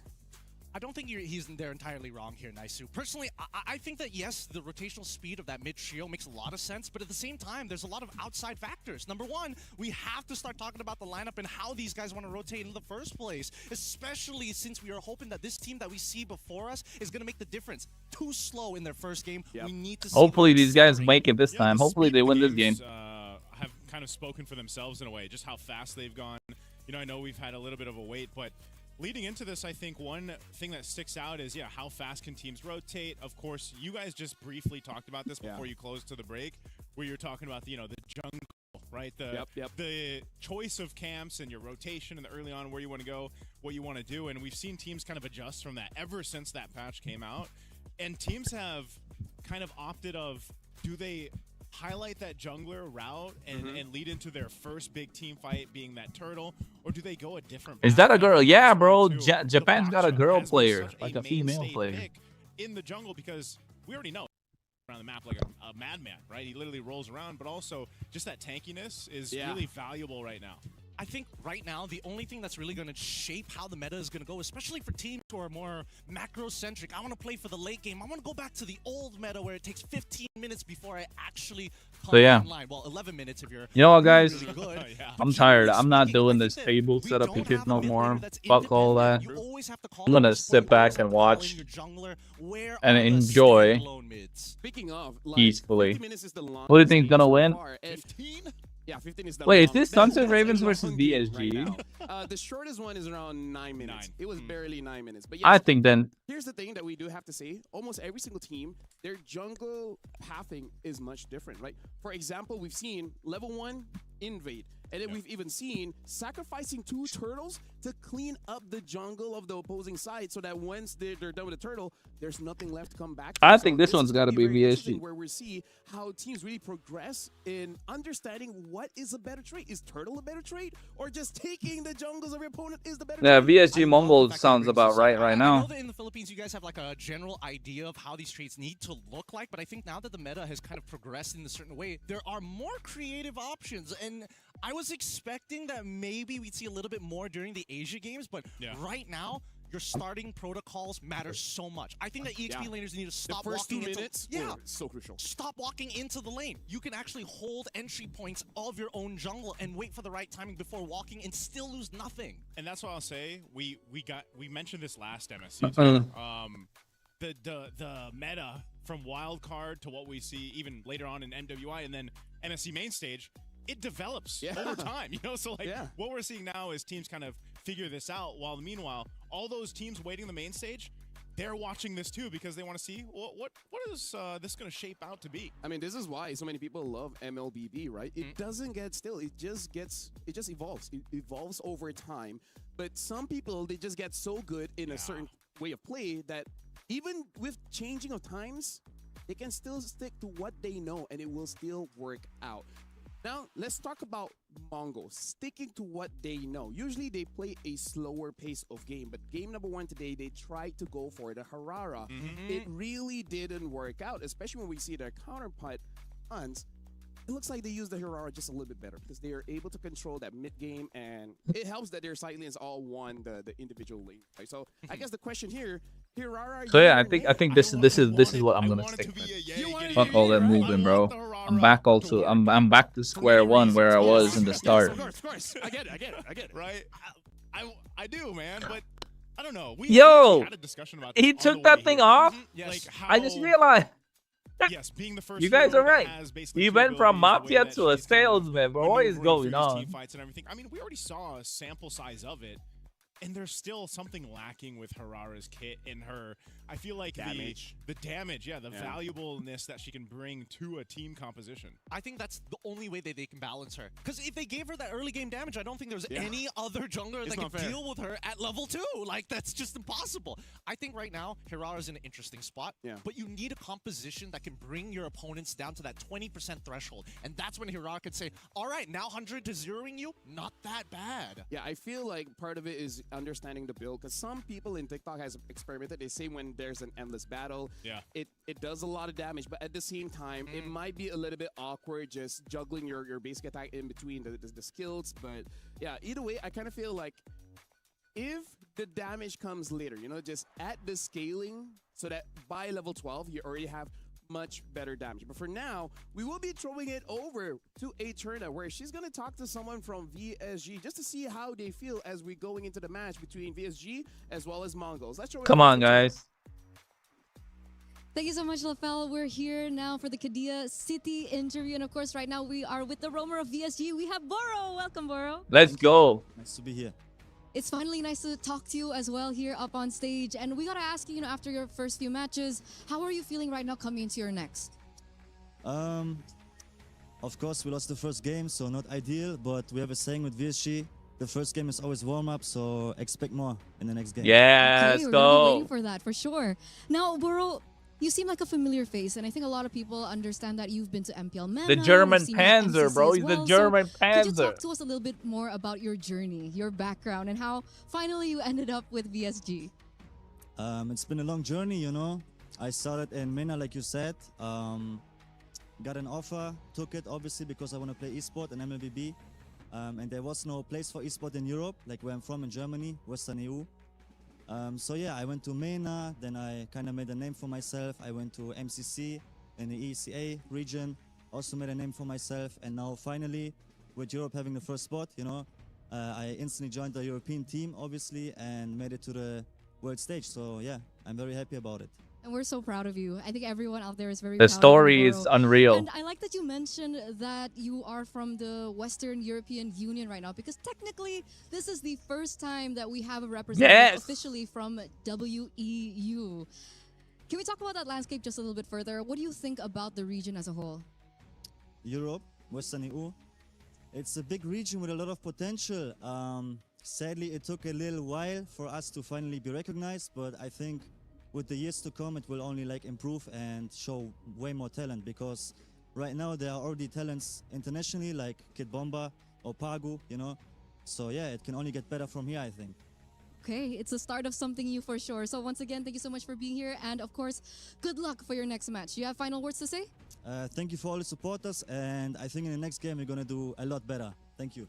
Okay, we're excited once again. Thank you so much, and we're gonna throw it over back to our casters.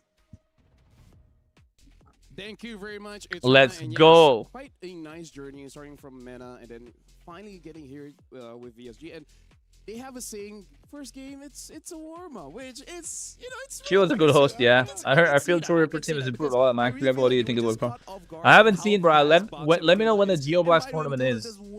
Too much damage. And I'll take a look at it. Appropriate amount of damage. I don't want it to be... She does more now, kind of, technically, right? Yeah, I mean, like, I love using Matilda, so I think she's perfectly balanced. No, she's so under the radar. Yeah, you know, like, undertoned. So weak. Oh, man. They need to shorten the cooldown of the guiding winds. Of course, that's it. And also increase the scaling of her ult as well. I might as well, right? Just give her more damage. Of course, of course. Make her first kill when she hits, she heals her team. Like, that will make it more fair. Speaking of, yeah, he said that, yeah, first game is going to be a warm-up. Going up against the Mongols, which I feel like both are kind of in the same mindset. Yeah. Like, we didn't start the way we wanted. So how is that going to affect them? Can I say something, though? Like, with the best-of-1 format in the wildcards, like we did last year, you know, it was just one of those things where we kind of expect these teams to have this kind of warm-up period. You just don't want that to carry over in your second match, you know, because it's like, get your one game in, get warmed up, but because of the nature of wildcards and how kind of brutal it is, you don't want to warm up too long. And I think so now for either one of these teams is really going to have to get that win and get things started because, you know, just after one day of wildcard being done here, eventually after we get these 4 matches, stakes are already in play. Oh, yeah. No, especially after, like, the start of the show, we saw what the format already looks like, right? Only one team is going to be able to make it to the main event. And I think that having a good day number 1 really sets you up for success. So, ideally, if they walk away 1-1, that is the best possible solution for either one of these teams. Yeah, I feel like you got to build on that momentum and you got to adapt fast. You got to learn fast because you're bound to make some kind of mistake, right? Either letting your opponent have a power pick or your rotation just doesn't really look that clean. Either ways, first day, the threat isn't super high. But like you guys said, as the week goes on, it gets real because one chance, there's just one chance for you to get that golden key for you to get to the main stage. The players are setting up. I'll set up too. I'll move my bed and shit. Try to beat I'm not trying to break my back now. Yeah, I mean, I can totally agree with this. Yeah, I mean, like, you can fight against those. They're like okay at best. Yeah, they're going to make a mistake at some point. They can fight against Vamos. You know what? Hey, they can fight against Team Liquid Philippines. That's another big team that people are going to be looking out for. Let him say that. Let's just stick to our region so that there you go. The cross region. You know? It's like, let's keep it simple. So when they say something, we understand what they're saying. Yeah. But either way, we're gonna be jumping into this game. Zigzor, do you guys feel like still going for the assassin or Earth Tank? Because I think they just need the momentum. Maybe just. Which, by the way, Hirara seems like a Mongolia thing because both teams pick up the Hirara. I feel like they have a rough idea what to do with it. It's just the supporting pieces that I feel like is very different. I'm not gonna lie, I feel like right now, especially looking at these two teams, the junglers have very separate ideas of what they want to do with the rest of the team. And I think that kind of hurts the draft in certain areas, but you can tell they are actively trying to play make. They are actively trying to put their opponents behind. And that's why I think Baxia is by far the most assassin player, you're a tank player. This is comfortable. I just moved all my shit around, put it back in the same place. Or no goddamn reason. For me to win, I just want you to lose. You don't miss the Harley at all?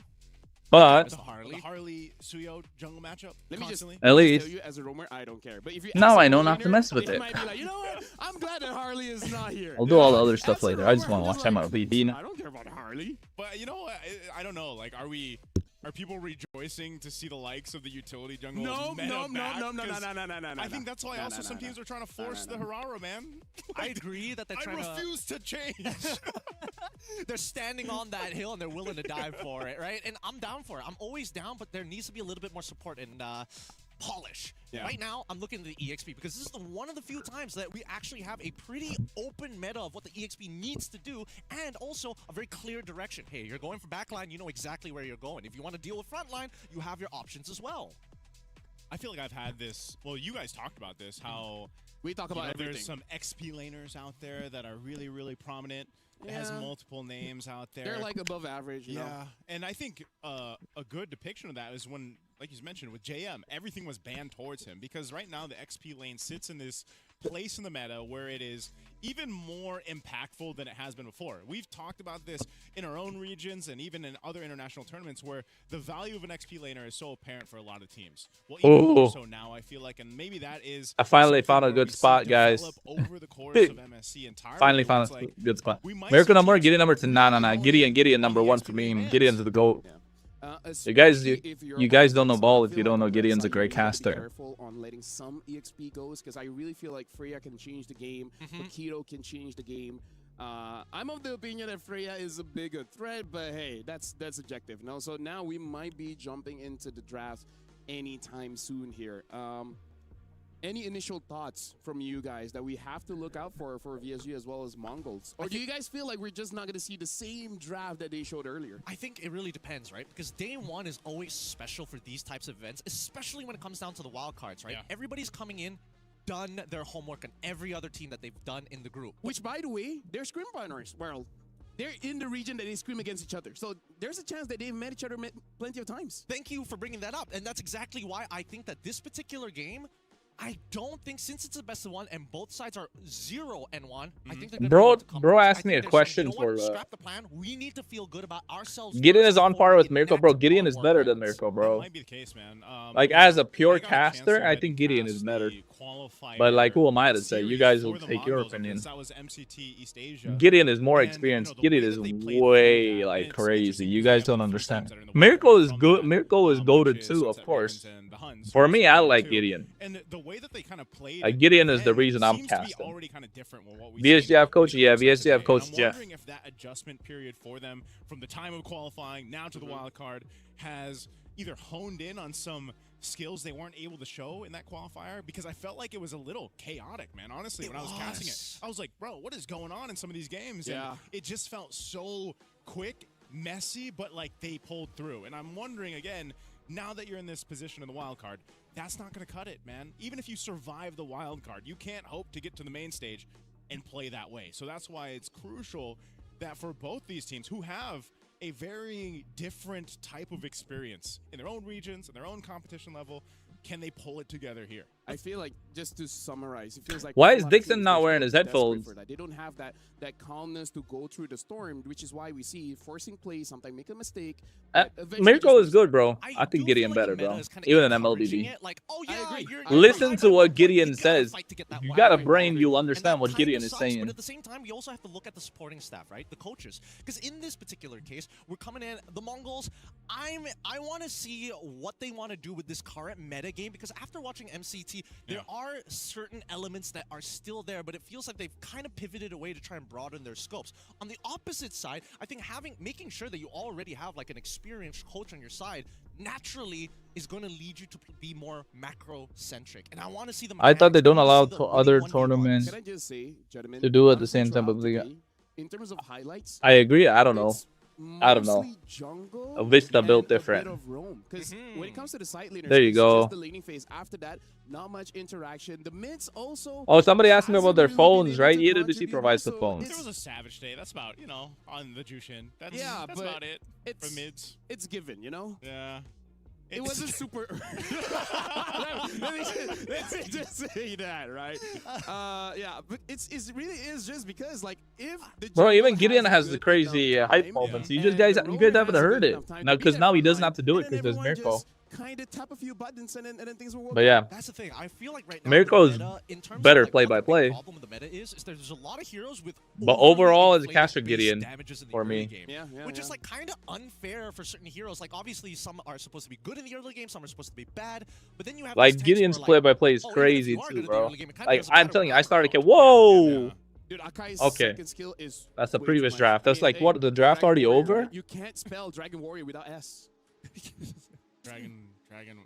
Don't worry, they were doing it earlier. Don't fall for this. There's no S. Don't fall for this, Nice. I've warned you. I'm putting it out there. There's a bear trap. It's gonna happen. It's like like what they always say, right? What do they say? You can't spell team without I. Yeah. There's no I in team as well. No. It's hidden. There's an I in team. Teach a man to spell, and he'll never be dyslexic for his life. I've been through this. TIM. I hate this. Bro, LaFell. Alright, so Mongols are first pick, PSG are second pick. Dangerous Grass will be the map that they'll be playing. Phobias as well as Boxia banned by Mongols, and now for VSG. You know, an Indian scammer got 6K USD off getting. No way. I don't know about that. Where's that? Send me that link in Discord. At least for VSG, they're gonna be like, okay, the last time we've seen this Atlas kind of ruin team fights, even when we have a lead. So we want to get rid of the tempo breakers out of here. I'm loving the Mongols getting rid of both the Boxia alongside with the Matilda. Setting up for the first pick as Zushin gets banned out. Ooh, and Freya instantly gets picked. By the way, shout out to KRONOS. He is saying Boro is the German Panzer, which is apparently like a shield or armor and something like that. So I'm looking. It's for a tank. Performing well, because so far it's a tank. It's a tank. In wildcards just yet. Just yet. Just yet. Just yet. And I think, you know, starting off by taking out what I feel like is an S-tier roam, that Atlas that has snuck up in the ranks over the course of, you know, weeks and months in our own regions. He's been part of the highlight reel that LaFell just mentioned, where these roams are getting these highlights because someone like the Atlas is so threatening with the Fatal Links. You take it out of the picture. Matilda, like we talked about, who needs more buffs, will be banned out here. But the answer right now for VSG, they'll go ahead and lock in the Claude and the Eve. These two heroes we've seen picked up in combination. Go to bro. I'm getting mentioned. Hopefully. I'm not gonna press further. I'm not gonna press further because I don't want to. Physical damage, and we'll see how they decide to come. Gideon made a stream. Yo, where is that, bro? Send that, bro. Send that link. I really want to know. LaFell is goated too. LaFell's crazy with this color. Like he says like some bogus stuff, bro. It's funny as hell. So many things to worry about, and they want to make sure they cover their bases. Eason Shin gets picked up by the Mongols. Haven't chosen the second character yet, but looks like Zixora. He just wants to go like one of his comforts back in M7 Wildcards, going for the Eason Shin. He also played it in MCT East Asia. One of his more successful heroes, I'd say. Comfort, and they'll build around it.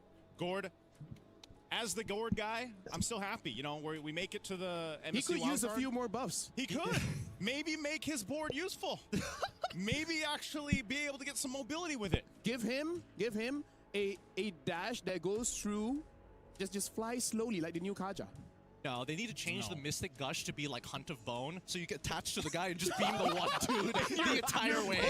Your board is hovering. Yeah, your board is hovering, and you can do 360s, and there we have it. You know what? Yeah, if you hit your first kill, you're just locked in. Yep. That would be the dream. That would be the dream. But let's come back into this draft, because right now, the scaling coming in from the Mongols is ridiculous. Like, this is nuts to have if they get a lead. But then we look on the opposite side, and I think that VSG, they have such a good foundation. Tank junglers are going to be a little tougher to bring out. True damage and as well as Trinity builds are in play. So I think they now need to start looking at winning lane matchups. Harley gets banned out. Pretty good for Eason Shin as well as the Gord here, and now the Kalia gets banned as well. Pretty good ban coming in. Oh, I thought Merco were good. Let me just say, Coach Jeff. All right, looks like he is just going let's look at our draft, right? You got Freya, Eason Shin, Gord, you got Cho, Claude, and Eve on the other side. Ruby's banned out, so you want to make sure the Claude and the Cho go in quite easily. Harley's taken off, and then apart from Harley, what else is there?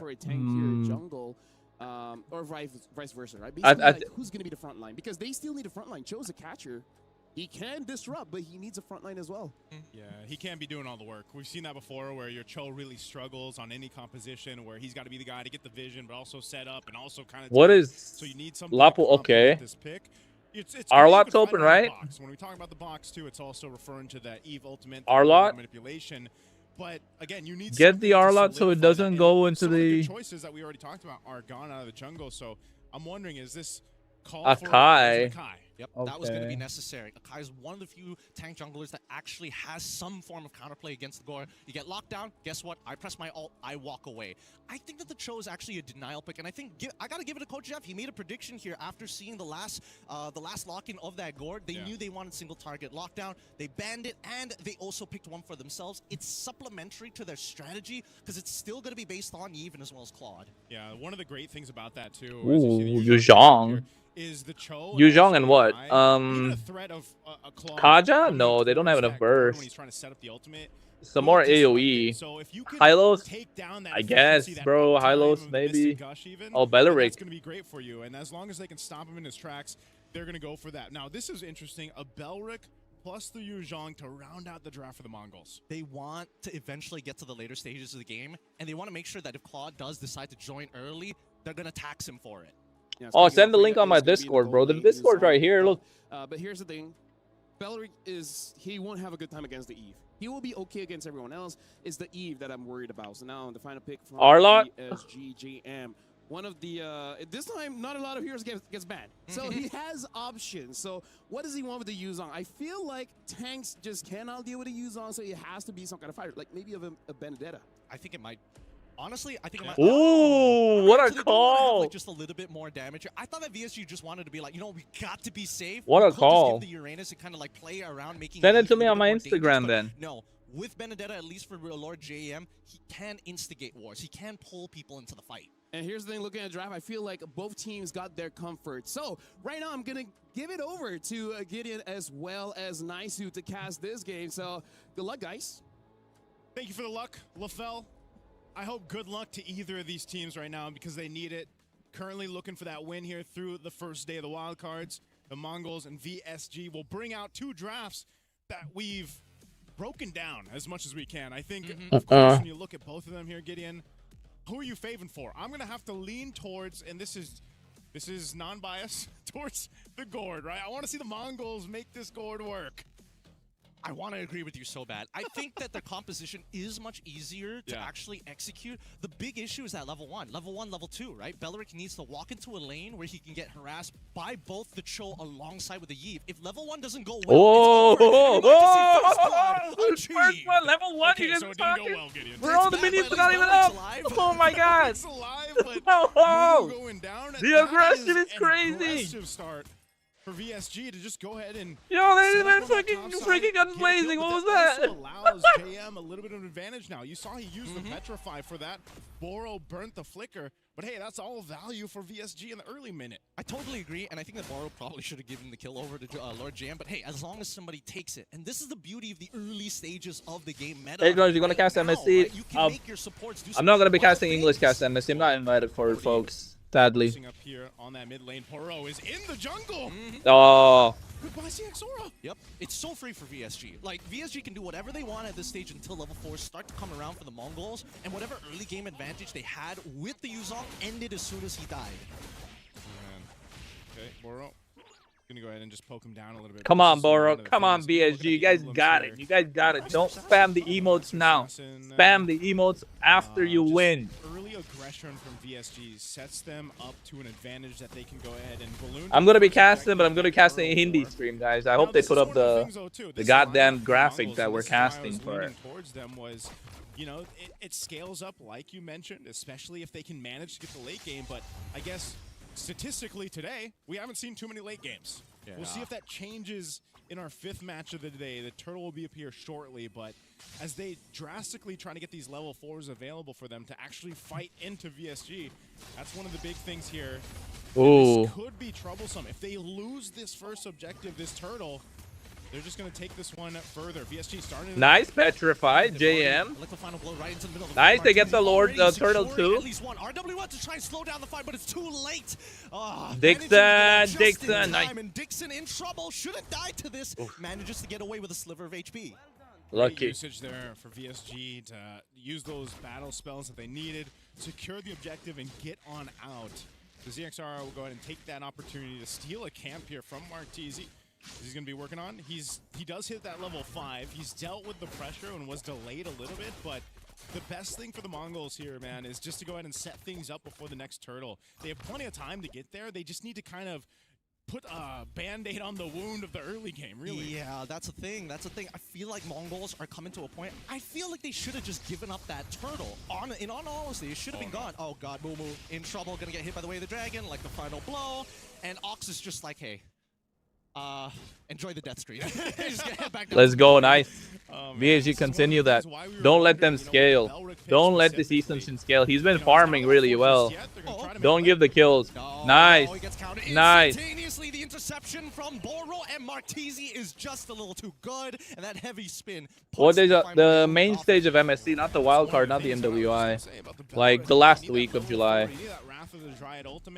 You really can't do too much before that, you know, you might get this little bit of a taunt with his kit, but you just fall further and further behind now. Look at this blade already picked up for JM. If his damage wasn't enough early on, now at this point, that's an early power spike for a Benedetta, and that's why it was picked up in the XP lane. You know, some of those more tankier picks we're used to seeing in the XP lane, now we see teams and players specifically lean towards some damage dealers in that XP.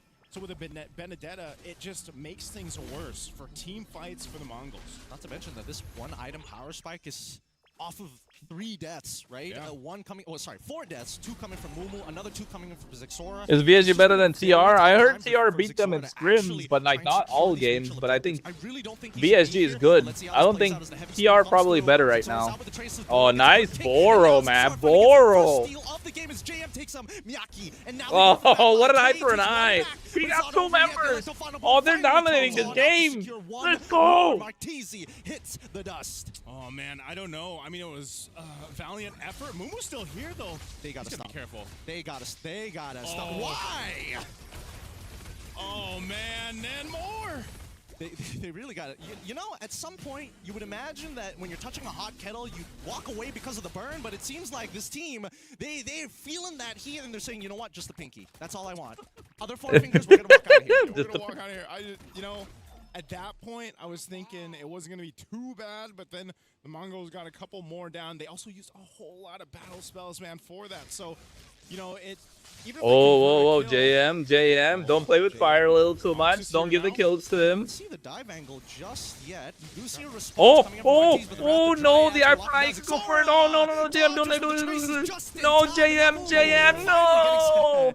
Ox finally getting some revenge. Yep, that was clean. Good micro there from Zixora. I thought he was going to go down. Oh, it's close, though. I thought he was going to go down. I didn't think he'd actually be able to make something happen without the flicker, but then JM just came back for the fight, ends up going down. So that is a sliver that Mongols needed to start the steps in the right direction to turn this game completely over. But Get K, please. Get him. Oh, nice. Valkyrie. Ox is here now, but no ultimate. Boro, don't do that, Boro. No fight that they're going to be looking for. They just want to set up 20 seconds from this turtle to come up. And I like the way that VSG is playing right now. They understand we don't necessarily have to get the kills. You just need to make sure we get your resources out. Because when we come to the turtle, so far Mongols have continuously said, yes, we will contest you, even at a disadvantage. And that's perfect, because now VSG can really fine-tune the planning to intercept them or get the battle spells early. Yeah, this might be what they're going for. Again, Boro could go for a pick before the fight even breaks out. Turtle is up now. Jigsaw are going to go ahead and grab down this bottom camp, but it's just going to be over to VSG, man. Not even giving the Mongols a chance to contest that last turtle, but they want to fight. Wrath of Dryads. No, JM, don't die. Nice. JM makes it alive. What an RWM, but at the same time, Blazing Dude's coming in. No, they got the damage. They got the Carby. Let's go. Mark TC goes down. That's fine. Boro's there, though. He goes in. Look at that. Nice knock-up. Oh, JM is cooking. Boro, bro. MVP. Zixora gets out in the nick of time. 4 down for the Mongols. A tier 1 turret in the mid. VSG just got everything that they wanted and more. The rest of the team is going to come up here, but man, VSG is controlling the map. Talk about JM, the way he maneuvered around that, stayed alive, came back, got a kill, and allowed his team to fight. Oh, Mongols, they're angry. They want to fight. Nixon's in trouble. He's got no more mobility left. If he gets hit by any CC, he's in trouble. But luckily, he's got the rest of his team to actually go for the peel. We don't see any nice. on the opposite side. It's just not worth it for one man. Yeah, this is very disciplined of VSG, the way they've been playing this game in comparison to what we saw in their first match of the day here in day 1 of the wild card. So it's Mongols still. It's nothing drastic. Like when you're looking at in terms of gold, can they get back in this game? Surely they can. And it starts with setting things up into this first Lord once it comes up in about 40 seconds. If they Carby no boots yet. That's crazy. Turret, get some space to work with and get in position that they need to fight for the objective. That's one of the main things, though. We haven't seen a big objective setup from the Mongols. Oh. They're trying. RWM here. Dixon. Oh no. Zectora, get him. Get Zectora. Nice! He's already cut him down. He's found one. No, Mumu Marquis. 16 seconds left on the clock, and unfortunately, nice. losing a jungler here. JM. Petrify comes through with the Oh, JM so clean. Get out, get out. Don't give K anything, Carvey. Nice. Carvey, no, Carvey.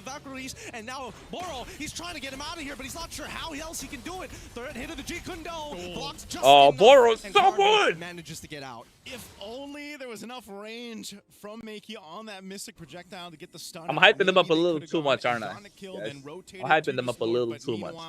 BSG will be able to go ahead and get this reset going.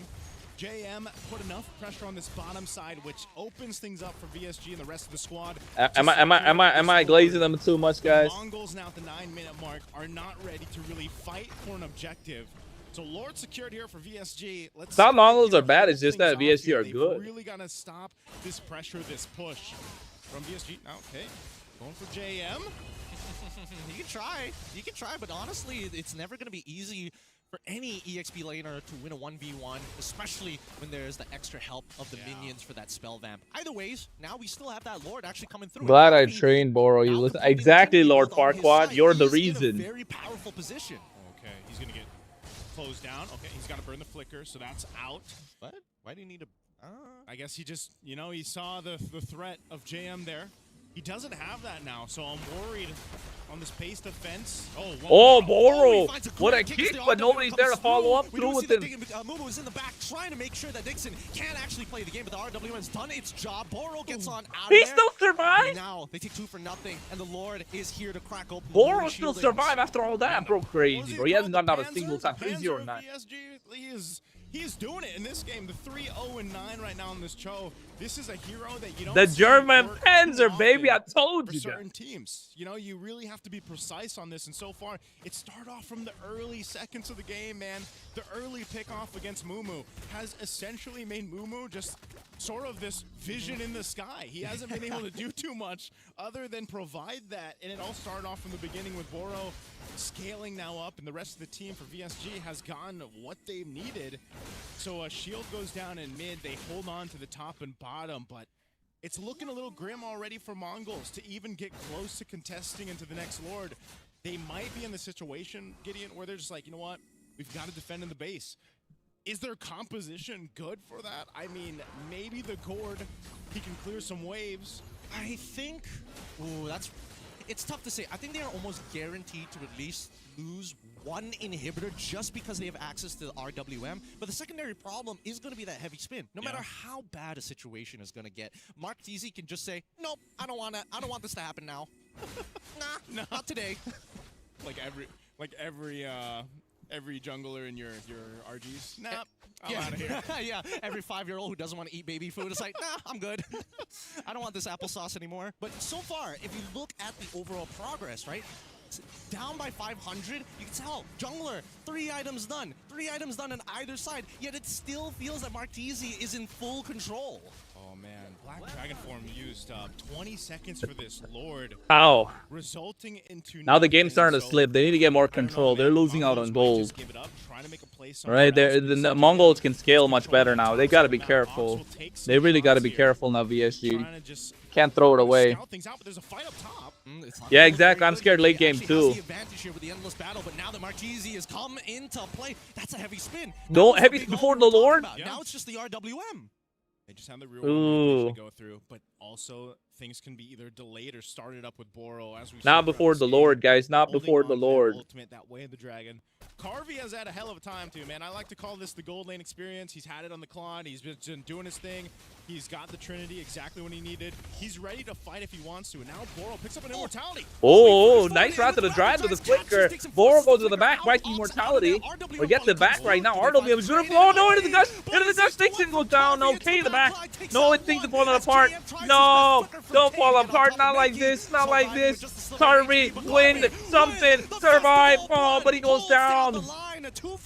Oh, they messed up, bro. What just happened to VSG, man? I mean, I thought they were going to go for that fight, go for the Lord, but instead... He mispositioned himself. Mongols, even down as much as they were, they still show some fight in them.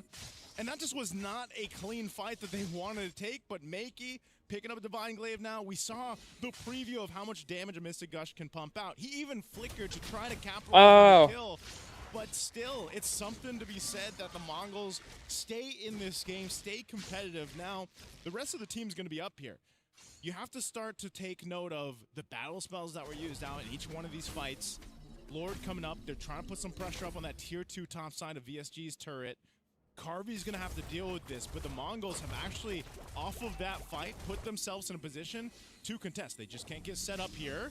Makey, oh, no, the Petrify! Petrify miss, Petrify miss, not like this JM can't get out. Lord JM tries, and is still going to recuperate, but that's shut down! How did that Petrify not connect? Hey, man.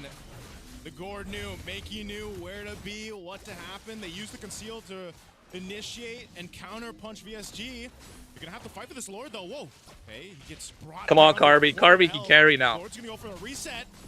Bora Immortality's pop. Oh, Carby the back. Carby the back. Go for it. Please get out. He gets him alive. K, reach him. Oh, yes. K next to fall here. Good response from VSG. VSG. Carby, bro. Managing the shape of their fights. Oh man, I'm so surprised Carvey survived there too. He picks up a winner crown. They brought themselves. Whoa, CXO up! Yep, he scaled 100-0. Carvey. I mean, I guess we got to look back on who we're deciding on the MVP is going to be, because goodness, I can't tell. So that was the XR saying yes, he would like that applesauce. Ah, thank you. Sorry, 1 applesauce for me, sir, please. Extra mashed. Thank you very much. And Carvey picked up the winner crown, by the way, but I don't think he was expecting to get blown up like that. Well, to be fair, he didn't have his he didn't have his Purify, so he got stunned, and now Lord GM attempting round number 2 this time. Nice, gets the big shutdown. Connects as they take down Zixora, shutting him down, and now the counterattack coming in from the side of the Mongols. They try their best. The Wrath of the Dryads is only so good for so long. What a gush, bro. What a gush from Makey. Desperately chasing ball, flickering forward, taking him down, shut down for K. Man, maybe now they're picking unnecessary fights. Why? Why are you throwing? They caught up in gold now. Play the map. You got the Lord. An advantage to work with. They have pretty much dissipated that 3,000, 4,000 gold. It was 5K and then they made it 3 and then now it's even, bro. They're giving me a heart attack, bro. Why are they doing this? Why are they throwing the game? On this Benedetta, whether he's pushing on offside of the map, or just freaking take the Lord to enter these fights. But they've definitely given themselves this opportunity now to either choose. Bro, not like this. Even the long lane's pushing in now. We actually fight for the objective. It seems the better thing has been just to go ahead and go for fights. It seems like that chaos style of gameplay right now the Mongols showed in MCT East Asia is working for them here, at least in this matchup against VSG. I think right now the game is about desperation. Whoever's more desperate is going to lose this, and VSG just need to stay calm. As much as Mongols have now truly enough damage to win these fights, if they can just wombo combo together, I think that VSG, Harvey has been showing some really good blazing duets. Yeah. He just needs to walk alongside Lord JM. Their interception, their initiation, if they can get that down, I think this game is done. No, forget the top side. Forget it. Just take the Lord. God damn it, they got the long lane pushing in. Don't let them play you like that. Oh no, JM's taking too much damage, so bro's giving a heart attack, bro. Shocker up there available. Ox holding it down as long as he can here. Oh, he drops the Wrath of Dryad. Heavy spin already. But he didn't do it. Nice RWM. Trying his absolute best, but now the backline getting attacked as K takes out JM. He's gonna give his life up nice. To Carby. Like they got the Lord. He's secured and his Sora is out. Man, that was really messy. But really difficult to tell who truly was actually getting an advantage. Both sides, you could tell. They both wanted the Lord, and then they both decided to fight, and then they realized, you know what, let's go back to the bro, VSG giving a roller coaster ride for all his fans, at least. Where it's like, but I will say, amidst the chaos, where I feel like the Mongols really thrive. No, Dixon, no, that's the oh, he flickers for it too, bro. That's gonna be another hit onto Dixon. Man, the death timers are getting long. Yes, sir, and that's a tier 1 falling down mid at tier 2's. Not like this. Next year for VSG, desperately trying to hold on to these base turrets. They've controlled the pace of this game. We've entered the longest game so far for MSC Wildcard Day 1. approaching that 18-minute mark, but they've got a Lord. They threw it away. They threw it away. These base turrets of VSG. They had the game. Again, the Mongols thriving on this chaos that they like to bring to the table. Why? Mystic Gus just kind of thrown out there, just saying, "Hey, I am a threat." He'll have it back up here in a bit, but the Lord is going to go ahead and punch into this turret. Oh, no, not like that. Not onto Carvey. No, Carvey's gone, and they're fucked now, bro. This is GG. JM, get the back line. No, they win their crown.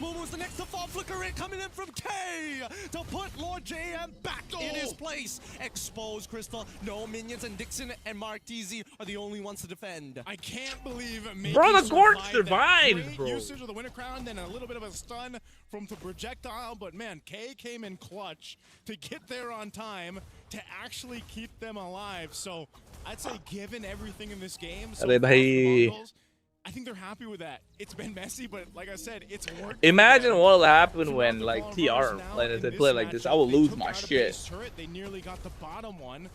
This is where they want to be. This is, I feel like, where the Mongols thrive the most in competition. They've already downloaded the information that they need, and now VSG just can't do whatever they want. Yeah. Without their advantage, these picks become less valuable. Now that we're in the later stages of the game and a missing inhibitor on that top side, luckily the Lord is spawning on that side. Brother, you have to remember too, if our viewers out there missed the initial set into the game, Mumu got ganked. He died early on, and that's usually when teammates are like, all right, GG. they type GG right away. That would have been me. Yeah, he has it. Mumu has now been able to provide enough value. Make has plot armor. Felt like it. JM missing that pick onto Makey. It started to get to them. They need to catch him again, but then that could be the end of the thing for them. You talk about how the Mongols have downloaded that style. VSG has to respond. Are they trying something new here on the bottom? Yep, they went for the conceal straight into the way of the drag. Oh, nice. They baited K into it. To get out of there, and Boro's like, it's okay, brother. It is my time. Yep. It's my time to go. Oh, man. Meanwhile, Mumu doing his thing. Just being a distraction. I think he's just being a distraction. It'd be nice if he had that, if they decided to take the Lord, but you know what? He still got the Petrify. I don't know. I feel like right now everybody's a little jumpy, you know? Everybody's like pressing their buttons preemptively. Yeah. I think that Makey has to be the most patient. He needs to target out Martese until that heavy spin. No, I can't give the Lord. You start switching your targets. Oh, man. Nah, just GG. GG. The VSG lost again. Turtle up into the base on the defense. They know they have a composition that should favor them in terms of base defense. They can fight around utilizing the real world manipulation. They've got an Electro Final Blow and a Blazing Duet, so they have everything they pretty much need to survive this next base push. The question is, will the Mongols... They had the Petrify, so they thought they could get the Freya. Because, again, it's been a course of... But the Freya's not the problem, it's the Gourd, but the Gourd was the one that they were not able to take down, so they game plan and then kind of there. So Lord, and this is a tough one. This is an evolved Lord. It's going to be making its way up top there. We'll see how the Mongols play this around. They're going to go ahead and try to even out these waves a bit, push down that bottom, get the turrets at least opened up of VSG's base. So we could potentially still we have a good wave clear, though. VSG's got really good wave clear, though. It's a matter of if the Mongols really lets them. And Immortality is going to come into play for JM. He's got to kind of be a distraction in his own right, but also has enough damage here. Oh, man, JM, there's the Lord. They got to work on this, holding on to these turrets. Mumu's sitting up there up top. That top brush, Lord will be worked on, but the turrets are gonna fall here. The next waves are the problem. Seal gonna be used. Mumu trying to make a move. Oh, he actually petrifies Martese here, but where is the Mystic Gush? Where is the full combination? And now the response from VSG, RWM, Electro Final Blow is out. This is an opportunity here. Makey still has his ult. It's just Carvey. When is he going to unleash his ult? When is he going to get into this fight? They can't seem to get the angle down. They're focusing all on that wave clear. And finally, they find one into Mumu. Nice, into the Gush with the Winter Crown too. Nice. Good defense. Sure if that was the cleanest way to approach the base push with that Evolved Lord, but maybe for the Mongols, they got the base turrets down. They're happy with that for now. They sit on this lead in terms of map presence that they have, but you know, VSG held strong. They kept it together, and they'll keep themselves into this game. I think that this game is really showing that the meta punishes your mistakes. That's why a lot of the players are so antsy, right? I thought they have good scrim results in Indo training. Yeah, they do. They do. Go bad, especially with the lead that VSG initially had. I think they overheated, bro. They got overexcited. Clearly, they're playing better than the Mongols. Early game, mid game, and late game. It's just that they threw in the games. And maybe adjust in their composition. Yeah, right now VSG just trying to get some space back again. The Lord's going to be up here in a couple seconds. Clearly, they're the better team. It's just they're throwing. They're overheating, like they said. Like, oh no, nice. Nice, petrify. No, no, no. He gets it. He gets the what? No, they don't, bro. What, Carby? No, we did not win it, bro. Let's go into the guy. Alive, Dixon dead. Boro and Martisi try to disengage. No, why did they do that? To chase them down. Bro, you have the game. That should be the game. Oh man, I'm not sure what the call there was to start a fight. Maybe they saw an opportunity, but this is the Mongols in the base. Unbelievable. An unbelievable turnaround game. VSG had everything, and now the Mystic Projector and the Gush is out. Boro is down, and that's finally the first win for the Mongols, turning their score 1-1. What a throw, bro. What a throw. Mongols deserve that win after the early game pressure. They earned that shit. They don't deserve. They earned that shit. Mongols earned that game. What a throw from VSG. But hey, the Mongols make it work. And like I said, I think that's really where they thrive. And maybe that'll be enough to get them another win in their next matchup. But right now, this is a little grim for VSG sitting at where they are in the current standings. Yeah, unfortunately for both of these teams, as you can see on their faces, yes, a couple of smiles, but nothing really truly excited to be about. There's still more games, and the way that they won, and unfortunately for VSG, the way that they lost, it's going to leave a mark here. They're going to have to reset for later. Yeah, that was tough, man. I mean, again, I feel like what a throw. You know, with part of that game. Yeah, and sometimes it hurts to be right. Yeah. Because just now talking to Mercury and Brigida, we're like, oh, this is going to be the long game. And it was. And in the pre-show, we did say that it feels like for the teams here, they're playing with desperation. And that's what we saw coming in from both teams. And that's the best way to describe that very last play, right? They saw an opportunity, but yeah, bro, I'm watching them and they showed on season 3. If we make the decision fast enough, they won't be able to punish us. Unfortunately, that's not the case, right? They went in, some miss abilities, and then it's just like, yep, you're just vulnerable. You're gonna die there. Yeah, it's even a Claw walking straight into that Mystic Gush. Yeah, he walked. That was terrible. Why did he walk straight? That's why I was like, you used the winner crown earlier. You didn't have to go in. So really JM went in into the goal back. He's gone back to the electrifying blow. Like, let's go in without all of these things into this fight. You know. Unnecessary throw. It was a clean game for them, bro. They warmed up. They played super strong and then cooked, bro. Of experience, it really just goes to show that there are high stakes in the game itself, right? This early game coming up for VSG, so good. Initially getting the first blood on that top side. It all fell down when they couldn't get that gourd, and then they started getting desperate, bro. He's really great at counter jungling with the rest of his team. I think like Zixora was always down, like almost trying to get a level above him. Yep. But in terms of raw gold, like Martisi was doing phenomenally well. Yeah, he was, man. I mean, throughout this game, I feel like VSG, it was supposed to be theirs. I mean, the way that the early pressure was established, Carvey having a hell of a time, man, just farming up, locking in the Trinity early on when he needed it. Why they fucked around too much, bro. They didn't want to take the Lord. They wanted to fight. Why? They could have just taken the Lord. Honestly, they could have just taken the Lord. For a few years now, and some professional players have been through this phase where they know just because you can do it doesn't mean you should. Yeah. Right? Exactly. You get that experience to know that if I go in and I get one kill, what are the chances my team gets wiped out, right? That's just something that we've experienced. I don't know, group stage draws are not out yet. He didn't even have stacks, man. I mean, like, Carvey wasn't stacked up at all. Oh, yeah, true. Like, he was, you see how slow he was approaching the fight? So I think it was just, they weren't ready to fight. They forced it. I think that Carvey kind of forgot how much damage Makey does on the all, because it's like, oh yeah, I just need, once he's full stacks, then it's true damage. Yeah. No, it's high base damage. Yeah. Don't take it at all. No, I mean, I think he was saying that the Claw didn't have the stacks with the Art of Thievery. He didn't have the Art of Thievery, too. Because his movement speed and attack speed was a bit slower. I totally agree with that, but he also had Purify. Yeah. In a lot of situations, like, okay, you see the gourd, how does it work? Okay, he's got to land one, and then fucking most people shit. forget that the 2 still hurts even if you don't hit one. No, VSG not out. I mean, this is just one of those situations where, like Nice who said before we start the game. No, bro, that's the thing. VSG are good. They play really well. We saw they played the game. They played the better game. It's just they threw it so hard that Mongols say you're throwing the game. We'll take it. Well, if you're giving the game away, we will take it. That's all it was.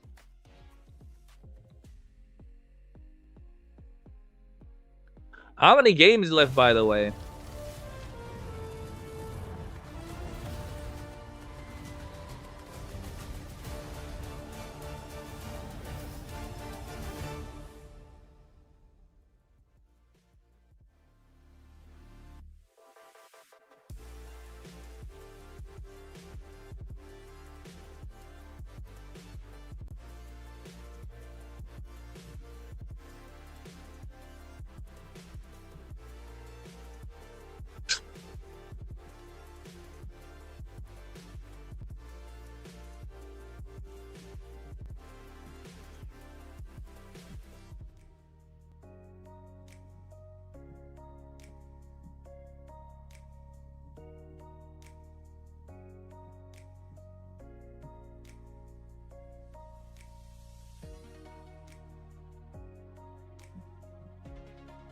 I'm pissed, bro. I'm pissed.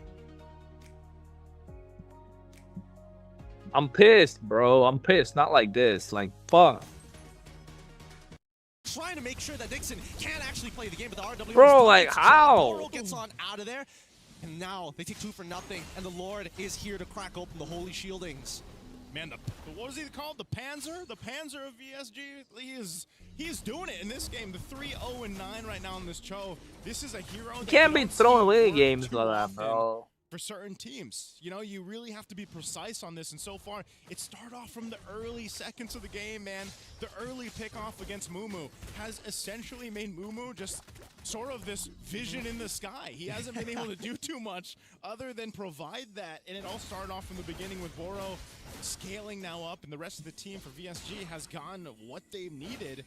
So a shield goes down in mid. They hold on to the top and bottom, but it's looking a little grim already for Mongols to even get close. Bro, like 10 minutes in. But it's looking. Do I make a video on this?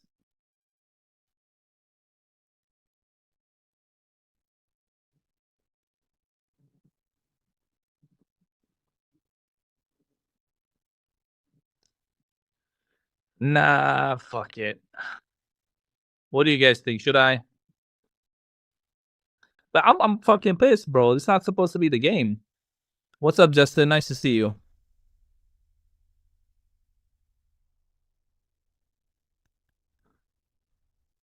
They can't be fucking doing it, bro. It's just annoying, bro.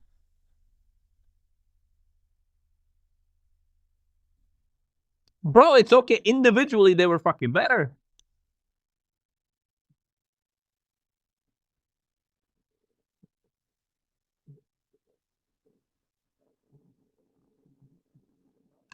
Bro, like, it's annoying, bro.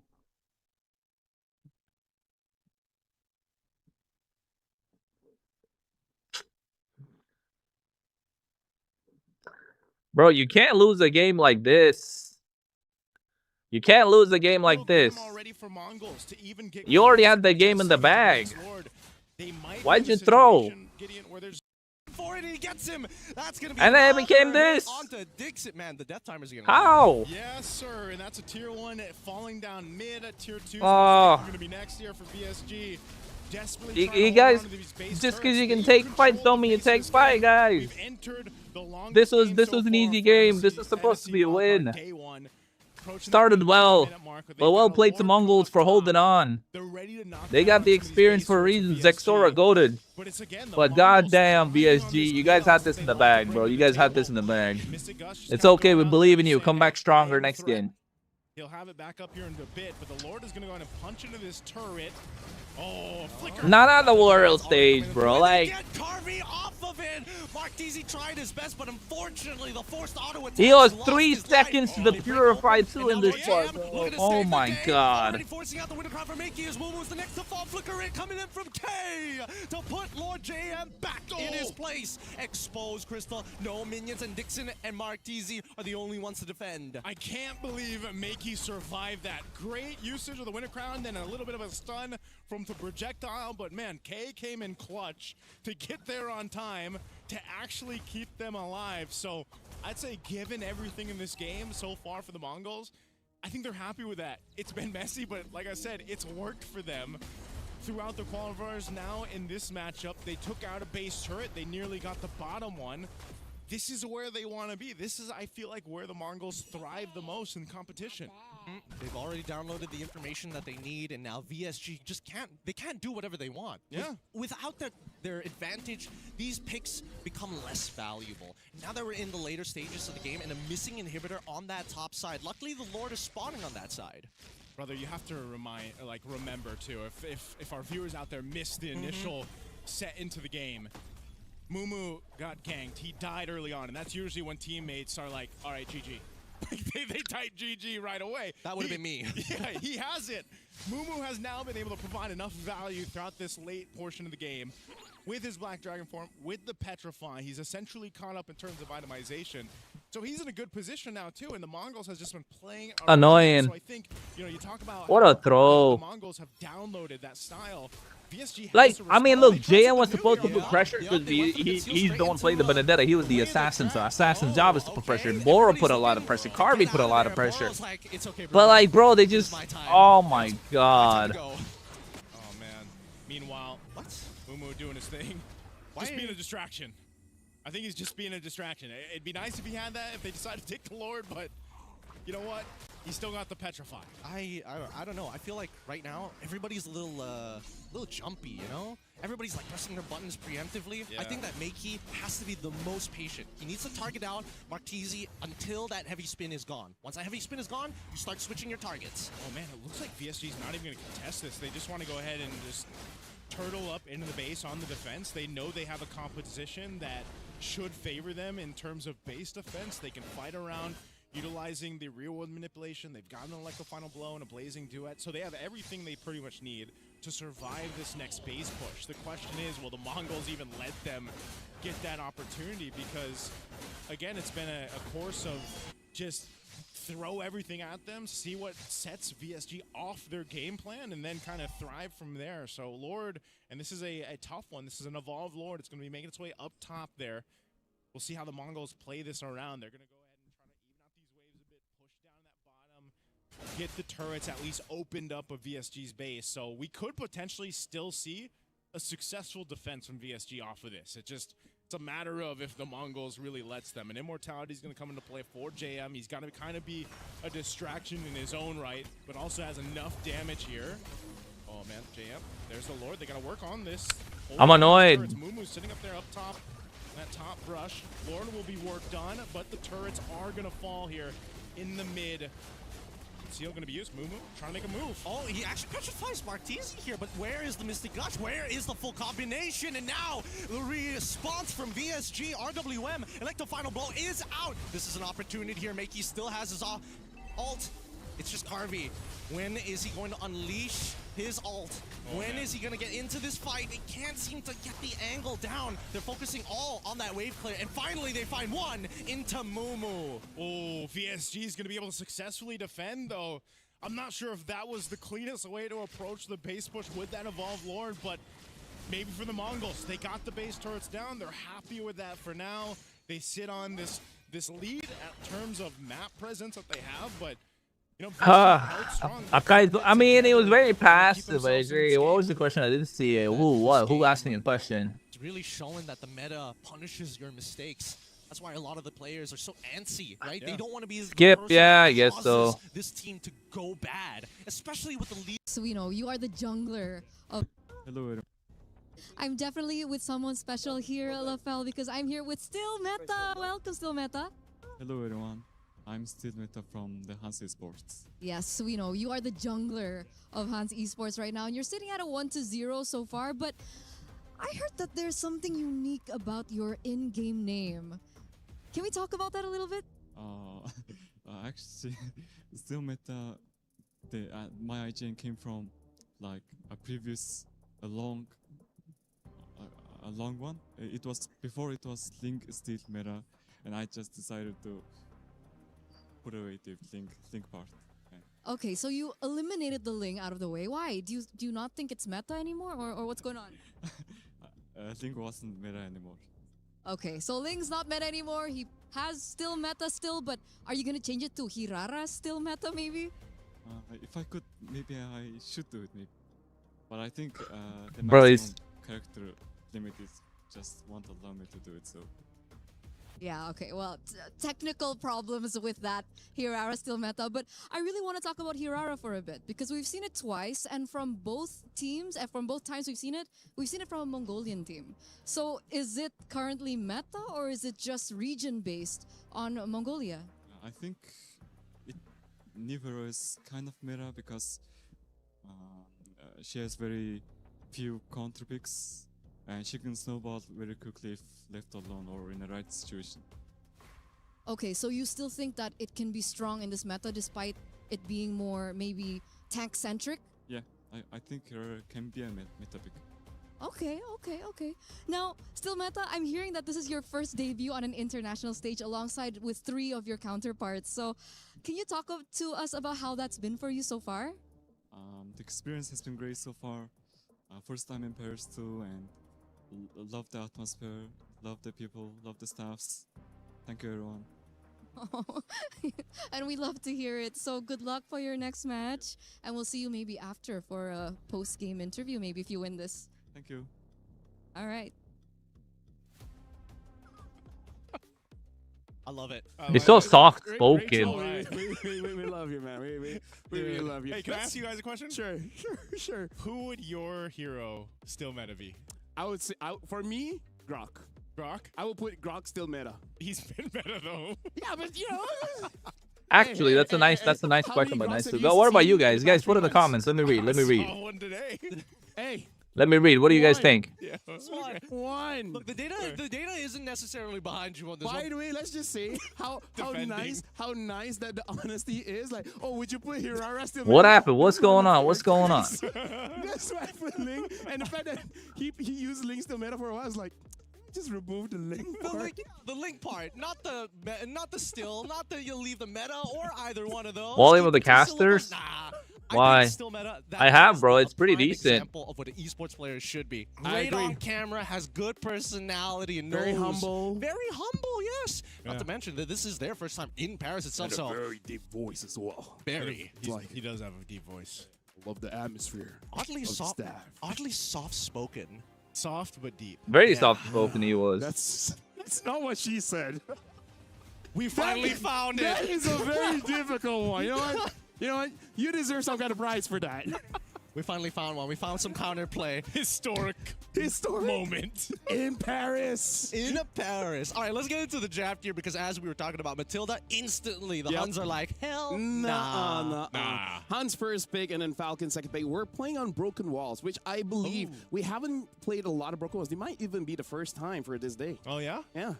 Man, eventually we're going to have to There's been a lot of dangerous grass. Yeah, we're going to have to get a stat for that, you know, by the time we get towards the last couple days of Wildcard. I just use my brain and my intuition. Both can be wrong, but with confidence, people don't care. Yeah, the Huns are good. Like, God damn it, I gotta actually look at the game. But I don't think Huns are going to be Falcons. Bad, by the way. Very good. It does not scream meta, which, by the way, it looks like Paquito or Freya might be left open. And I think that Paquito's got to get... Oh, my volume's a bit low. Okay, yeah. That's because I don't have a mic. That's why I don't increase. Don't you think Alpha Cell will have pressure? Yes, Alpha Cell will have a lot of pressure tomorrow to deal with. But you don't stress about it too much, too long. I think it only gets worse at this point if we do see the Phoveus end up getting banned out here, but it's looking really, really scary. This is one of the few times that we're seeing quite an open draft overall just because of this Hirara and Matilda ban. That's respect, basically, and that's, you know, imagine in day one, it's like you've already got this amount of kind of stats and knowledge for these teams competing today that is going to dictate the draft here, that Jushin will be banned out. So that's going to be taken care of. And now for this next portion, let's see where we end up going here. Last ban will be the Freya that Team MENA wants to take out Team Falcons. Now first pick priority on the blue side. Where are we going here? How many games left after this, folks? Atlas as your first pick. What a different opener. Okay, it's been picked 4 times so far here at the Wildcards, but it is a big game changer, especially. Now, here's what I find very interesting. During our regular season, prior to the patches, we saw Atlas starting to come up and resurge into this meta. And it's only because the Jushin was such a big problem. And then I think, you know, most people started to figure out, hey, Jushin is actually more situational than she is a must pick. Is this the world we're in now, where Atlas first priority blue pick? I think not. I think this is just an outlier. Because I feel like maybe it really is just because there's not a lot of roam picks for the Huns, right? I mean, like, there's a lot of roam picks in general, right? We got the Cho, we got, say, Gata, we got Belric and everything like that. But specifically for them, maybe they do have a bit of an issue in the roam pick, in the sense, like you said, nice, not everyone can use the Cho. You really need that precision. Yeah.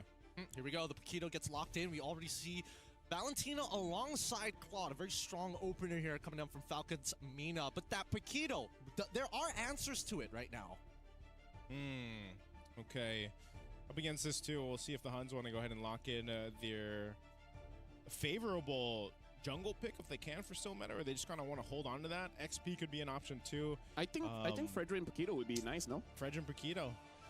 And Atlas. You can catch the Claude with the Fredrin. Yeah. Pack or plus. Just be yeah, there you go. Just one shot him with Paquito. That's all you need. Yeah. There's Paquito. And have 2 just very good looking guys with a squid machine. Yeah. Fair enough. Fair enough. I had to think about that for a moment. I was like, should I give this to you? Yep, you're pretty accurate on this. And overall, when we look on the opposite side, I think this is the best response that they have. Oh, you're going with this big counter engages. Oh, you're looking for these big engages. Heavy spin, always going to be a good answer. And you even have counter engagement when you see that Valentina start stealing some big ults. Yeah, I miss the days when it was Hurricane Dance, but you know what? That's neither here nor there. Really, you want to say 1,000-pounder every single time you see body Dude, slam? no, I do like that. I do like that. 1,000-pounder is great. 1,000-pounder was great. Yeah, what do you mean? That is like at least top 10. Yeah. Top 10? Yeah. Skilled it, yeah. Okay, all right. We'll go back to the worldy days. Worldy! That's also not bad. That's also not bad. I was going to say, it was fun to shout worldy. It wasn't. Bro, Netherrealm. Okay, I think that one's fair. All right. Yeah. These guys are tripping on the desk, bro. They're tripping on the desk. Every caster in the world will be when they change the way of the dragon. Oh. That cannot be changed. Yeah, that's too much. That's Blazing Duet cannot be changed. I was going to say, Blazing Duet and Way of the Dragon are probably the two. You can't change it. Yeah. You can't change it. For sure, for sure. But look at the second half of the bands, right? You know what they can change? What? Incandescence. Incandescence? Incandescence. That's Gushin. I'm okay with That's changing Gushin. that. You gotta change that name. I agree. You know what I would change it? What? Dash again. I think that's what they should change Arlet's vengeance. That was crazy. He's talking about Gushin, all incandescent, and they're like change it into Dash again. With a battle spell. That was great because I messed that in play. I'm always like, incandescent. There he goes.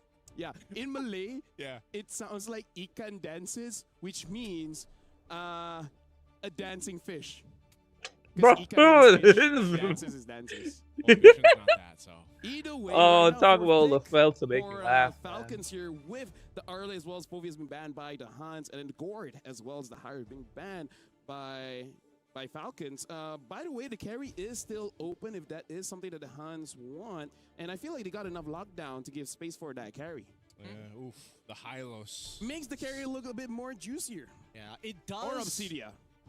It does, but at the same time, I think that the Glorious Pathway is just a means to kind of slow down the Huns, right? It's. I feel like this is more of a battle of tempo than anything else because there's very clear indicator on who's holding the gun and who needs to pull the trigger. Yeah, well, the Team Falcons knows that the Huns like to play that. That's why I was saying, you know, this chaotic kind of play style that Mongolian teams show, the Huns thrive in that too. And based on the first 3 picks, they would like to fight. So if you want to slow them down, whether that's with the Glorious Pathway or any of the other tools that you have, for Team Falcons, it works great. Last 2 picks, though, it's not going to be the carry. The Mozkov comes through. They'll take some utility themselves, working with that real-world manipulation as the Eve is also picked up. I kind of want to see the Yu Zong. I'm not sure whether Falcons has enough practice on that.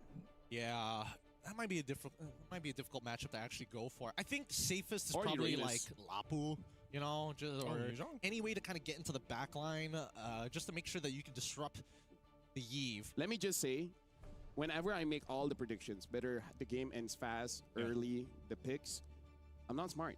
I really am just that lucky. Which, by the way, fun fact, my name means lucky. Speaking of, we're gonna jump Oh, into wait, the that's game. nice. I didn't know about that. As well as Naisu have some of my luck. Maybe the game won't be that long.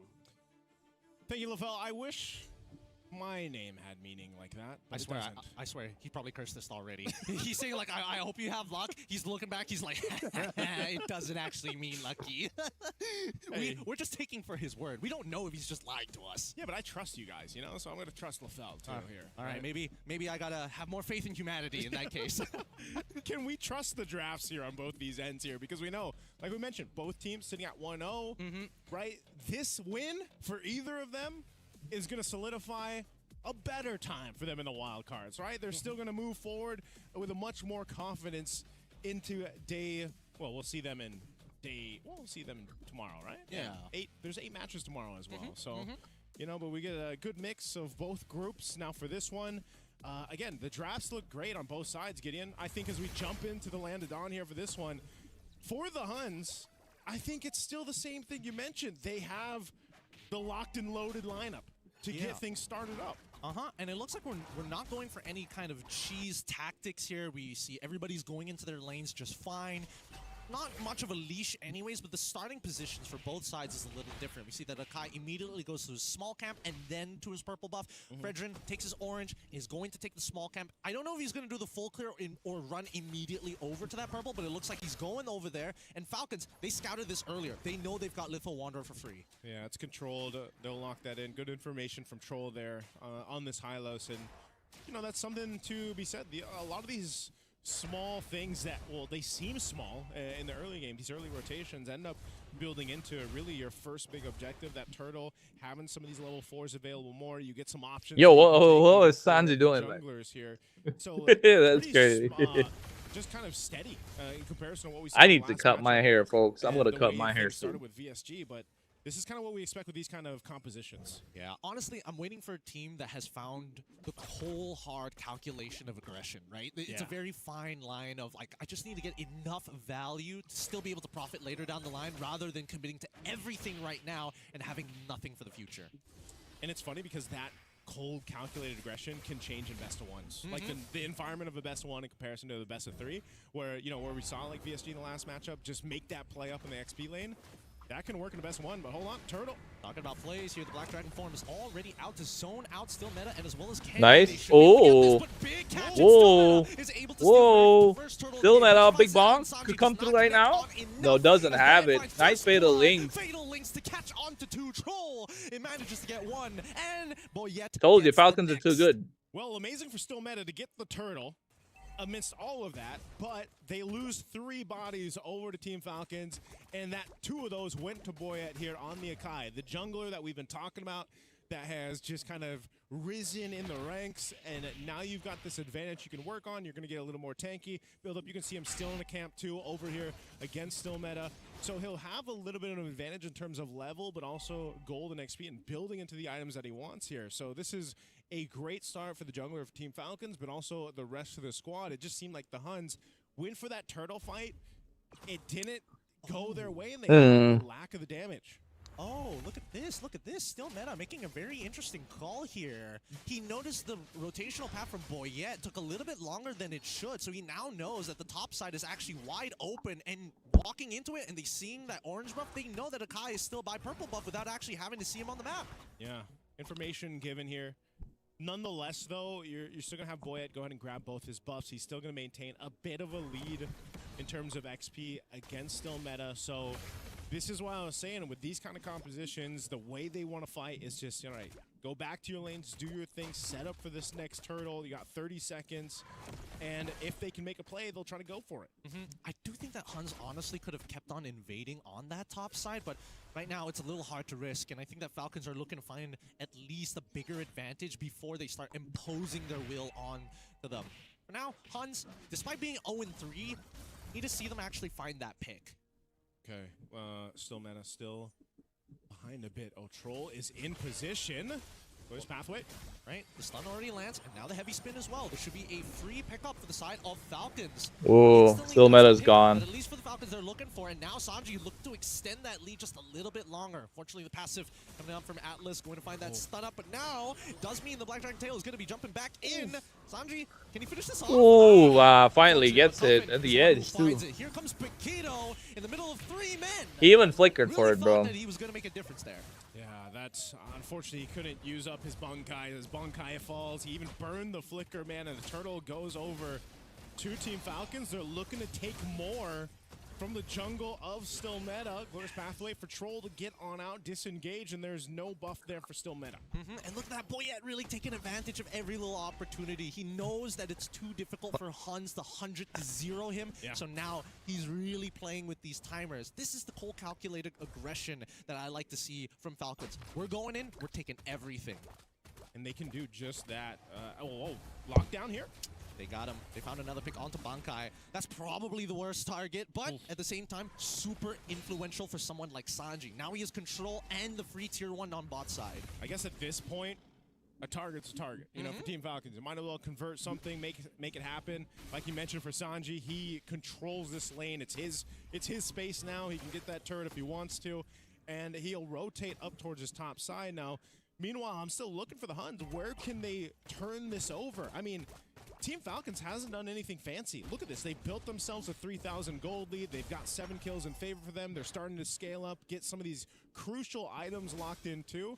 They've set themselves up for cruising up to that first Lord after they control this turtle here last one in the game, which should be theirs. I'm not expecting the Huns to go for a fight, but if they decide to, if they actually decide to go for this fight, it might be on the whims of, can we get a multiple Fatal Link setup going? Do we have Yuki ready and locked and loaded to join this fight? And can Bunkai even provide damage? This is what the Paquito's known for, but when you've been kind of stalled out, shut down in the early portion of the game, the damage of Bunkai and this Paquito in general isn't going to be exactly online. Not to mention that it's also been nerfed as well, so it's like, as much as you want to like dominate the lane, he did that. Bunkai was like, yeah, I'm winning in the lane. I died once. I guess nothing is happening anymore for the rest of this game.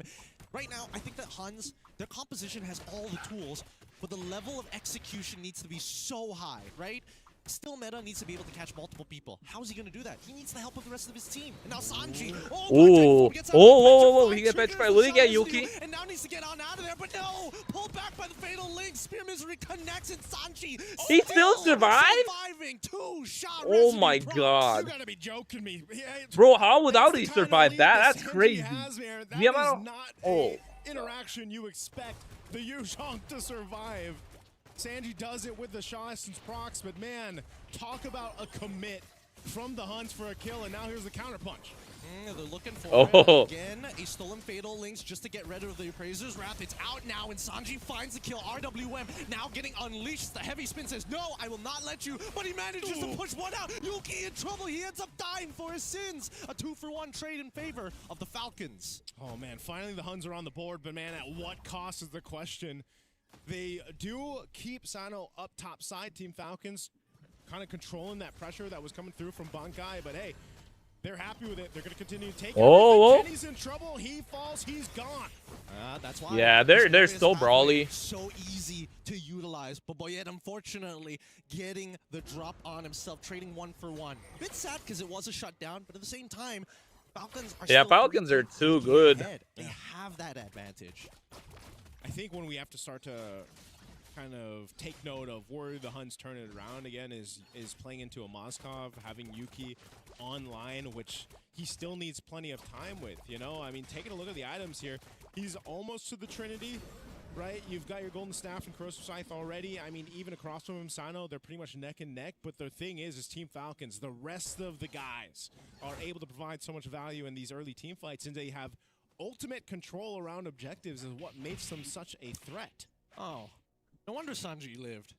None of them had anti-heal. Yeah. So far, it's only just the glowing wand here. Dominance ices. Well, and as I said, yeah, Bankai unlocking the Shinkai right as we talk about it. Probably like, hey guys, we need some anti-heal after that interaction. Like, I think this is the time. You know? We can't let Sanji dunk on us again. All right. With the Lord in play, I think right now Falcons have a mega advantage on this. But really, what ult does Cuffin have? He's got the Fatal Links in here. Oh, the Glorious Pathway to slow them down. And here it comes. OU tries to pull in the middle. Nice SOD. Connects. Are they going to do anything about it? No. They disengaged. They understood. This is not the angle. Moskov will get a T2 on the top side, or at least attempt to in the meantime. Not enough time to actually get the turret down. It seemed like the Huns had that setup in play, but again, I think they lack the damage and they know it. This could be a little risky to stay on this side of the map. They know that Lord was already secured for Team Falcons. Right now, they're looking for a pick.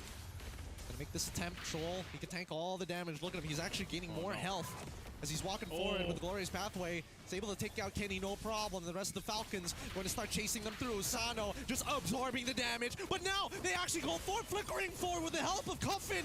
No, they're cooked, bro. Sanji gets him underneath the tier 2. Oh, you in trouble. This Jaw residue allows a triple for Sanji. As I said, I don't know. Oh, what? Spear thrown out? Okay, you don't jump into that. You don't do the thing. You don't jump into that. Come on. Okay, he's got to deal with the Lord there, but I was saying, I think they overstayed in the mid lane, and then you see them lose 4 guys to Team Falcons collapsing down on them. So the Huns get caught in a bad situation after the Lord was secured, and now they're going to have to hold on to this base push from Team Falcons, who's locked and loaded and has everything that they pretty much need to take down potentially some of the base turrets. They might not get a game win here just yet, unless they completely decimate the Huns for a wipeout. That could happen with the amount of power that this lineup has. Lord is at half health. It was done some damage by Yuki earlier on. Shields are still up, so this should clear it out. Does get the charge in, though. Shield still intact. Yeah, managed to kill it just before it triggers. A little weird with the animation, but that's totally fine. Oh, in all 5, the RWM comes out, and look at him. Troll just standing there. What are you going to do about it? Revitalize is keeping up, but the counter, RWM, the Fatal Links on top of him. They're in trouble. What an RWM, what a Fatal Links button. Able to break one, Petrified comes through. Kill still meta as Yuki takes Sanji back. Sakno, at the very least, able to at least get something. Kenny might get a little bit more. Almost gets it. Hey, Conceal, OU, trying his best on top of Sano. All right, connects it, and now Yuki in the middle of the fight. Loses all of his HP, but is trying to survive. Boyet gets the trade, and now Cuffin just can only watch as his friend tries to Beyblade out of there. Are they going to punish this? OU, he's going to try, manages to headbutt his way out of there. And now we're back to square one. That was a very weird interaction. I mean, from Team Falcons deciding to say, hey, you know what? Let's just lock down this turret. Sano was just knocking down the turret, seeing 2 of his teammates get Fatal Linked into the base.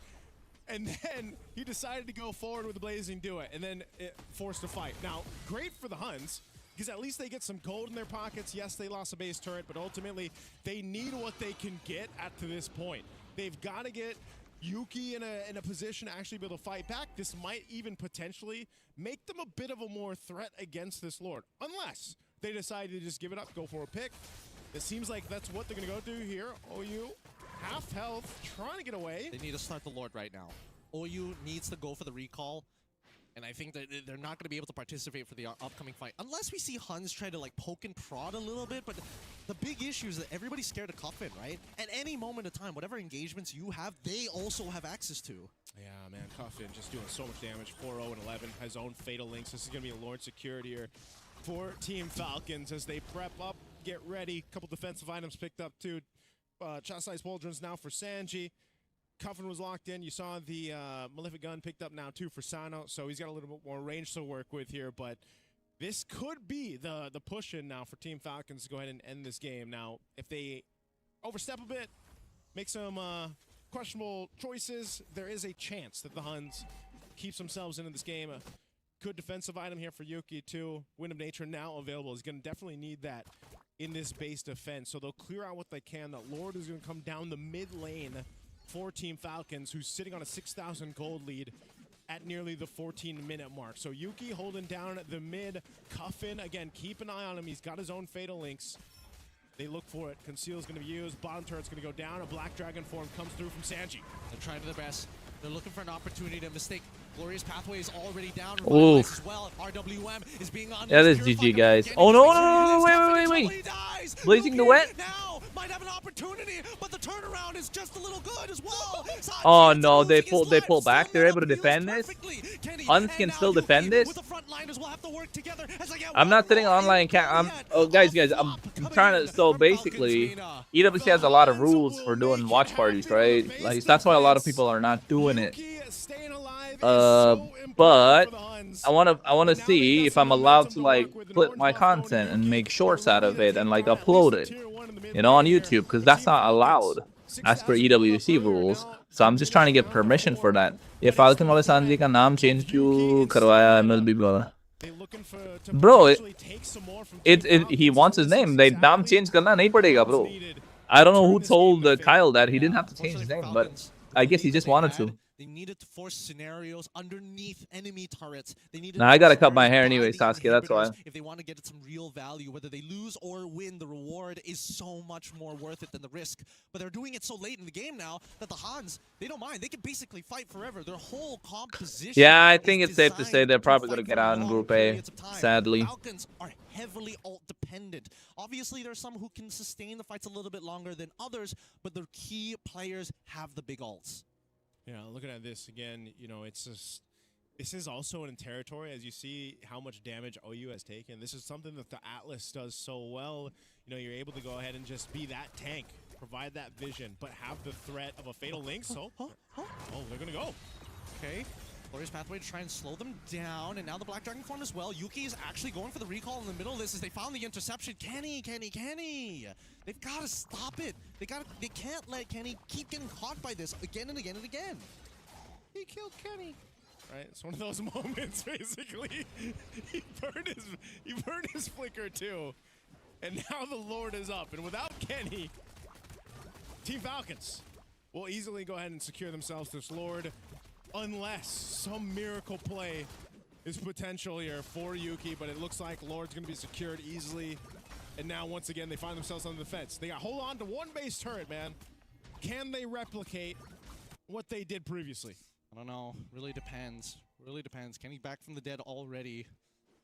Now they're going to have to defend this. I think they should. They've got the wave clear, right? They've got the wave clear, yeah. They've got Bankai to slow down waves. They've got OU to slow down waves. They've got Kenny as well as Yuki as the main wave clearers. I think. Yo, where on earth is? He's going to have to try and make a. Oh, okay. Now he can't make a play. He's literally lost all of his health. He's got the Guardian. I'm trying to find that super link. Now this is over. This is GG, guys. Falcons are gonna take this home. They're dominating too hard. The counterplay, heavy spin to knock in the opposite direction. Great play from Boyet as RWM. No, nice bit. No way they stayed alive. Oh, okay. Okay, Sano. Win. No, close. Oh, he missed the SOD. That would have been good. Sano, please. Okay, loses his immortality. He's coming back up. The wave is there. Nobody hit the base. Oh! Shutdown on Sano too, and the base is still up. Bro, how are Huns doing this? Kenny and Yuki will be enough to clear out these waves with a quarter of health. But they've got enough, and they hold on by a sliver. But man, Team Falcons, what's going on here? What the hell? Why are they throwing so much? I don't know. I'm feeling lucky to watch this game already, but so far, 21-11, we are getting a high kill count so far. Hey, I know we're the 30 gang here on the desk, but we didn't have to represent it with the current KDAs. Hey, that's a total of 32 kills overall in this game. Are we the 30 gang? Hey man, last game, how many kills were there? It was like 39 to 42, okay? I'd rather keep it to 30 gang than 40 gang. Eventually, we might still be here. Let's look at this replay here again. This is what we're talking about though, man. Bankai goes down here. Team Falcons has a Lord at a quarter of the health. They could try to lock on the space, but they get Fatal Linked. They have their own Fatal Links, and it was just a mess to try to push into that base to get the win. Dude, Sano could have just walked to the left a little bit, hit the base, and it would have been over. Yeah. It would have been over, but they wanted to extend this. They wanted to extend this. And now, let's see at the current state of events, because so far, despite everything that has happened, and despite a little bit of a throw from Falcons, it's not the end of the world. Some teams don't have inhibitors. Other teams still have all their inhibitors. Yeah, that's the advantage they have, man. You know, but The Huns, the way that they're playing, I think even without their base turrets, Gideon, they might surprise us still. Team Falcons, they have a clear advantage from this. Lord's going to come up in 20. They should have a clear green light to the Lord to secure it. But I'm wondering up to this point too, as long as Kenny is able to stay alive here, he's so integral to the Huns' fighting potential. Because everything we've seen so far hasn't been this clear-cut team fight from the Huns. Yes. It's just been this, oh my goodness, everything is happening. Let's make use of what we have and also punish the mistakes that Team Falcons have been making. This might be the first time that we actually see this team fight break out. Team fight might not. Well, shouldn't be forced just yet. Paquito is a little late to this fight, and Falcons are gonna go for the reset. However, top side has already been set up for a bit of a slow push.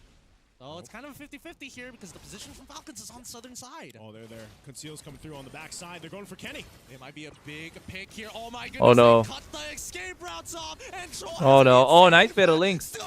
Bro, it's still meta. No way, Hunter still got it. He's gonna lock them out. Bankai in trouble. He goes down, loses immortality and Troll, holding on to 3 members as Kenny is looking for Sanji, who manages to get back out. No. Oh, I thought he could go. They don't go for it. They're gonna kite backwards towards their base. Oh man, it's still meta getting. Bro, how are Huns doing this, bro? It's some East Asia, some Genghis Khan fights, bro. Troll, mind you, he tanked so much damage, and the Huns did everything they could to protect Kenny this time. But I'll tell you what, with this Lord, this evolved Lord of marching towards the base of Team Falcons, the Huns are in a position to go ahead and... Bro, first BSG, now Falcon? What are they doing? Why are they throwing? Want them out of this side of the map, out of the jungle here. This tier 2 turret mid lane, though. Yuki's got it. He's going to go try to knock this down. RWM! Oh! Sano, but he's going down, he's going down! Not enough. Yuki able to push him back just in time. Kenny in trouble losing his immortality. But the British route is good. Yuki finds Cuffin. RWM coming out from Kenny. He still survives. He gets an immortality. What the hell? Oh my god! Not enough as the base might just be in some Bro, trouble here. Huns, what is going on today? Actually, Falcons, they're backing off. This entire time, the Lord has been pushing. The Lord has just been slow pushing himself, walking his way to the base of Team Falcons while that team fight broke out that they decided to go for. And now the mid turret, it's going to be knocked down here. They're trying to hold it down. Retribution used. Oh my god. Will charge up top. Yeah, but now it's so brawly and they ended up winning. No way they win this, bro. Damage here. Boyette's going to have to try. Slow things down. They should be able to clear out this Lord. No issues, but now heavy spin comes on through. Focus on that Lord. They lose out on Boyette. Blazing Duet is already out. They're trying to clear those waves, but Yuki says no. I will not make. Oh my god, bro! What the hell? This around. Bro, East Asia, I wasn't familiar with your game. God damn it! How do they do this? The Huns again, just like from the last game. They were in the depths, and they crawled out of it in this one to get a big That's win crazy, for them, bro. setting themselves apart against Team Falcons in this one. What a game from the Hunts. That's Very crazy. interesting BO1 between the Falcons and as well as the Huns. If they decide to give up on their professional careers, they can become scriptwriters because they could have made one hell of a movie with just that game. Dude, that was a game, right? It looks like the first batch, it was all just Toms. Now with the 30 gang here, it's all about a comeback. What a game. What a game. And let me just say, Yuki, with that kind of performance, usually the follow-up to that is to get an email where it says, are you willing to relocate? Are you right? Right. Hey, I just want to say, too, thank you for getting my reference. Yes, you know, South Park. Hey, they got Kenny, man. They got Kenny. If you guys don't get it, Kenny somehow, some way, he's immortal. Yeah, he's immortal. But he always dies every episode. It's like, oh no, Kenny's dead. Yeah, every single episode. Oh my god, It's Kenny's great. dead. They really had to, actually, in that one of the last team fights there, though, too, they really had to protect Kenny. Because that's what I was saying. The fighting into the real world manipulation was so important for the Huns. And some of those choke points around the jungle. And that's why you saw them throw everything for it. Troll at the end of the game, you could see some of the frustration on his face, man, because Troll was trying to make things happen in that last kind of team fight that happened. Also, props to Still Meta for getting the Lord secured. Bro, that's crazy that they won it. I'm still baffled. I'm still baffled. It's mental that they got it. The good defense that the Huns had over and over and over again, where again, it just kind of feels like for Falcons, they're forcing, but they're not forcing the right things, right? They're forcing unnecessary attempts. Like you said, Gideon, just move a little bit to the left, attack the crystal. Yeah. And this game might have been over. Okay, but I feel like that was the point of contact, right? But before that, as they're trying to creep up on them to actually go for the heart strike with the knife, they're losing fingers, right? Yeah. Like the Boyette is just taking unnecessary. No, it's crazy, bro. East Asia, not like that. I totally forgot how Moskov works. It's like, oh, maybe we should just stand in one straight line. Oh no, the penetrative damage. Oh, who would have guessed? Hey, let me stand behind the Lord. I'll be fine. I'll be fine. He will tank it for me. Why am I taking damage? Why is this not being blocked? Dude, Yuki just straight up became John Wick at the end, right? Yeah. He was finding some like really insane tactical angles to like somehow hit Sano. Nah, bro, that's crazy. In really awkward spots. And you know, Yuki's like, no, I do my own stunts. That's basically it. It's so insane that Hans were able to come back from this game where there are really so many ways for Falcons to actually just say, all right, GG, go next. Yeah, and is that going to be the story for the next two best of ones? One team is going to control, like, what, 14 minutes of the game? And then all of a sudden, a comeback story. They got, man. Dude, there has to be some kind of conspiracy if all the other remaining games goes that way, no? We got to talk to Freddy about this. Like, Freddy, We have to, yeah. Freddie, is this scripted? What's going on? What's going on? Like, how far do we want to push this conspiracy? We going Shadow Illuminati or Lizard People? One or the other. Yeah, it's one or the other. Which one is more popular in Paris? Oh, tough question. Is it the Lizard People? Well, I mean, they're really into SCPs in French. Hey, you know what? SCPs. Either way, one of SCP. I'm baffled, guys. I'm baffled. I don't know if you guys are watching. I'm baffled. Wildcard is crazy. That's a good one. That's a good one. We're all gonna. Yeah, I know. I just saw that YouTube is sponsored for SAUL. It's an Easter egg for them to figure out. But either ways, I don't know about you, but it feels like teams, when they look at the meta, and especially when they look at some of the bigger regions, I think they fail to see some of the conditions here, right? Because these games are dragging way too long. It's going into 11 minutes. We should be forcing the end game at 8. Well, with that being said, we will be going for a break. That's like our 6th best of 1. We're jumping into the 7th after this. So we're going for a break, but when we return, we'll see whether it's just going to be a whole comeback story the entire day. We'll see you guys after the break. God damn. I don't know if I can continue, though. I got to go work, too. How many games do we got left, guys?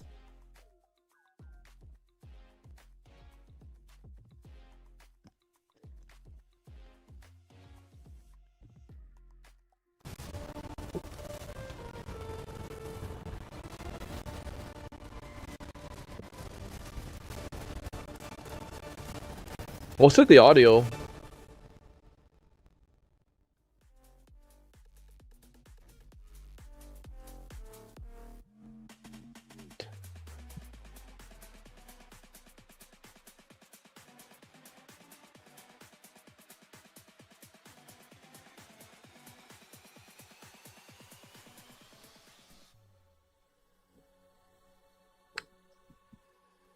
It's mental that YouTube was sponsored too. That's crazy. I agree. YouTube sponsoring org is actually crazy.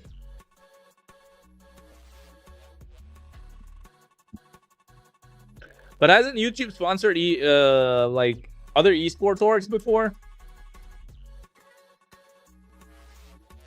Let's Google it and find out.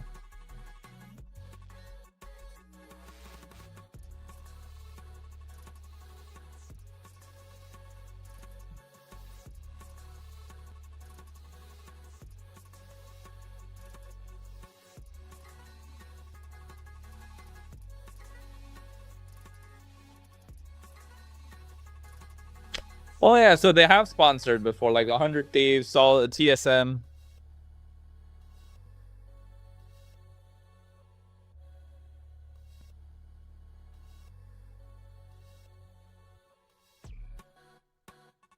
But I think it'll be nice to get kicked. No, it's not the first time ever. TSM and 100 Thieves have gotten before.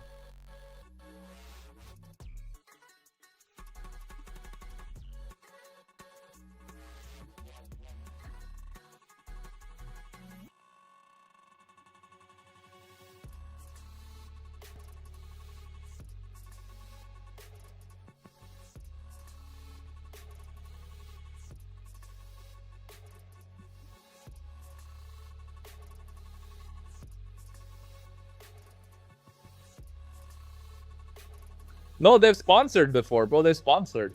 So basically, they sponsored them and then they collaborate. So I think the idea would have been basically that the content creators of SAUL will not be able to stream on any other platform apart from YouTube, because Kick is coming in hard, so they're not going to lose them to Kick.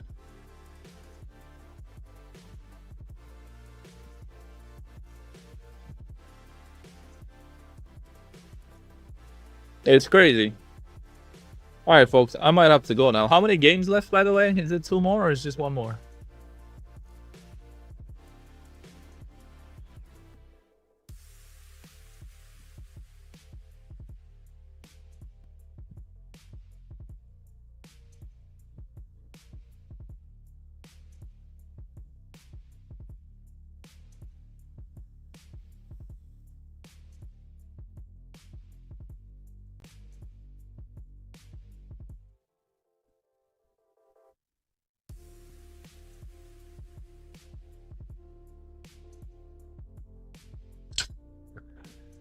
I can't even watch no more.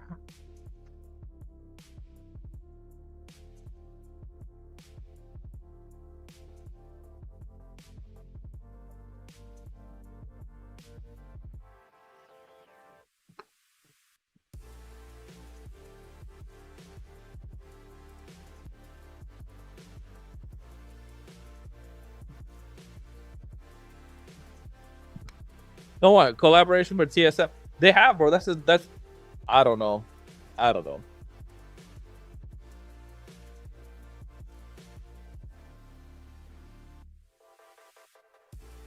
SAUL definitely has a lot of views on because of the fan base. So yeah. 2 more? What are they? What are the games that are there left? Let's see. Oh wait, like isn't the game shown here?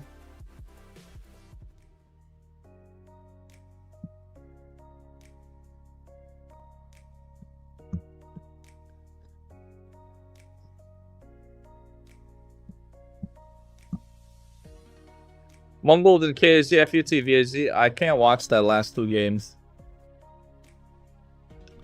Cause they gotta go to work, folks. I'm gonna go to work right now. So I gotta earn some bread. So yeah. I can't. So yeah. I want to, but I can't. So yeah. See you, folks. Have a good time.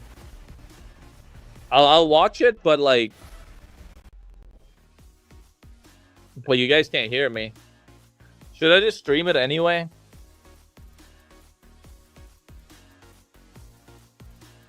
I mean, I could stream it.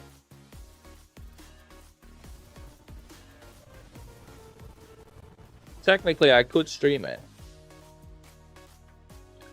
But like, would you guys watch it here? Or would you guys watch it somewhere else?